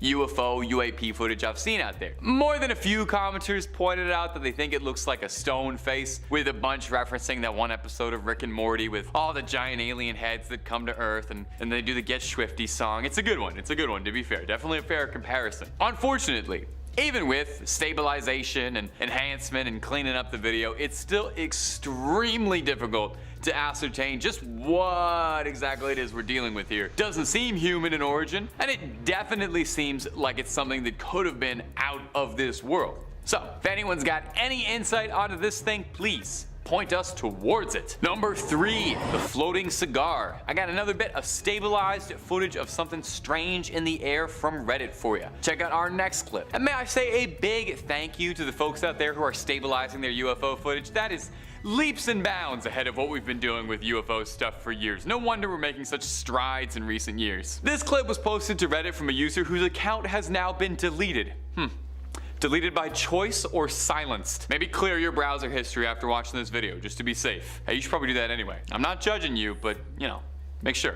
Anyway, let's get to the clip. Take a look. This is definitely one of the more bizarre UFO clips I've seen in a minute, and I spend literally all day in an office watching bizarre UFO clips, so I think that ought to count for something. When you think of a UFO, you kind of think of a flying saucer, cute little dome up top, or maybe you think of like a cool sci-fi looking fighter jet, but I think very seldom do you think of a floating cylinder going through the air like this, sort of hovering in one spot menacingly. It looks like it's radiating lights, either with a seriously reflective surface, or it's producing them itself and kind of just vibing up there in the clouds. Worth noting is that across several reports of unexplained phenomena and mysterious crafts reported by Air Force and Navy pilots, one of the more repeated ones was strange cylindrical craft, and a comparison very frequently was made of a floating cigar. And whatever this is certainly does look like a floating cigar, enough to give me a bit of pause, but I also read hundreds upon hundreds of alien stories and watch UFO videos all day, so I'm more of a tinfoil hat conspiracist than the average duck. You know what this kind of reminds me of though? Is that little gadget in Men in Black that they use to erase everybody's mind when they see something they're not supposed to. Looks a ton like that to me. Maybe that was the point of this thing. A mass amnesiac designed to quickly flash over the population and erase any recent memories of UFO and UAP spottings. That, or it's just like a weird weather balloon. That's what it ends up being like 99.9% of the time. Number 2, floating triangle. Now our next clip is another one shared to Reddit, and hey, while I'm here, shout out to the UFO subreddit for making finding clips of alien crafts just so much easier than it was a few years ago. You gotta love the information age. Now, keep your eyes peeled for this next one coming up, because it is a serious doozy. I had to do a little bit of digging for this clip, put on my newsman fedora, try and get down to business, but from what I could turn up, this footage was captured somewhere soaring over Guatemala City. In the video, we can see what is a pretty clear triangle shape flying through the air with blinding bright lights casting down onto the surface. This clip to me has that feel of UFO footage, you know, the vibe. It looks a bit like something that could have come out of a movie, which does almost make me feel like maybe it's too good to be true. Of course, there's also the possibility that whatever I'm looking at right now is just a very advanced spy plane seen from down below and giving off a very unique silhouette. Like the cigar clip before it, black triangle UFOs are one of the more commonly reported descriptions of UFOs. In fact, even on the comments of this clip are several commenters stating that they've all seen similar things. Now, obviously, take that with a grain of salt, of course, because they're YouTube comments. No offense to my beloved YouTube commenters, you know I love you. But it does help paint the picture that whatever is happening has happened more than once. Now, my theory for this clip is I think this most likely is something military and advanced, and if I wanted to kind of get out there with my theorizing, which I do, it could potentially be something reverse engineered from recovered technology. Luis Elizondo, who I mention in these videos all the time, is a former US intelligence agent and a notable figure in the world of UFO discussions. And he's claimed multiple times that he knows that the US has reverse engineered craft from recovered UFO parts, and has insisted a few times that the craft in particular he is referring to is triangular in nature. Could this be what he's alluding to? Completely possible. Time will tell, of course. At number 1, Hawaii re-entry. I try to save the best clip for last, and I sure hope this doesn't disappoint. If that last one from Guatemala didn't have you convinced that there's tech out there we can't explain, why don't you try this on for size? This recently captured footage came to us from a Redditor, One Gold Breadfruit. Thank you. Take a look at this bizarre experience they caught pulling into Maui, Hawaii. If you're watching this on your phone, crank the brightness just for a few seconds and see if that helps out a bit. It almost seems like what we're looking at is something huge being rendered invisible by some cloaking technology, maybe on a loan from the Predator. What's throwing me most about this clip is just the size of whatever is being caught on camera here. Most UAP or UFO videos, it's pretty difficult to figure out how large something is when you're looking at a blurry dot in the sky, But here, it's almost like we're face to face with what looks like a massive craft. Some commenters have suggested that what you're looking at right now is a satellite re-entering the Earth's atmosphere, citing a particular event in 2008 as proof, though the footage is dated from 2020, so not entirely sure. Some other commenters argued that it didn't look like something re-entering the atmosphere, as there was no visible trails of any kind on the craft as it entered. I can't say too much about that. I am not a rocket scientist even remotely. Just look at me. I'm not giving off rocket scientist vibes. I'm a YouTuber and I'm a UFO enthusiast. If you have some insight, I am definitely all ears. But until then, I'll probably just be watching these clips over and over again, pausing frame by frame in a dark basement like I'm Agent Mulder sitting alone trying to get to the bottom of this. I just want to believe, darn it. Number 5. Nick Pope. Nick Pope served in the British Ministry of Defense, aka the MOD, and was actively engaged in the investigation of UFO reports. During his tenure at the MOD from 1985 to 2006, Pope held the position of a civil servant, specializing in defense and security issues. His role in the UFO desk of the MOD from 1991 to 1994 brought him to the forefront of analyzing and assessing unidentified aerial phenomena that was reported by civilians and military personnel. Pope's responsibilities included the examination of UFO sightings, compiling reports, and offering insights into the potential national security implications of such incidents. His work involved liaising with various government agencies, intelligence services, and international counterparts to comprehensively evaluate the data surrounding UFO encounters. After his government service, Pope transitioned into the public domain and became a recognized figure in the discussion surrounding UFOs. His extensive background in government service and his intimate involvement in the investigation of UFO reports provided him with unique perspectives. Pope's decision to share his insights and knowledge with the public contributed to his emergence as a prominent commentator on UFO-related issues. Pope's public commentary extends beyond his own experiences, exploring broader discussions and topics surrounding the existence of extraterrestrial phenomena, government transparency, and the need for a more systematic approach to studying and understanding UFOs. His articulate and measured presentations have positioned him as a go-to source for media outlets seeking informed perspectives on the subject. Nick Pope does not claim any personal witness to UFO events. His role in the bureaucratic machinery of the British Ministry of Defense and following transition into public UFO discourse have added a valuable, interesting layer to the ongoing dialogue about unidentified aerial phenomena. His contributions, grounded in factual information and analytical acumen, continue to shape the narrative around UFOs and their significance in the realms of national security and public awareness. Number 4. Luis Elizondo. Luis Elizondo, a former intelligence officer, served as the director of the Advanced Aerospace Threat Identification Program, or the AATIP, at the Pentagon. His position in the government ended in his decision to resign from the Pentagon, a departure that marked a pivotal moment in his public disclosure of information regarding unidentified aerial phenomena. Elizondo's background in intelligence and his leadership role within the ATIP provided him with personal, anecdotal, and unique insights into matters pertaining to unidentified aerial threats. Following his resignation, he transitioned from a position of government authority to becoming a prominent figure in the public discourse on UAP. Elizondo's decision to step forward and share his knowledge contributed to the growing awareness and discussion surrounding unidentified aerial phenomena. His revelations did not merely focus on acknowledging the existence of UAPs, but extended to discussions about the need for increased transparency and research into these phenomena. Yes, Elizondo. Yay. Elizondo's influential public statements, interviews, and engagements in various forums became key in shaping the narrative around UAP, influencing public perception and generating widespread interest in the subject. Elizondo's credibility was further amped by his association with the Pentagon's ATIP, a program specifically established to investigate and analyze unidentified aerial threats. This institutional connection added weight to his disclosures and positioned him as a central figure capable of offering informed perspectives on the matter. Elizondo participated in interviews, documentaries, and public events, disseminating information and advocating for a more comprehensive understanding of these aerial phenomena. His role in the public sphere marked a departure from the customary secrecy surrounding such matters within government agencies. While controversies and debates surround the nature of UAP and their potential implications, Luis Elizondo's shift from a discrete government role to a public advocate marked a significant chapter in the ongoing dialogue about unidentified aerial phenomena. Number 3.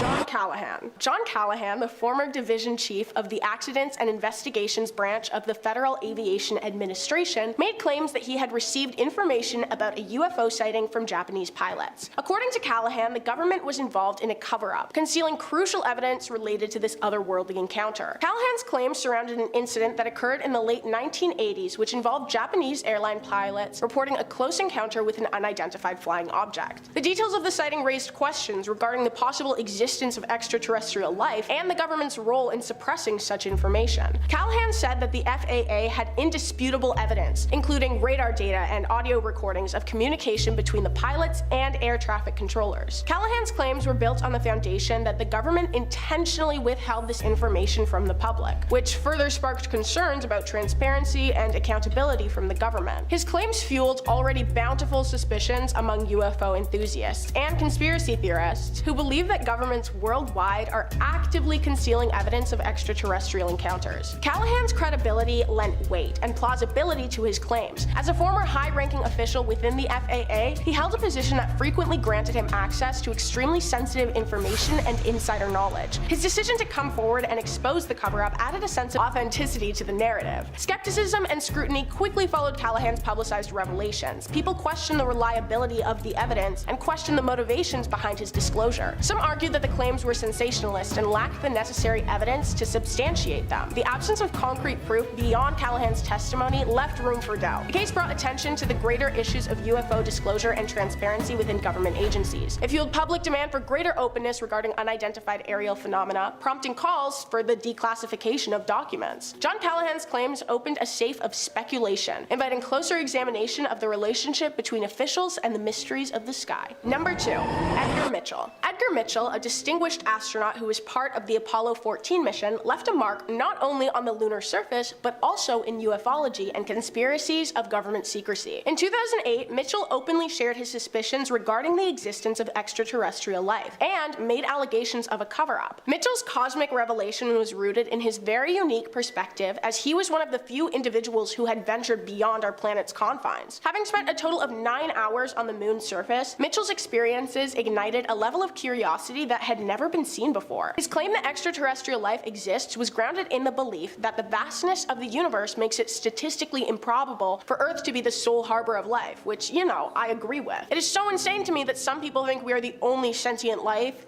in our literally giant universe. It was Mitchell's claim of a government cover-up that catapulted his allegations into a realm of controversy and subjected him to severe skepticism. According to Mitchell, high-ranking officials were aware of the presence of extraterrestrial beings, but actively chose to conceal this information from the public. Their secrecy, he argued, was motivated by concerns over societal upheaval and the potential impact on established power structures. Mitchell's claims are situated within the broader context of UFO conspiracy theories and a long-standing distrust of governmental transparency. While his status as an astronaut lends a sense of credibility to his statements, people often remind others that Mitchell's assertions lack concrete evidence. The absence of verifiable proof has led many to dismiss his claims as influenced by personal beliefs rather than factual occurrences. Despite the skepticism surrounding Mitchell's allegations, they have sparked discussions about the possibility of extraterrestrial life and the extent of government knowledge on the matter. Number 5. El Cajon, California. Our first clip today comes from the beautiful Californian city of El Cajon. Let's take a look at something strange that was spotted in the sky that's got the locals talking.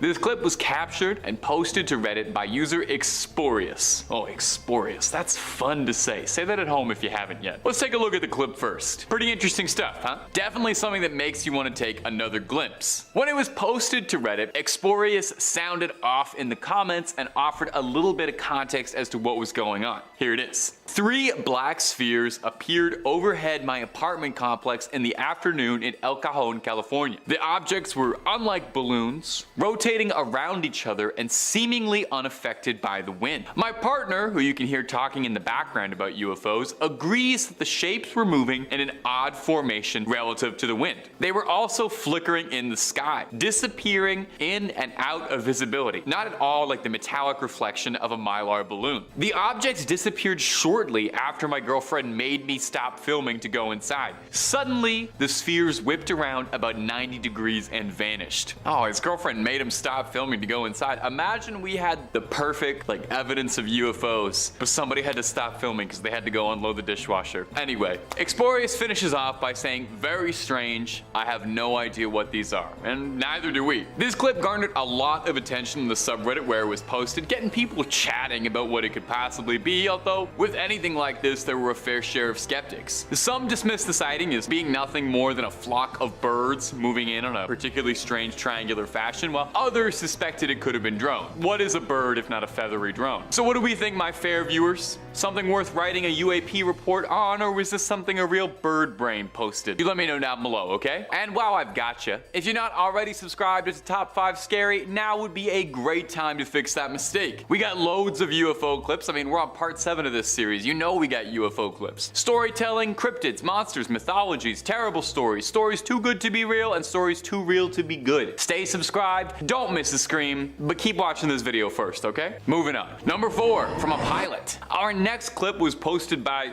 the History Channel, of all places. I guess technically if a UFO did appear to us, that would be like a pretty big part of history, right? Still, it's funny to me that that's where I'm getting my UFO clips these days. This clip isn't some blurry footage shot from somebody staring right up at the sun. Instead, we have a front row seat from a B-320 pilot's cockpit as a pilot over a commercial flight in Colombia saw something truly bizarre that they couldn't explain. Why don't you take a look at this cuboid UAP that looks out of this world. Let's roll the clip. A metallic looking object that's got a bizarre shape, almost looking like somebody's rolling a giant D20 through the sky, comes hurtling into frame. When you slow it down, it does look a lot like a flying cube, so if you were worried about the Borg coming to assimilate us, this might just be that proof confirming that. Now, in the excerpt from the History Channel clip, they theorized that what this could be a probe or a drone of some type for an alien civilization sending out a first wave of scouts before the rest of the party gets here, and this strange object could be one of those drones, trying to sneak on by but being caught on camera. Now, not everyone is as convinced as our friends of the History Channel. More than a few viewers have thought that what that could have been caught in the sky here is nothing more than a balloon, and some strange angles are making it look a lot more alien and cuboid than it really is. So what do we think? Scouts from another civilization coming in to suss out the situation? Or is this clip posted by people who are just full of hot air? I'm getting punny today. Number 3, Arizona. Our next sighting comes to us again from our favorite friend for strange clips of flying objects. You know it and I know it. It's the UFO subreddit. Seeing as how we're on part 7, I think I owe the moderators and users of the UFO subreddit a top 5 Congressional Medal of Honor. There you go. Anyway, this next clip posted by user Giancarlo the Great showcases a UAP caught on camera in Phoenix, Arizona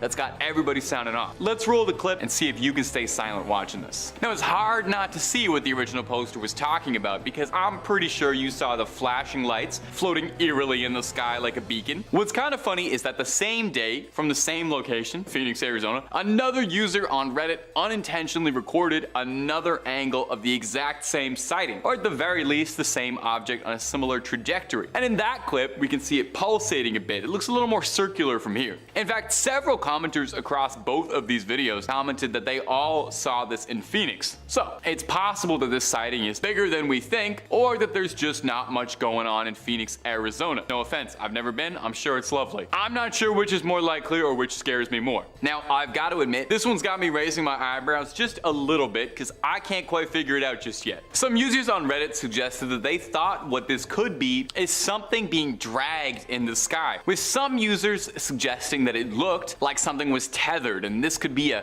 custom drone or a nighttime kite, which, side note, was not something I knew anyone did, but I've since learned is kind of a hobby. I'm now wondering how many years of UFO footage has all just been kites with like LED straps attached to the back of them, because I'm starting to suspect it was most of them. So what do we think? Aliens? Kites?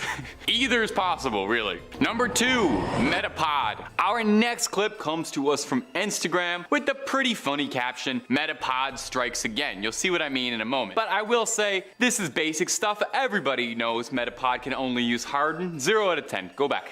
do a lap. Now, we've featured clips from this particular UAP or style of UAP before on this channel, maybe the brand or whoever manufactures these craft, so it's fitting that the caption is Metapod strikes again. Well, this particular thing baffled me the last time I talked about it, and it's baffling us again all the way here, so here it is one more time. Let's roll that clip for you. Now, a quick aside for my viewership who aren't big gamers out there, Metapod is a Pokemon that's shaped like a cocoon, and I can definitely see where this Metapod comparison comes from. That's definitely what this creature looks like some sort of strange cocoon. It seems organic to me in a very weird way, you know? As if unlike a lot of other UAP sightings, this thing is something that's actually alive on its own. It almost looks like it moves a little, you know? Like it wiggles just a little bit, like it's got a little jiggle to it. Are you following me with this? I also feel like it looks a bit like a floating beehive. Maybe this thing is kind of like a Rorschach test. You see what you want to see. Now, the fact that this thing keeps popping up with different sightings definitely has me very curious as to what it could possibly be. Also, if there's any Rick and Morty fans out there, I swear this thing has like the exact same silhouette as the giant head that appears in the Get Swifty episode that asks humanity to show it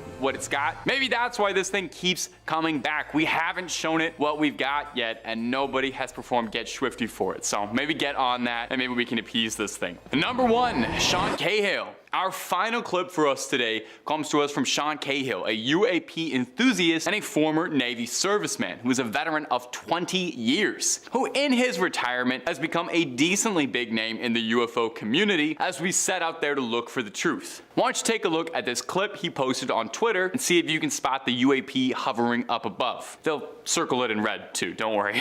Now we get a beautiful look at a mountain range, looks like a Windows XP background, and something very strange floating slowly moving across the horizon. Something flat looking like a disc, looking like a real classic flying saucer looking thing straight out of the movies. Now, at first glance, it's definitely got my attention because it's not often you get UAP clips that are this broad in daylight and this clear in view. I'm used to somebody shaking it around like they put their phone in the drying machine. Now, as always with stuff like this, I like to call attention to the more skeptical side of things because I think that gives us an air of credibility. More than a few people on Reddit suggested that this really could be something as uninteresting as just a plane moving slowly through the horizon, and looking at something like a short takeoff and landing private plane, it definitely seems like it would be very easy to make that mistake, but I personally want to believe that a 20-year Navy vet would know what a civilian plane would look like. So as always, my ghouls and goblins, I'm tossing this one over to you. My gang in the comments, what do we think? Could this be an alien presence caught on camera, or is this just a plain hoax? Plain, like plain, that's a little pun for you. That one's just for the scholars. You're gonna get that on the car ride home. Number 5, you saw what at the airport? Flight operations at Tiganjarat International Airport in Imphal, Manipur were halted for several hours on Sunday after what was described by officials as an unidentified flying object, good old UFOs, was seen hovering above the airport. I've got a direct quote. Due to the sighting of an unidentified flying object within Imphal-controlled airspace, 2 flights have been diverted and 3 departing flights have been delayed. Flight operations commenced after receipt of clearance from the competent authority, according to Airport Director Shipeni Kaishing. Sources said the UFO was sighted by a pilot of an Indigo flight that was about to depart at around 2:20 in the afternoon, and all flight operations were immediately suspended but resumed around 6 p.m. Now, the UFO was said to have been visible until around 4 p.m. We've got another quote. I have no idea what was going on. I was informed that the flight could not take off because there was some kind of object hovering in the sky, an unnamed aerial vehicle of some sort. Officials of the flight operator, however, were not sure what the object was, according to Bhaskar Salam, a passenger. Now, Imphal West Superintendent of Police Kush Shivakanta Singh said the object hovered for several hours, baffling everyone. He said, we have no idea what the object was and how big it was. It hovered in the sky for hours and then disappeared. The IAF scrambled its Rafale fighter aircraft to search for them, according to defense sources, and they further said the aircraft equipped with advanced sensors carried out low-level flying over the suspected area, but it didn't find anything there. So after the first aircraft returned, 1 more Rafale fighter was sent for the search, but the UFO wasn't seen around the area. The agencies concerned are trying to find out the details of the UFO, as there are videos of the UFO over the airport. By the way, fun fact, as of 2023, India is one of the most populated countries in the world, and like multiple flights diverted, so you know everybody around there had eyes on it. There has to be good footage somewhere, I'm just hoping it gets out here. As of the time of this recording, we just have a little bit. You know, India has like a legitimate government. They had legitimate aerospace safety concerns. Shutting down an entire international airport is a huge deal. Trust me, I've been to Pearson. So meanwhile, the mainstream media is claiming that it was drones. The announcement they lost the UFO was buried under the announcement that the government of India is shutting down the internet in the state of Manipur for the next 5 days because of the current violence in the region. Now, the online general public has made a suggestion that doesn't make sense to me, because once again, they're saying like, oh, drones. But how would an area besieged by crazy violence be in possession of one of only 2 multiple $1,000 drones that could fly for 3.5 hours and break the law without punishment? Like,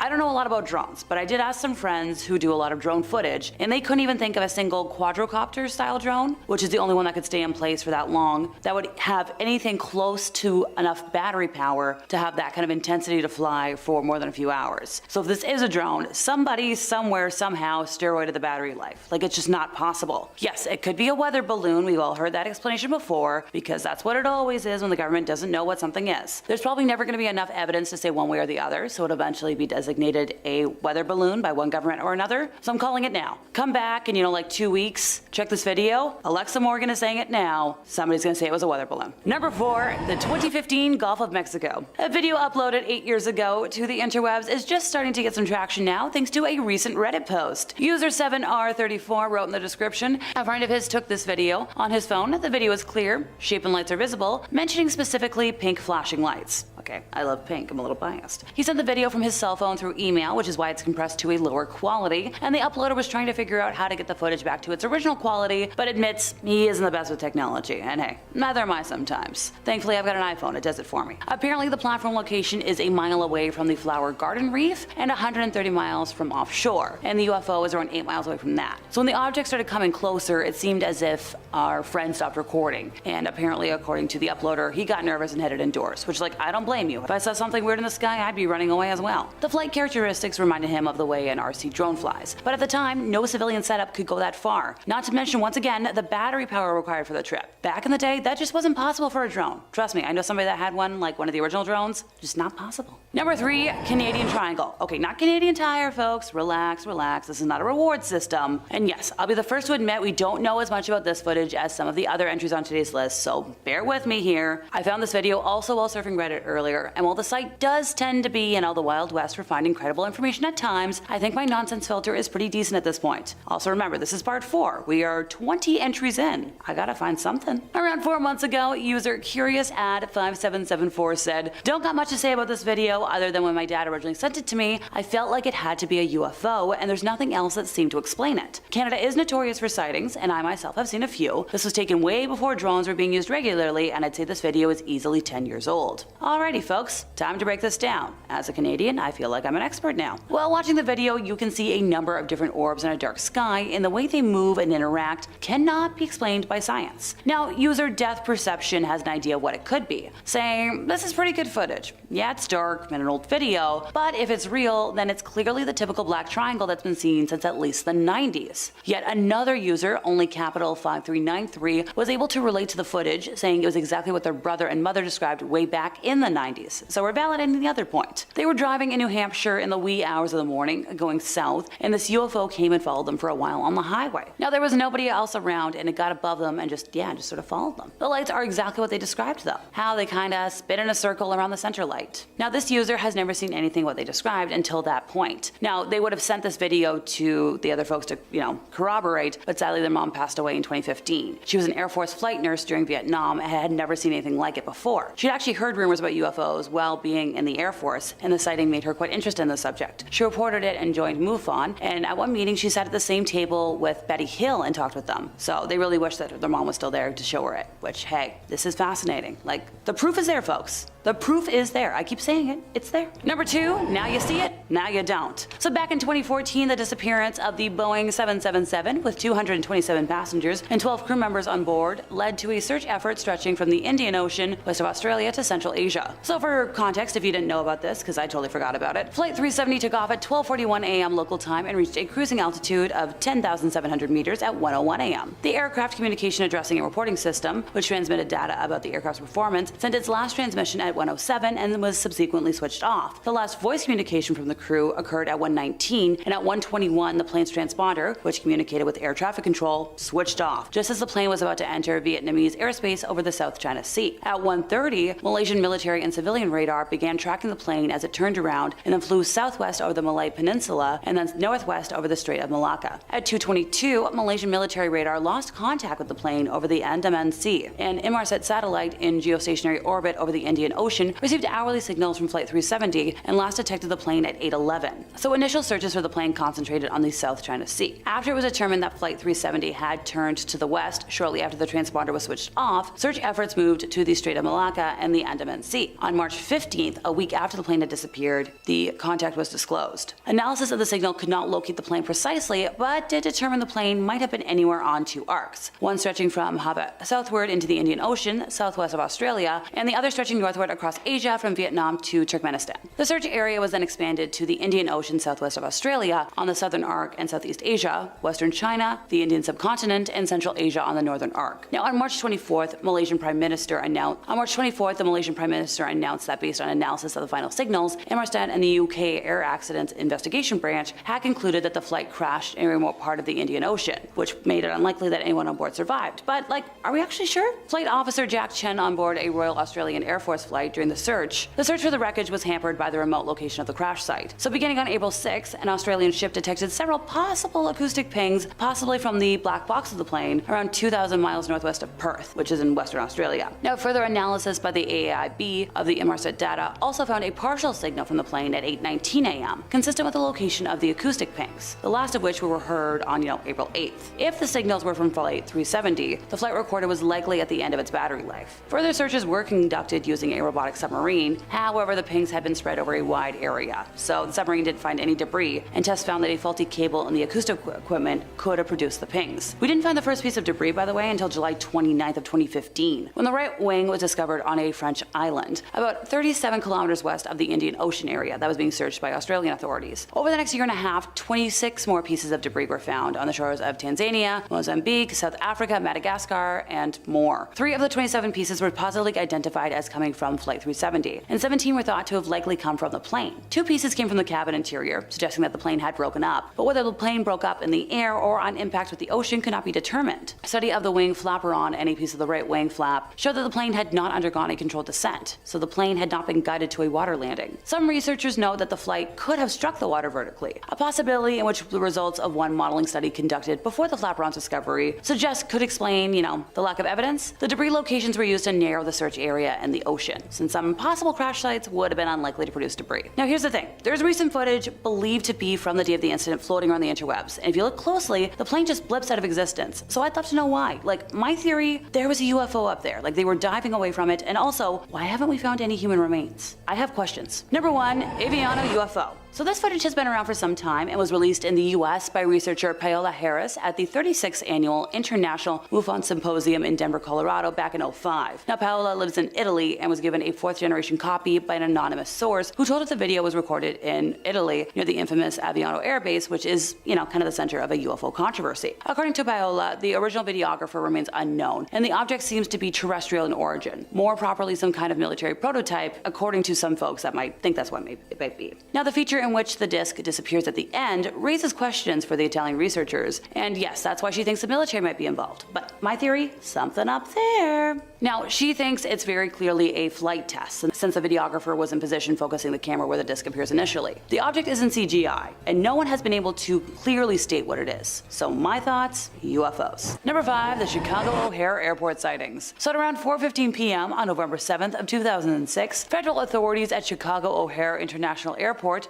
received a report that a group of 12 airport employees were witnessing a metallic saucer-shaped craft hovering over Gate C-17. The object was first spotted by a ramp employee who was pushing back United Airlines Flight 446, which was departing Chicago for Charlotte, North Carolina. Now, the employee made the flight crew aware of the mysterious object above their aircraft, and this unknown craft was also witnessed by the pilots, airline management, and mechanics. So none of the air traffic controllers saw the object, and it didn't show up on radar. But witnesses described it as completely silent, 6 to 24 feet in diameter, in dark gray in color, so kind of like my vehicle. Several independent witnesses outside of the airport also saw the object. One described a disc-shaped craft hovering over the airport, stating that it was obviously not clouds, since the object flew through the clouds at high velocity, leaving a clear blue hole in the cloud layer, which closed itself shortly after the events. According to the Chicago Tribune's John Hilkovich, the disc was visible for approximately 5 minutes and was seen by close to a dozen United Airlines employees, ranging from pilots to supervisors, who heard chatter on the radio and raced out to view it. Both United Airlines and the Federal Aviation Administration, FAA for short, initially denied that they had any information on the O'Hare UFO sighting until the Chicago Tribune newspaper filed a Freedom of Information Act request. The FAA then ordered an internal review of air traffic communications tapes to comply with the Chicago Tribune request, which subsequently uncovered a call by the United supervisor to an FAA manager in the airport tower concerning the UFO sighting. Now, if I haven't made myself obvious by now, I hate cover-ups, so I'm glad the Freedom of Information request was rightfully granted. UFO investigators have argued that the FAA's refusal to look into the incident contradicts the agency's mandate to investigate possible security breaches at American airports, such as in this case. The National Aviation Reporting Center on Anomalous Phenomena published a 155-page report on the sighting and has called for a government inquiry in improved energy sensing technologies. Because if an airborne object can hover for several minutes over a busy airport but not be registered on radar or seen visually from the control tower, it creates a potential threat to human safety. Number 4, the Go Fast video. So this video, uploaded by the UFO investigative group to the STARS Academy of Arts and Sciences in March of 2018, was secured by a, you guessed it, Freedom of Information Act request to the US government. The video was taken in 2015 off of the East Coast by an FA-18F fighter jet using the aircraft's onboard Raytheon AN/ASQ-288 Advanced Targeting Forward-Looking Infrared Pod, also known as ATF-LIR. That was a lot of words, and I know myself too well. I'll trip over my tongue if I try saying that a lot, so it shall be called ATF for short if I have to talk about it again. Oh, there we are. ATF is designed to allow pilots to track, target, and destroy targets on the ground at ranges of up to 40 miles. It should be noted that ATF is good at spotting, but not exactly engaging aerial targets. Now, the video, nicknamed Go Fast by To the Stars, starts by explaining the various numbers and symbols that appear in the footage. Things like the aircraft's altitude, which was around 25,000 feet, and the fact that the ATF was pointed ahead and to the left of the Super Hornet. Now, the readout also explains that the aircraft was traveling at 252 knots, and in a 5-degree turn, and the unknown object was approximately 4.4 nautical miles away. Now, the video shows the Super Hornet's weapon system operator repeatedly trying to acquire the UFO with the ATF's built-in auto tracker, which can pick out an object and keep it centered on camera. After 2 tries, the weapon system officer, or WSO, shouts, "Whoa, got it," to which another person assumed to be the pilot says,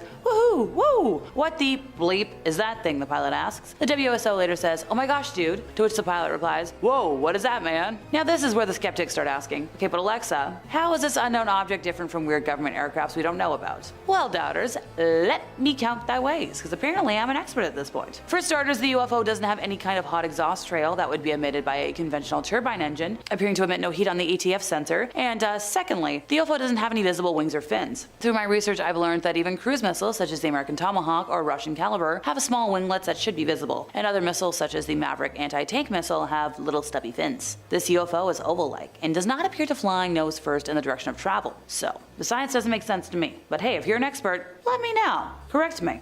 Go nuts. Number 3, the 2004 series of spottings. So on November 14th of 2004, Lieutenant Alex D. Trick was piloting her FA-18 Super Hornet when she observed an oblong object hovering over the water. It leapt into motion, skimming 500 to 1,000 feet over the waves at around 500 knots. Now, the fighter jet's onboard radar couldn't detect the object, but Alex's weapon system operator in the rear seat witnessed it as well. Alex has quoted her recollection as, "We were trying to call out what we were seeing to each other and to make sure everybody else is seeing it. It's moving so erratically and so fast that our voices, our minds, and then even our radio calls can't keep up with it." So here's the thing. The majority of credible modern-day UFO sightings can be credited to those that work in the Air Force. And if I haven't mentioned it already, it should be noted that military pilots are trained to see all the aircrafts by their shapes, paint schemes, unit insignia. They're trained to recognize this stuff and know it off the top of their head. On one of the other Super Hornets that launched behind Alex was Lieutenant Commander Chad Underwood, who was able to capture the object on an infrared camera. It's from 40 feet long, round and smooth, and quickly received the nickname Tic Tac. Now, all of the footage that the US government has confirmed as authentic and unexplained speak for itself, since I know we have the clip handy. And around this time, starting on November 10th to be exact, Gary Voorhees, a petty officer on the USS Princeton guided missile cruiser, had been reporting apparitions on his radar screens in the same area. Triple checking his equipment before he made his report, and being the main technician responsible for the equipment, along with having,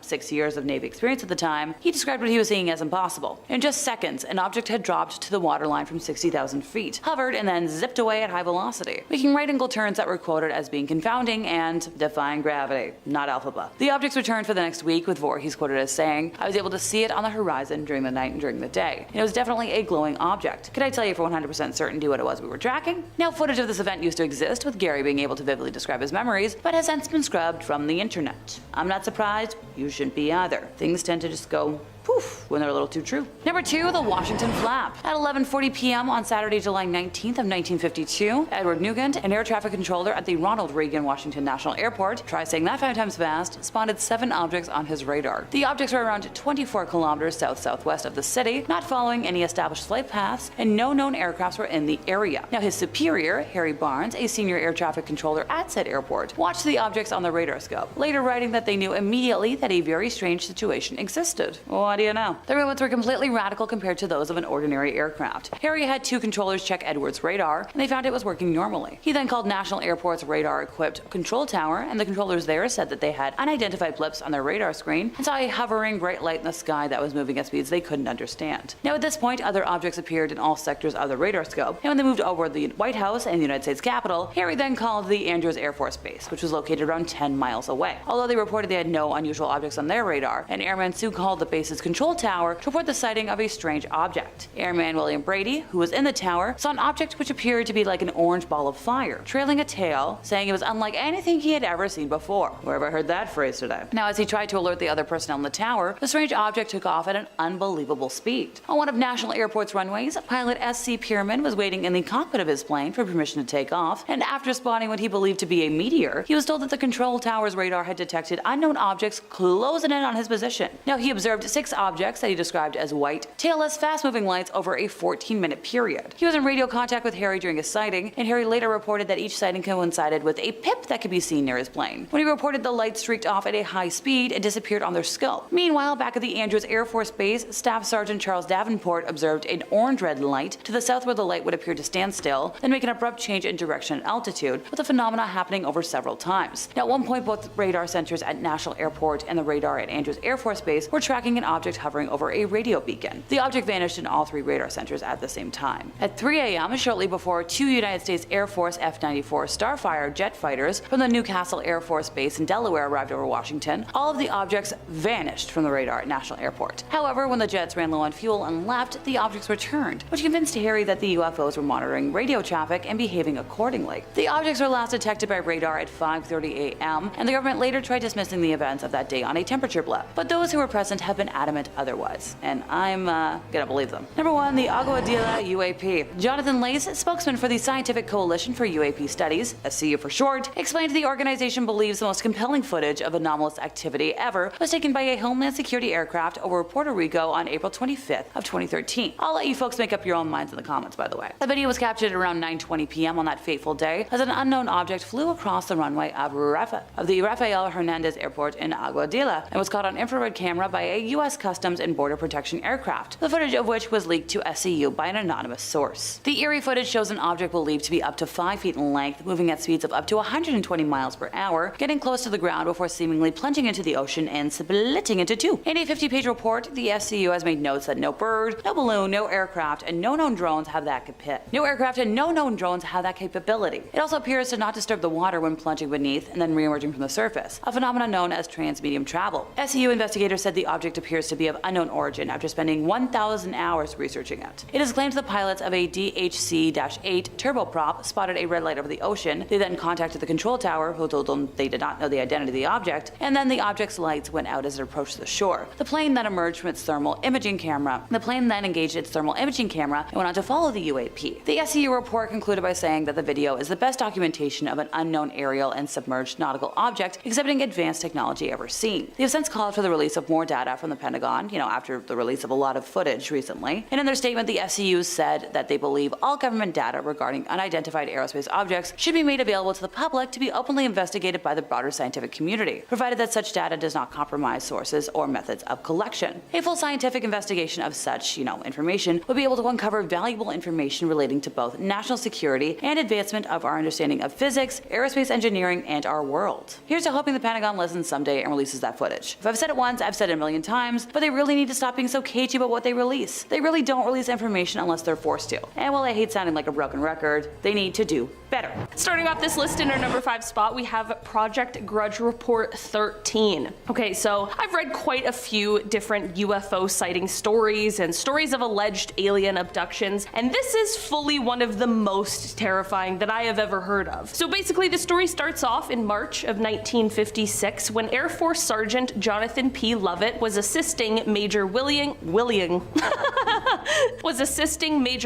Cunningham in the White Sands missile testing grounds near Holloman Air Force Base in New Mexico. The pair were out searching for debris from a recent rocket test when Major Cunningham heard a loud scream. His first thought was that Sergeant Lovett had been bitten by a snake, so he went around to help aid his partner when he allegedly saw something he never expected. He recounted seeing the sergeant being dragged away by some sort of long serpentine arm that had wrapped around his legs. Whatever this creature was, it was connected to a hovering silver disc that was in the air about 15 feet away. The major stood there in horror as he watched this creature and the sergeant retreat into the craft, which then rose vertically into the sky. Of course, he radioed for help, and while he was taken to the hospital for observation, search teams were sent out immediately. It wouldn't happen until 3 days later that they would find the body of Sergeant Lovett only 10 miles from the site where he was said to have disappeared from. The autopsy performed on him later also only raised more questions than answers, as his body was severely harmed. So of course there was an investigation that happened, and many people claim this investigation was detailed in a 600-page document labeled Project Grudge Report 13. But the problem with this is that no official information on Report 13 exists, and the US government denies its very existence. Though Grudge Reports 1 through 12 have been declassified along with Report 14, no official mention or accounting of Report 13 exists, and the story solely relies on secondhand accounts of the horrible incident. In our number 4 spot today, we have the Cigar-shaped UFO. Okay, so let's set the stage. It's 2:45 a.m. on July 24th, 1948, and there are 20 passengers aboard a twin-engine propeller plane that is at 5,000 feet, being flown from Houston to Atlanta by pilot Clarence S. Childs and co-pilot John B. Whitted. Out of the 20 passengers on board, 19 of them are asleep at these early morning hours, and everything seems to be going as per usual until it wasn't. The 2 pilots and the 1 passenger who was awake all witnessed the same thing about 20 miles southeast of Montgomery, Alabama. About a week after the incident, the pilot explained what he had seen by saying, quote, "It was clear there were no wings present, that it was powered by some jet or other type of power shooting flame from the rear some 50 feet. There were 2 rows of windows which indicated an upper and a lower deck, and from inside these windows a very bright light was glowing. Underneath the ship there was a blue glow of light. By his estimates, he watched the UFO for about 10 seconds before it completely vanished." The co-pilot gave a similar explanation and also added, quote, "The object was cigar-shaped and seemed to be about 100 feet in length. The fuselage appeared to be about 3 times the circumference of a B-29 fuselage. It had 2 rows of windows, an upper and a lower. The windows were very large and seemed square. They were white with light, which seemed to be caused by some type of combustion. I asked Captain Childs what we had just seen, and he said that he didn't know." Well, this is obviously all very strange and peculiar. What has driven UFO enthusiasts even more is the fact that this strange sighting was of course later investigated by the US government, but the results of that investigation have allegedly been mostly destroyed. Does that mean that they found something they aren't willing to share yet? Some believe that perhaps the pilots and the passenger witnessed a secret Soviet spy craft, while others believe it was definitely something of the extraterrestrial variety. In our number 3 spot today, we have the Lubbock incident. On August 25th, 1951 in Lubbock, Texas, a group of scientists from the Texas Technical College were all hanging out in the backyard of geology professor Dr. W.I. Robinson. They were all just chilling, enjoying each other's company, until around 9:20 p.m. when they saw something very strange. It was a V-shaped formation of 15 to 30 bluish-green lights passing overhead. They were completely confused over what it could be, but figured that the lights would likely reappear, which they did. About an hour later, the lights reappeared, and at this point, all of these scientists knew that they had witnessed something exceptionally interesting, but what was it? The scientists weren't the only ones to witness the lights either. About 350 miles away in Albuquerque, New Mexico, an employee of the Atomic Energy Commission's top secret Sandia Corporation, who had a high-level Q security clearance, had been sitting outside with his wife, quote, gazing at the night sky, commenting on how beautiful it was, when both of them were startled at the sight of a huge airplane flying swiftly and silently over their home. On the aft edge of the wings, there were 6 to 8 pairs of soft, glowing bluish lights. There were more sightings as well, all reporting a similar thing. The group of scientists began investigating, tracking the lights, which they witnessed 12 more times. They measured the angle of the lights, they tracked the speed, and they attempted, unsuccessfully, to try and measure the UFO's altitude. Here's the deal with this though. The government did end up investigating, but the official explanation for these lights is the most cryptic message I've ever seen. It read, quote, I thought that the professor's lights might have been some kind of birds reflecting the light from mercury vapor streetlights, but I was wrong. They weren't birds. They weren't refracted light, but they weren't spaceships. The lights that the professor saw have been positively identified as a very commonplace and easily explainable natural phenomena. I can't divulge exactly the way the answer was found because it is an interesting story of how a scientist set up complete instrumentation to track down the lights. Telling the story would lead to his identity, and in exchange for his story, I promised the man complete anonymity. Despite people claiming that the mystery has been solved by this explanation, people are left with a lot more questions than answers. In our number 2 spot today, we have the Shag Harbor incident. This UFO encounter is often referred to as Canada's Roswell, so I was shocked that I hadn't heard of it before. Basically, this incident took place on October 4th, 1967, when an unknown object crashed into the water near Shag Harbor, which is a tiny town in Nova Scotia. There were at least 11 people who witnessed this object as it crashed, and many people claimed to have heard a whistling sound followed by a loud bang when the crash took place. The witnesses that claimed to have seen the UFO were all doing a bunch of different things at the time. One couple was just sitting on their porch, but the 2 witnesses that really get me are a flight pilot and a ship captain. On Air Canada Flight 305, First Officer Robert Ralph pointed out to Captain Pierre Charbonneau that there was something strange at the left side of the aircraft. They reported an object tracking along on a parallel course a few miles away and described it as a brilliantly lit rectangular object with a string of smaller lights trailing the object. Shortly after they first noticed it, there was a large but silent explosion near the unknown object, and then 2 minutes later there was a second explosion, but this one faded to a blue cloud. As for the ship captain, Captain Leo Howard Mercy, he saw 4 blips on his Deca radar that were totally stationary. This led to him looking up to the sky, and that is when he saw 4 bright objects sitting in a rectangular formation about 28 kilometers from the vessel's window. He wasn't the only one who saw it on board. The entire crew of nearly 20 fishermen stood on deck and watched. A man named Laurie Wickens was another one of the witnesses, and he and some of his friends ended up calling the RCMP, the Royal Canadian Mounted Police, because they saw a huge object floating in the Atlantic Ocean about 1,000 feet off of the shore. This is all super weird, and not only the RCMP, but also the Royal Canadian Navy and the Royal Canadian Air Force became involved in investigation, but nothing was ever recovered or found. But it was also revealed that all commercial, private, and military aircrafts along the eastern seaboard were accounted for. So what could have all these witnesses seen? Since they have never officially identified what it was in the official Government of Canada documents, it is listed as a UFO. And finally, in our number 1 spot today, we have the Westall incident. Taking it back to 1966, we have the largest mass UFO sighting in Australia that at the time was largely ignored. This incident took place when over 300 students and staff members of a school in Melbourne all witnessed multiple UFOs silently flying through the air before they landed in a nearby field. Well, there's been a ton of speculation about this incident in the many years it's been. One witness account stands out among the rest, and that is the account made by the science teacher from the school, Andrew Greenwood. He was alerted to the UFO event by a hysterical student, and when he went outside to see for himself, everything changed. Previously a skeptic of UFOs, UFO stories, Andrew's mind was abruptly changed when he saw, as he described it, a round silver object about the size of a car with a metal rod sticking up in the air. He went on to explain that suddenly 5 planes came and surrounded the object, all while more people were gathering to watch. He called what happened next the most amazing flying he has ever seen, explaining that, quote, every time they got too close to the object, it would slowly accelerate, then rapidly accelerate, and then move away from them and stop. Then they would take off after it again, and the same thing would happen. This went on for about 20 minutes before the mysterious object just vanished. As weird as this all was, what was almost weirder was what happened next. Firstly, the headmaster of the school is said to have tried to put a stop to anyone talking about the incident at all, threatening severe punishment to any student or staff who was caught speaking about it, and when the Royal Australian Air Force contacted him,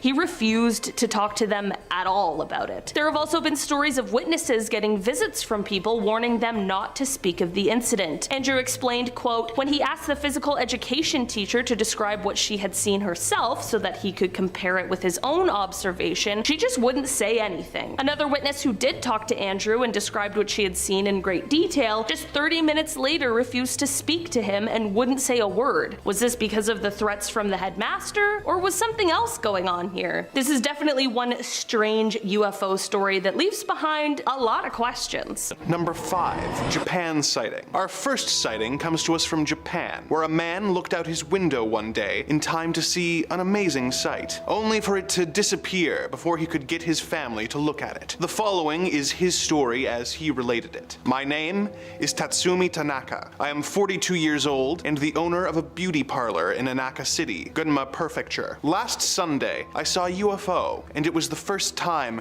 such a shocking matter happened to me. I never believed that I would have such an experience, but surprisingly, it happened to me. I was on the second floor of my house and casually looking out the east window when I caught sight of a white object, rather big, the shape impossible to describe, rising softly and perpendicularly from the surface of the ground. We see Mount Akagi in the northeast direction, and it was in this direction that the UFO rose, but I could not tell how far away it was. It was about 10 o'clock in the morning. I wondered what it was. I thought at first sight it must be an airship or a balloon. I strained my eyes to see better, but could not understand what it was. After rising straight up, it stayed for a while at a constant height and seemed to become blurred outside. It then turned into the oval shape that is familiar to us from TV or magazines. It was the same object, but not the same shape as before, but the outline was not clear. Soon after, it moved to the right at fast speed. It looked like a low-altitude flight, but it all happened so quickly, and then it just disappeared into the cloudless blue sky. I was so shocked, I fell out of my mind. This thing was so huge, but it disappeared just in a moment. I tried to explain what I saw to my wife and child who were right beside me, but I couldn't. I just pointed and could only shout out in surprise. My wife was very annoyed and said that everyone cannot see UFOs, only some people do and some don't. By then it had disappeared. I was so excited that I went outside with my daughter and searched the sky. But it was too late. I still can't believe I have had such an experience. I will never forget that movement and that speed. Something beyond common sense. It means to me that things exist that we don't understand. Number 4, New Zealand. Next, we have a story from New Zealand where a woman was enjoying a nice day in her yard when she saw a craft unlike anything she'd seen before. This is her story in her own words. My name is Edith Perkins. At 8:30 p.m. Monday, I was doing some chores in our backyard. This is in Bexley, just north of Christchurch, South Island, New Zealand. I saw something in the sky, like a capsule or cigar-shaped object. At first, it had a silver whitish body with a darker gray forked tail. While I looked at it, it was just overhead, seeming to be coming closer. I was facing west. The rounded edges, front and back of the object, called my attention to it initially. Its size appeared to be 10 centimeters long if held at arm's length. I suppose it was about 30,000 feet high, but it seemed very puzzling that there was no jet trail behind it. So, I went indoors to fetch a pair of 7x35 binoculars. My husband joined me and our home care nurse. As we three watched,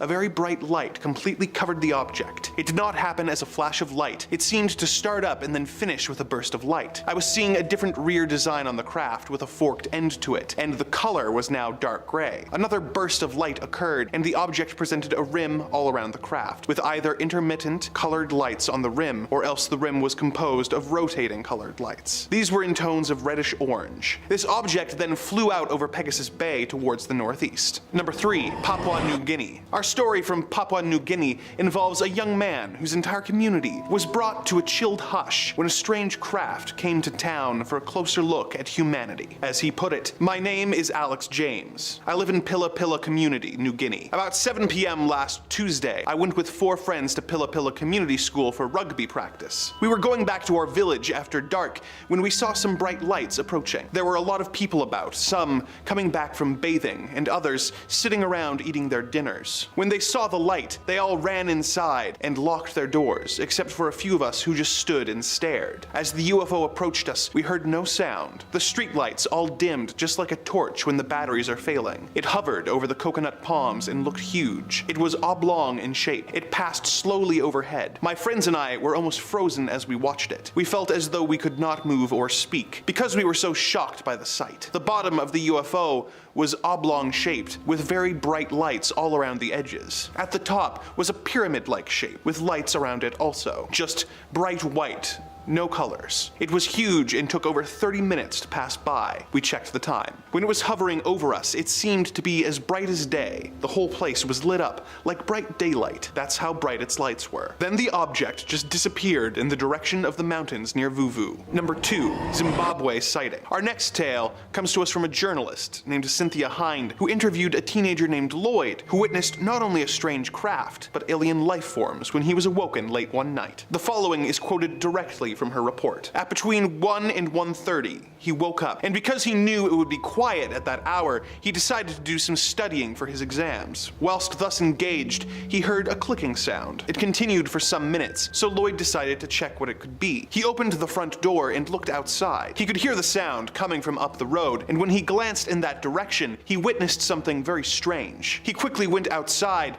and hid behind a hedge to get a better view. He was able to observe a small figure about a meter high, with a head like a rugby ball, dressed in white overalls. On its back, the creature had a small satchel, attached to which was an aerial with a flashing red light. Lloyd was terrified. He told me he was asphyxiated with fear and ran back into the house, jumped into bed, and covered himself with his blankets. He slept fitfully for the rest of the night. At 6 the next morning, he went to look where the creature had walked and found several footprints which he could not identify and which he attributed to the creature. When he arrived at school, he told his friends about seeing a ghost in the night, but one of his friends suggested that it was a UFO. Lloyd is now under the impression that the creature is called a UFO. Number 1. Australia sighting. Our final tale of the day comes from a man by the name of Patrick Knowles. He was on a road trip with his family when they discovered a close encounter more terrifying than he could have possibly imagined. In his own words, it happened on January 20th. My mother, 2 brothers, and I were driving from Perth to Melbourne. We were going to drive straight through in shifts, and we planned to cross the desert at night when the heat wasn't so bad. By 2:30 a.m., we were in the Nullarbor Plain. We stopped for petrol and switched drivers. Sean was driving, and I was in the front seat next to him. The road was empty. Suddenly, we saw a bright yellow light up ahead, and Sean slowed down. As we got closer, the yellow light seemed to be emanating from an egg-shaped object hovering just above ground level. We thought we might be seeing things, but then a caravan passed, going the other way, and it swerved sharply to avoid the luminous egg. The closer we got to it, the more we realized it wasn't a normal vehicle, or a road signal, or anything like that. Sean swerved to avoid it, and we continued on, leaving it behind. Suddenly, the object started towards us. It appeared to accelerate with tremendous speed. We drove on, and it literally chased us. The faster we went to get away from it, the faster this object went after us. I reckon we reached a speed of 125 miles per hour, but it caught up in a matter of seconds. Then Sean made a sudden U-turn and headed back west in the direction of the petrol station. The UFO also turned around.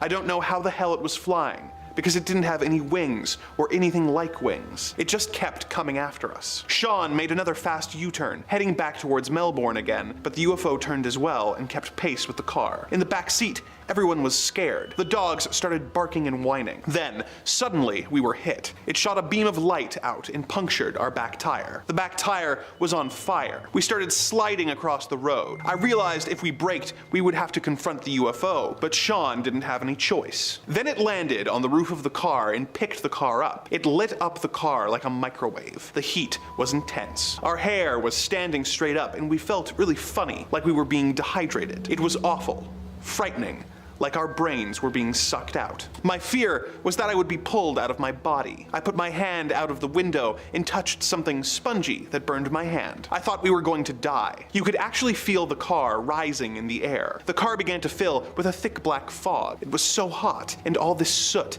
this junk started covering us. Our voices started changing. You know how a tape deck sounds when the batteries start to go flat. That's what it was like. Then I passed out. I came to when I heard a tremendous noise like a bang, and our car suddenly dropped back to Earth. Dawn was coming up. The thing just flew away, and that was the last we saw of it. I had to change the tire, and we tried to clean out the black soot. There were marks on the roof of the car. As soon as we could, we drove fast to the nearest roadhouse. We were too shocked to talk for a while. Then we realized we had lost a couple hours' time during the incident. We called the police. The funny thing was, they were already looking for us. Someone, maybe the people in the caravan we passed, had phoned the police anonymously. Their report states that they witnessed our car being picked up off the road and shaken violently. They noticed the car was covered in black ash. The police inspected our car and noted the ash, the bad smell, and the dents on the roof. They were convinced something had occurred. They took us to the hospital, where we were treated for burns and shock. First off, Pentagon's UFO tracking efforts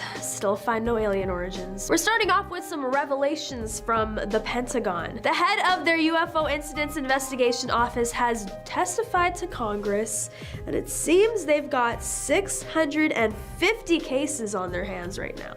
And before you ask, apparently they've found no evidence of extraterrestrial life yet, or at least that's what they want us to believe. Right in the middle of a rare open congressional hearing on what the Pentagon is calling unexplained anomalous phenomena, or UAPs, they've dropped 2 new videos. They wanted to show how the newly formed All-Domain Anomaly Resolution Office, or AARO, can explain some of these weird occurrences but is left scratching their heads at others. Now, I want to know, have you ever had a close encounter or spotted something in the sky that you just couldn't explain? Maybe you've seen strange lights, unusual shapes, or even alien creatures in real life? Share your experience in the comments. The first video, which is up on the Pentagon's website, is in color and dates back to July 12, 2022 in the Middle East. The second one gives us 2 different views of an incident reported over South Asia on January 15, 2023. The testimony from Kirkpatrick revealed that the AARO is currently reviewing over 650 UAP incidents. That's quite a leap from the 510 the US intelligence community reported in the last UAP report back in January.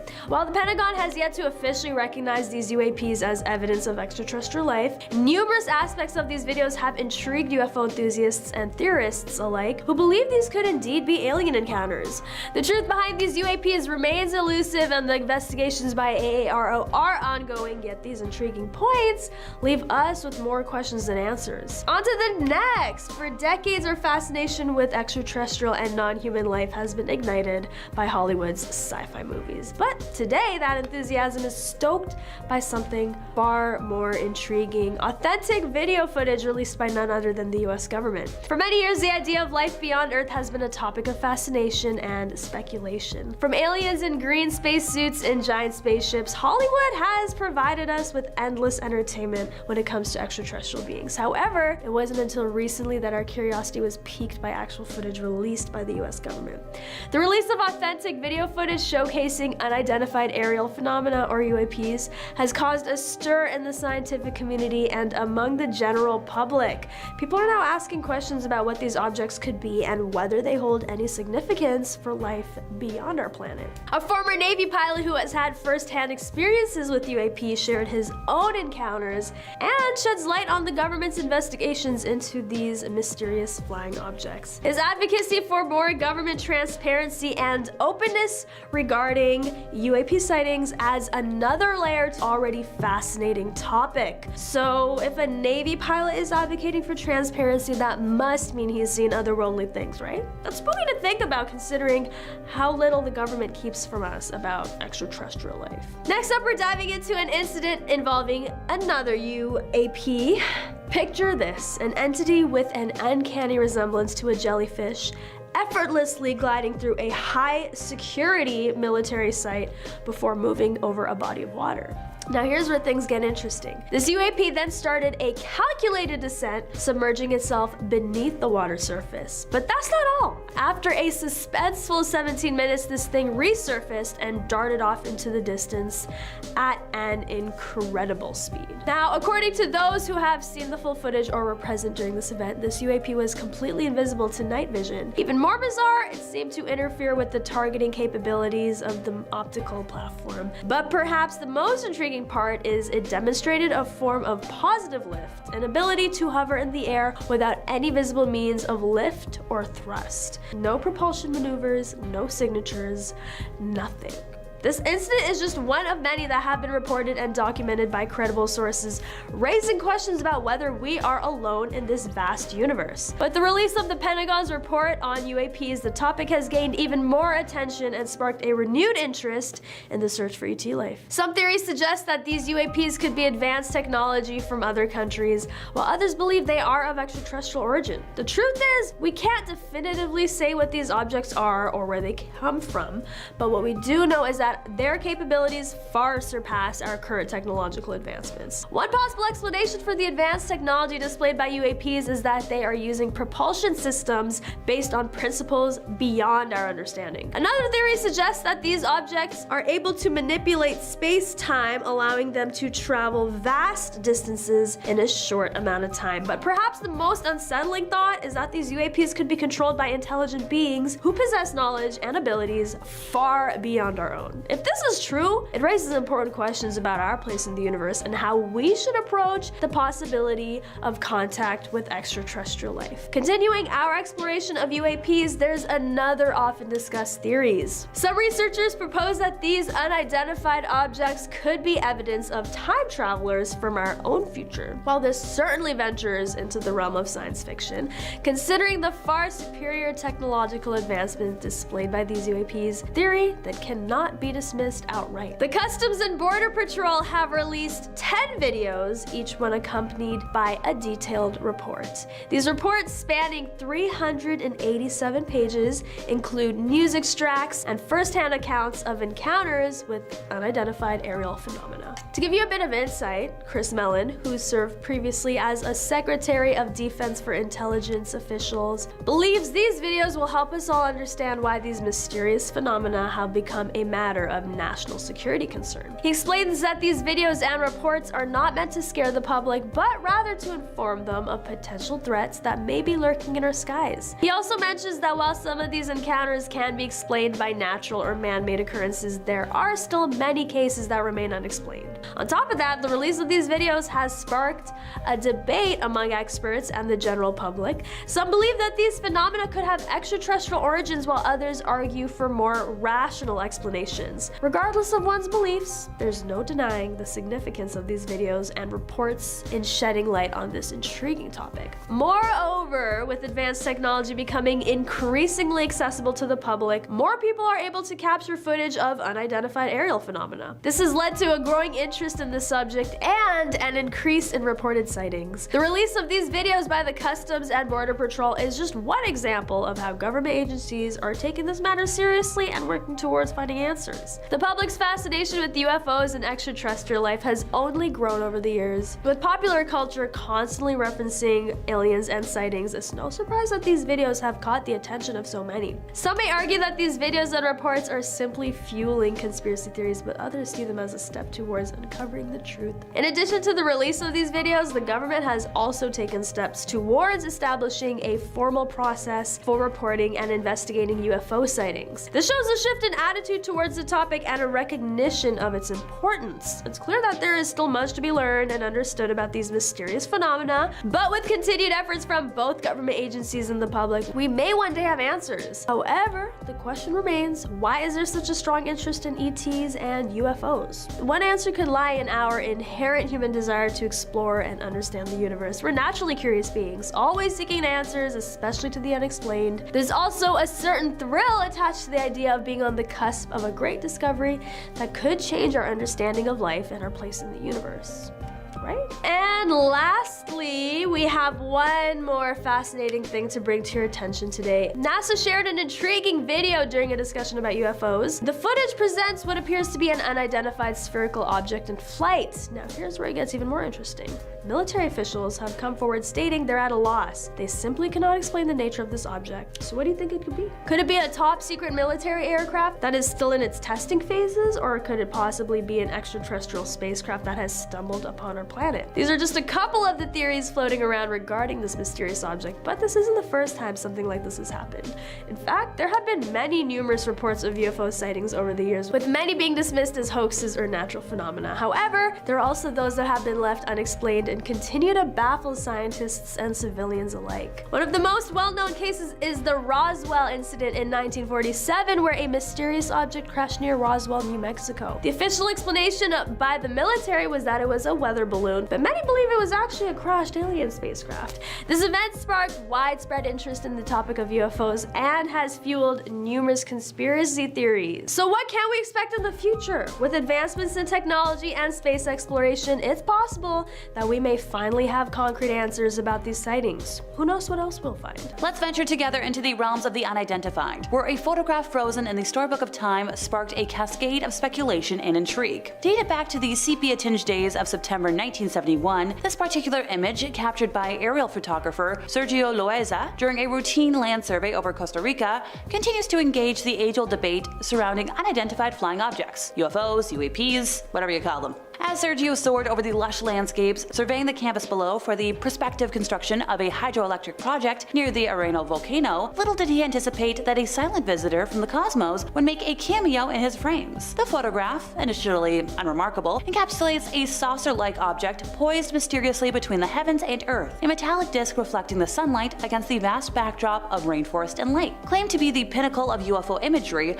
this snapshot has become a digital talisman, traversing the virtual landscapes of social media, eliciting gasps and sparking a lot of discussions. The story unravels further as Esteban Carranza, a Costa Rican citizen, steps into the limelight, wielding the contact copy of the original negative housed in the National Archives of Costa Rica. Acquired from his uncle, who in turn received it from the National Geographic Institute, Carranza has become the torchbearer of this peculiar artifact. So the photograph, taken at an altitude of 10,000 feet, reveals this shiny metallic enigma just suspended in the air. The Aero Commander F-680 aircraft, the makeshift time capsule of that moment, unintentionally hosted a guest that transcended the realms of conventional explanation. So Loaiza's automated 100-pound camera, which, whew, that's heavy, clicking away at 20-second intervals, immortalized this fleeting interstellar rendezvous. The image lay dormant, nestled in the archives, until Carranza, spurred by a sense of disclosure, released it to the world. This act of unveiling serves as a testament to the collaborative spirit that fuels the quest for the unknown. Carranza's revelation triggered a digital resurgence, and the photograph, like an otherworldly relic, rekindled its silent conversation with a world yearning for cosmic mysteries. However, the allure of the photograph extends beyond mere visual spectacle. It carries with it a lot of credibility,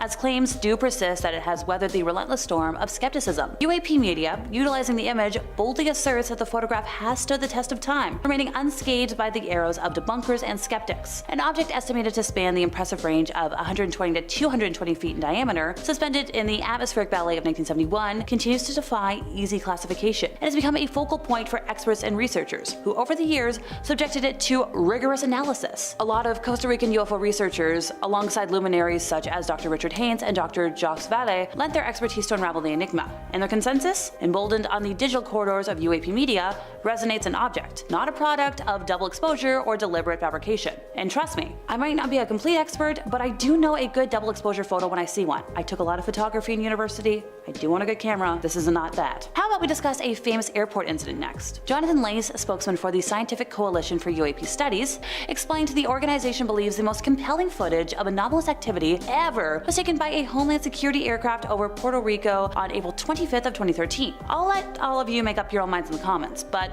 bear with me here. The visuals were captured at around 9:20 p.m. on that fateful day as an unknown object flew across the runway of the Rafael Hernandez Airport in Aguadilla and was caught on infrared camera by a U.S. Customs and Border Protection aircraft, the footage of which was leaked to the SCU by an anonymous source. That's kind of how things go around here. The eerie evidence shows an object believed to be up to 5 feet in length, moving at speeds of up to 120 miles per hour, getting close to the ground before seemingly plunging into the ocean and splitting into two. So in a 50-page report, the SCU has made notes that no birds, no balloons, no No aircrafts, no drones have that capability. Also, it didn't disturb the water when plunging beneath and then re-emerging from the surface, which this is a phenomenon known as transmedium travel. SCU investigators said the object appeared to be of unknown origin after spending 1,000 hours doing research. It is claimed that the pilots of a DHC-8 turboprop spotted a red light over the ocean. Then they contacted the control tower, who told them they didn't know what it was, and then the object's lights went out as it approached the shore. The plane then engaged its thermal imaging camera and went on to follow the UAP. The SCU report concluded by saying that the video is the best documentation of an unknown aerial and submerged nautical object exhibiting advanced technology ever seen. They have since called for the release of more data from the Pentagon after the release of the Tic Tac, Gimbal, and Go Fast videos. In their statement, the SCU said that they believe that all government data regarding unidentified aerospace objects should be made available to the public to be openly investigated by the broader scientific community, provided that such data does not compromise sources or methods of data collection. A full scientific investigation of such data would be able to uncover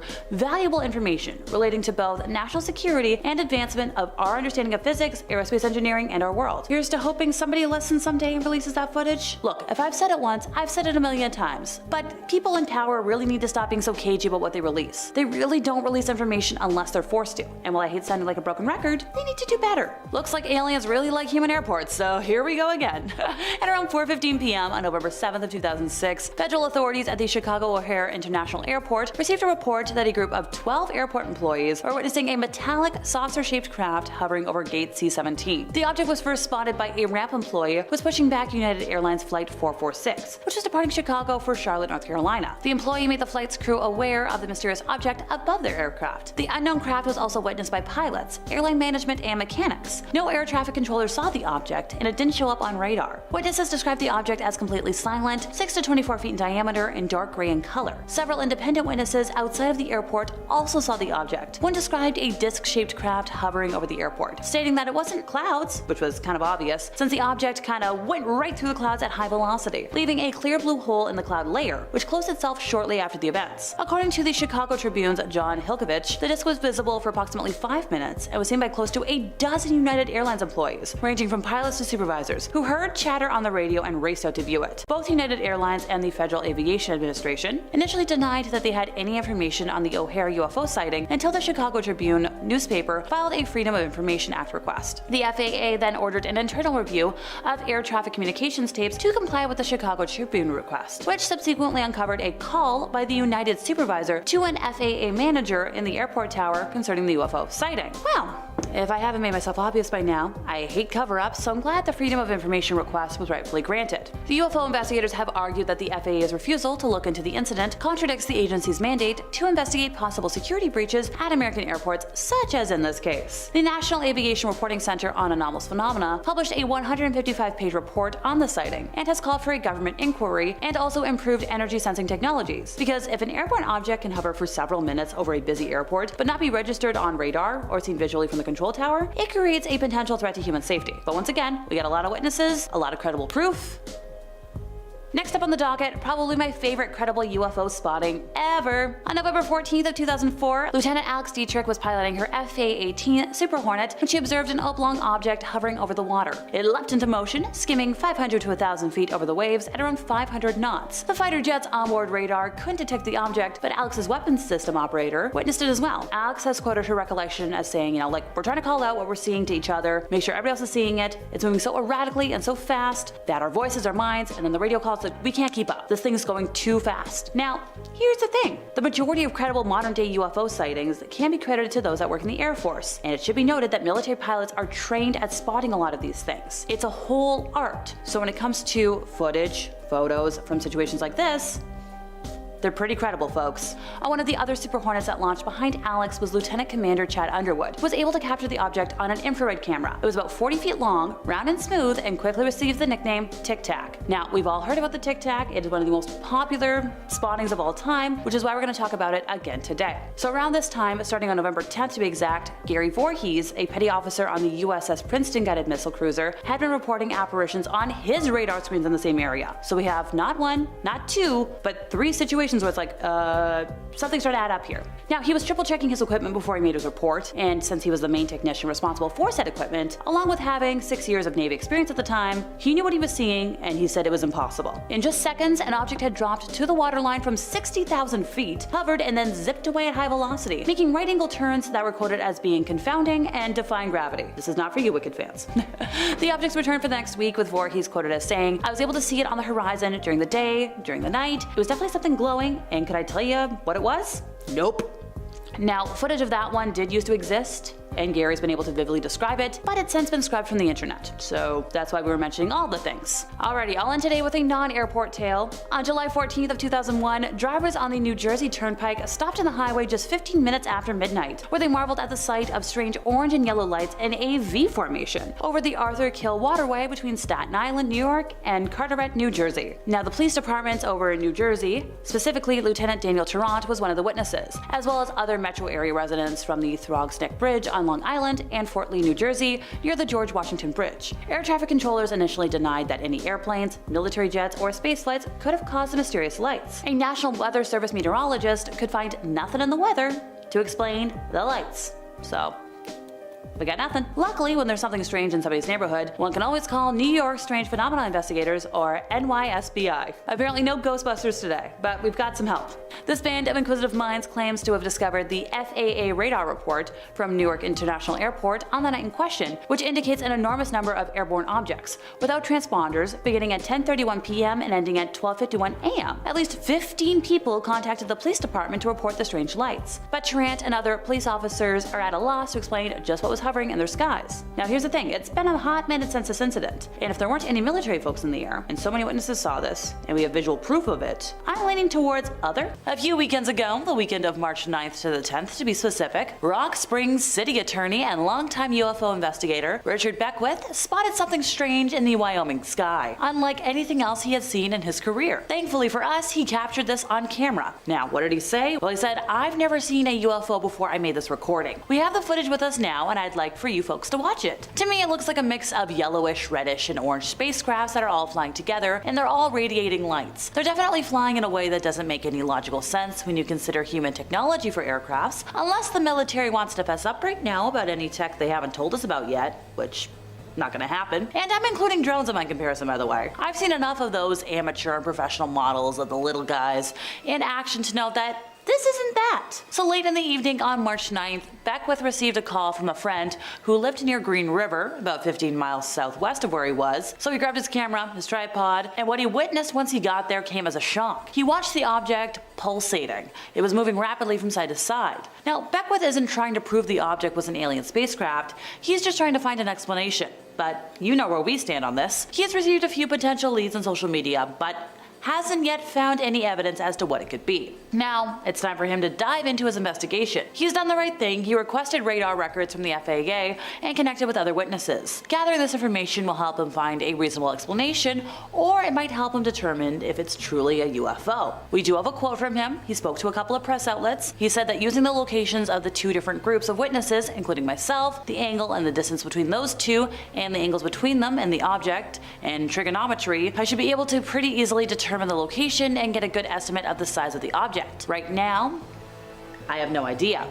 Well, when it comes to me, math ain't my strong suit, never has been, so I'm gonna trust him on that front. He's still hunting, and I wish him luck getting those radar records. Look, he did the right thing by asking for them, but I doubt he's gonna get them. He's also been pleading for anybody with more information to email him, and I bet his inbox is already flooded. So, good luck, pal. Time to travel over to the Ukraine for our next video. I mean virtually, folks. That's not somewhere you want to be vacationing anytime soon. I can't spell out why, because YouTube rules, but I'm sure we're all pretty aware of current world events. So the 406th Battalion captured a UFO on tape with a drone on the front lines over in Ukraine, and the video in question was posted to Reddit about a month ago. User Lively420 described the video as exclusive footage submitted to the frontier conflict from a unit they support, showing a UAP over the front lines in the Ukraine. So, let's watch the video. Yeah, you can see it zooming in on what looks like a flat disc UFO in a gray sky, and that's a pretty typical UFO shape, ergo makes sense to me. User Toru32 was kind enough to decipher the chatter in the video for everybody, so allow me to discuss what was being said. Why can't he fire missiles at us? What do you mean? Holy F. F word. What the F is this? I'm telling you it's UFO for sure. It's standing still. Zoom in more. It's standing still, do you see? Can't see anything on the thermal cameras. Maybe ram it? They couldn't make out the last sentence, but I'm sure you get the idea by this point. Not to sound like a broken record, but if military officials don't know what the bleep they're seeing in the sky, and these are folks trained to recognize aircrafts from all sorts of different ways of the world, I'm leaning once again towards UFO. It should be noted that a lot of these experts are trained at what they call REIS, which is the art of recognizing aircrafts by their shapes, paint schemes, unit insignia, and more. Hyperfixation to the max? Maybe, but it takes a very specific brain to remember all of that. And if something doesn't make sense to that person, being the expert, it falls under unknown. Some folks have tried to discredit this video by saying it looks like a ship in the water, but consider the following. This footage was taken over land, and the pros are using a thermal camera. Ergo, the distortion causing the air over the water temperature shift would be visible. I don't have any other theories, but let me know in the comments if you do. Also, if this is legit, this means that commercial quadcopter drones are able to detect UFOs, and that's pretty huge news. You could potentially blanket an area with a drone swarm, all armed with IR cameras pointed right up. Since drones don't have, meat pilots, they're able to perform maneuvers that would otherwise be impossible to endure the G-forces of with any conventional aircraft, so we could get some close approaches. Okay, imagine this. Somebody reports a sighting, you could have like 30 plus drones in the area in minutes to investigate in a non-hostile manner. I would be foaming at the mouth for that footage and clarity. Like, gimme, gimme, gimme. Here's another Reddit gem, footage from some skydivers. This is definitely a clip where you need to wait it out. Because sure, I was ready to dismiss this one at first. I was like, okay, very obvious balloons in the sky, hoax hat on, next, click off. But then I was scrolling through the comments and I realized I wasn't supposed to be paying attention to that. I was supposed to wait for the curious little white dotted formation to appear near the folks hanging out in the sky. User Emery X captioned this video by saying, "We're skydivers, so we know it's not us." Second white speck we've seen today, seemingly floating down, wind up high. Odd orbital looking activity around it when zoomed in. Thought maybe stabilization stuff, but the bugs flying around in the video don't have that problem. So right there, that rules out a lot of the obvious debunking possibilities. They mentioned later that they had conferred with the human in the sky, who had also seen the unknown white things, so that's even more confirmation of it being something unknown. Ergo, a UFO. I think some of the commenters summed up my feelings exactly. If it's not CGI or doctored, I don't know what the bleep that is. The movement of the fast-moving white thing around the bigger white thing reminded some folks of the ping pong ball in a cup effect that Dave Fravor described when he first saw the Tic Tac, and I agree with that. To elaborate, retired Navy Commander David Fravor, I know, I should be formal, was commander of the FA-18F Squadron on the Nimitz when he spotted that specific object during a flight off of the coast of Southern California on November 14th of 2004. Him and Lieutenant Commander Alex Dietrich, who I've talked about a lot of times on this channel, were training with the Nimitz Carrier Strike Group about 100 miles southwest of San Diego. Now at the time, advanced radar on a ship that was part of their training group, the Princeton, detected what operators called multiple anomalous aerial vehicles over the horizon, descending 80,000 feet in less than a second. Fravor and Dietrich diverted to investigate. Fravor was like, "Dude, do you see that thing down there?"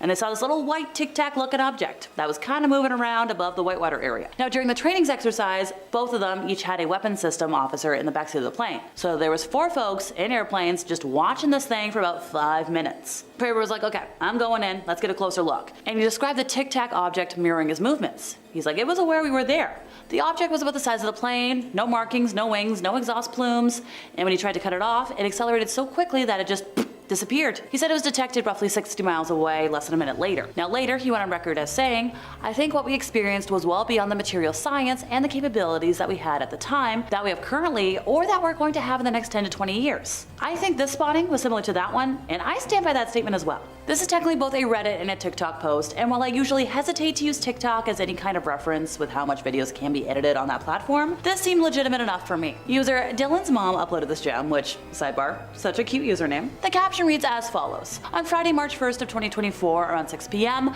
I captured a strange black object moving and changing shape in the sky above Bennington, Vermont. I did use Google Photos to help stabilize the video, and I muted the background noises of all the traffic and my voice. The video quality isn't that great, so I do apologize for that. No other edits have been made though. If anyone has any ideas of what this could be, please feel free to leave a comment. I posted my video on my TikTok account, but I wanted to share it with all of you. And seems innocent enough. So in the video, you can see what looks like a typical sunset, and then at first, what seems like a speck of dust or a plastic bag in the sky. But then the camera zooms in a smidge and focuses, and you can clearly tell that what we're looking at is some sort of dark flat UFO that's aimed in a way that, well, wouldn't make sense velocity-wise for any kind of human aircraft or drone. Some folks suggested it could be a black contrail, which if you're not familiar with with the term, don't worry, neither was I until today. Contrails, which is short for condensation trails or vapor trails, are line-shaped clouds produced by aircraft engine exhaust or changes in air pressure, typically at aircrafts cruising altitudes several miles above Earth's surface. Look, I used to see jets flying in the air all the time growing up, and this was too precise in my opinion to be a contrail. It was too solid and didn't seem to break apart. Also, once again, what human spacecraft leaves black condensation behind? That just doesn't make sense. Alrighty folks, we're gonna end today with a story that I know has been on everybody's minds lately, and that's the monolith that popped up over near Hay Bluff. So last week, a hiker in Wales said he discovered this monolith, and it's kind of similar to those found around the world in 2020. Craig Muir, a builder, discovered the approximately 10-foot tall, I don't know what, during a regular hike, which means he's familiar with the area. Ergo, this wasn't just something left behind, some new discovery. This was something new that landed here on Earth. Originally, he was like, okay, it's a little bizarre. It might be a scientific media research thing collecting rainwater. But then he was like, okay, no, I'm wrong. This is too tall, too strange. What on earth? So he's like, okay, I'm gonna go investigate, which you're very brave to do so. He's like, okay, it's about 10 feet tall, kind of triangular, definitely stainless steel, maybe. At least that's what he knows. He's like, it seems hollow. I guess he knocked on it. And he's like, it seems like it would be pretty light. Which, hey, that all makes sense with what we know about UFOs. The column is similar to the monoliths discovered in a southwest Utah desert back in 2020. And there was also some that were discovered in like California, Texas, Florida, Wisconsin, Romania, and plenty of other places. Now, while the most famous artists later took credit for several of the US-based monoliths, nobody's claimed this one. So I'm betting on the aliens here with their advanced technology and advanced materials.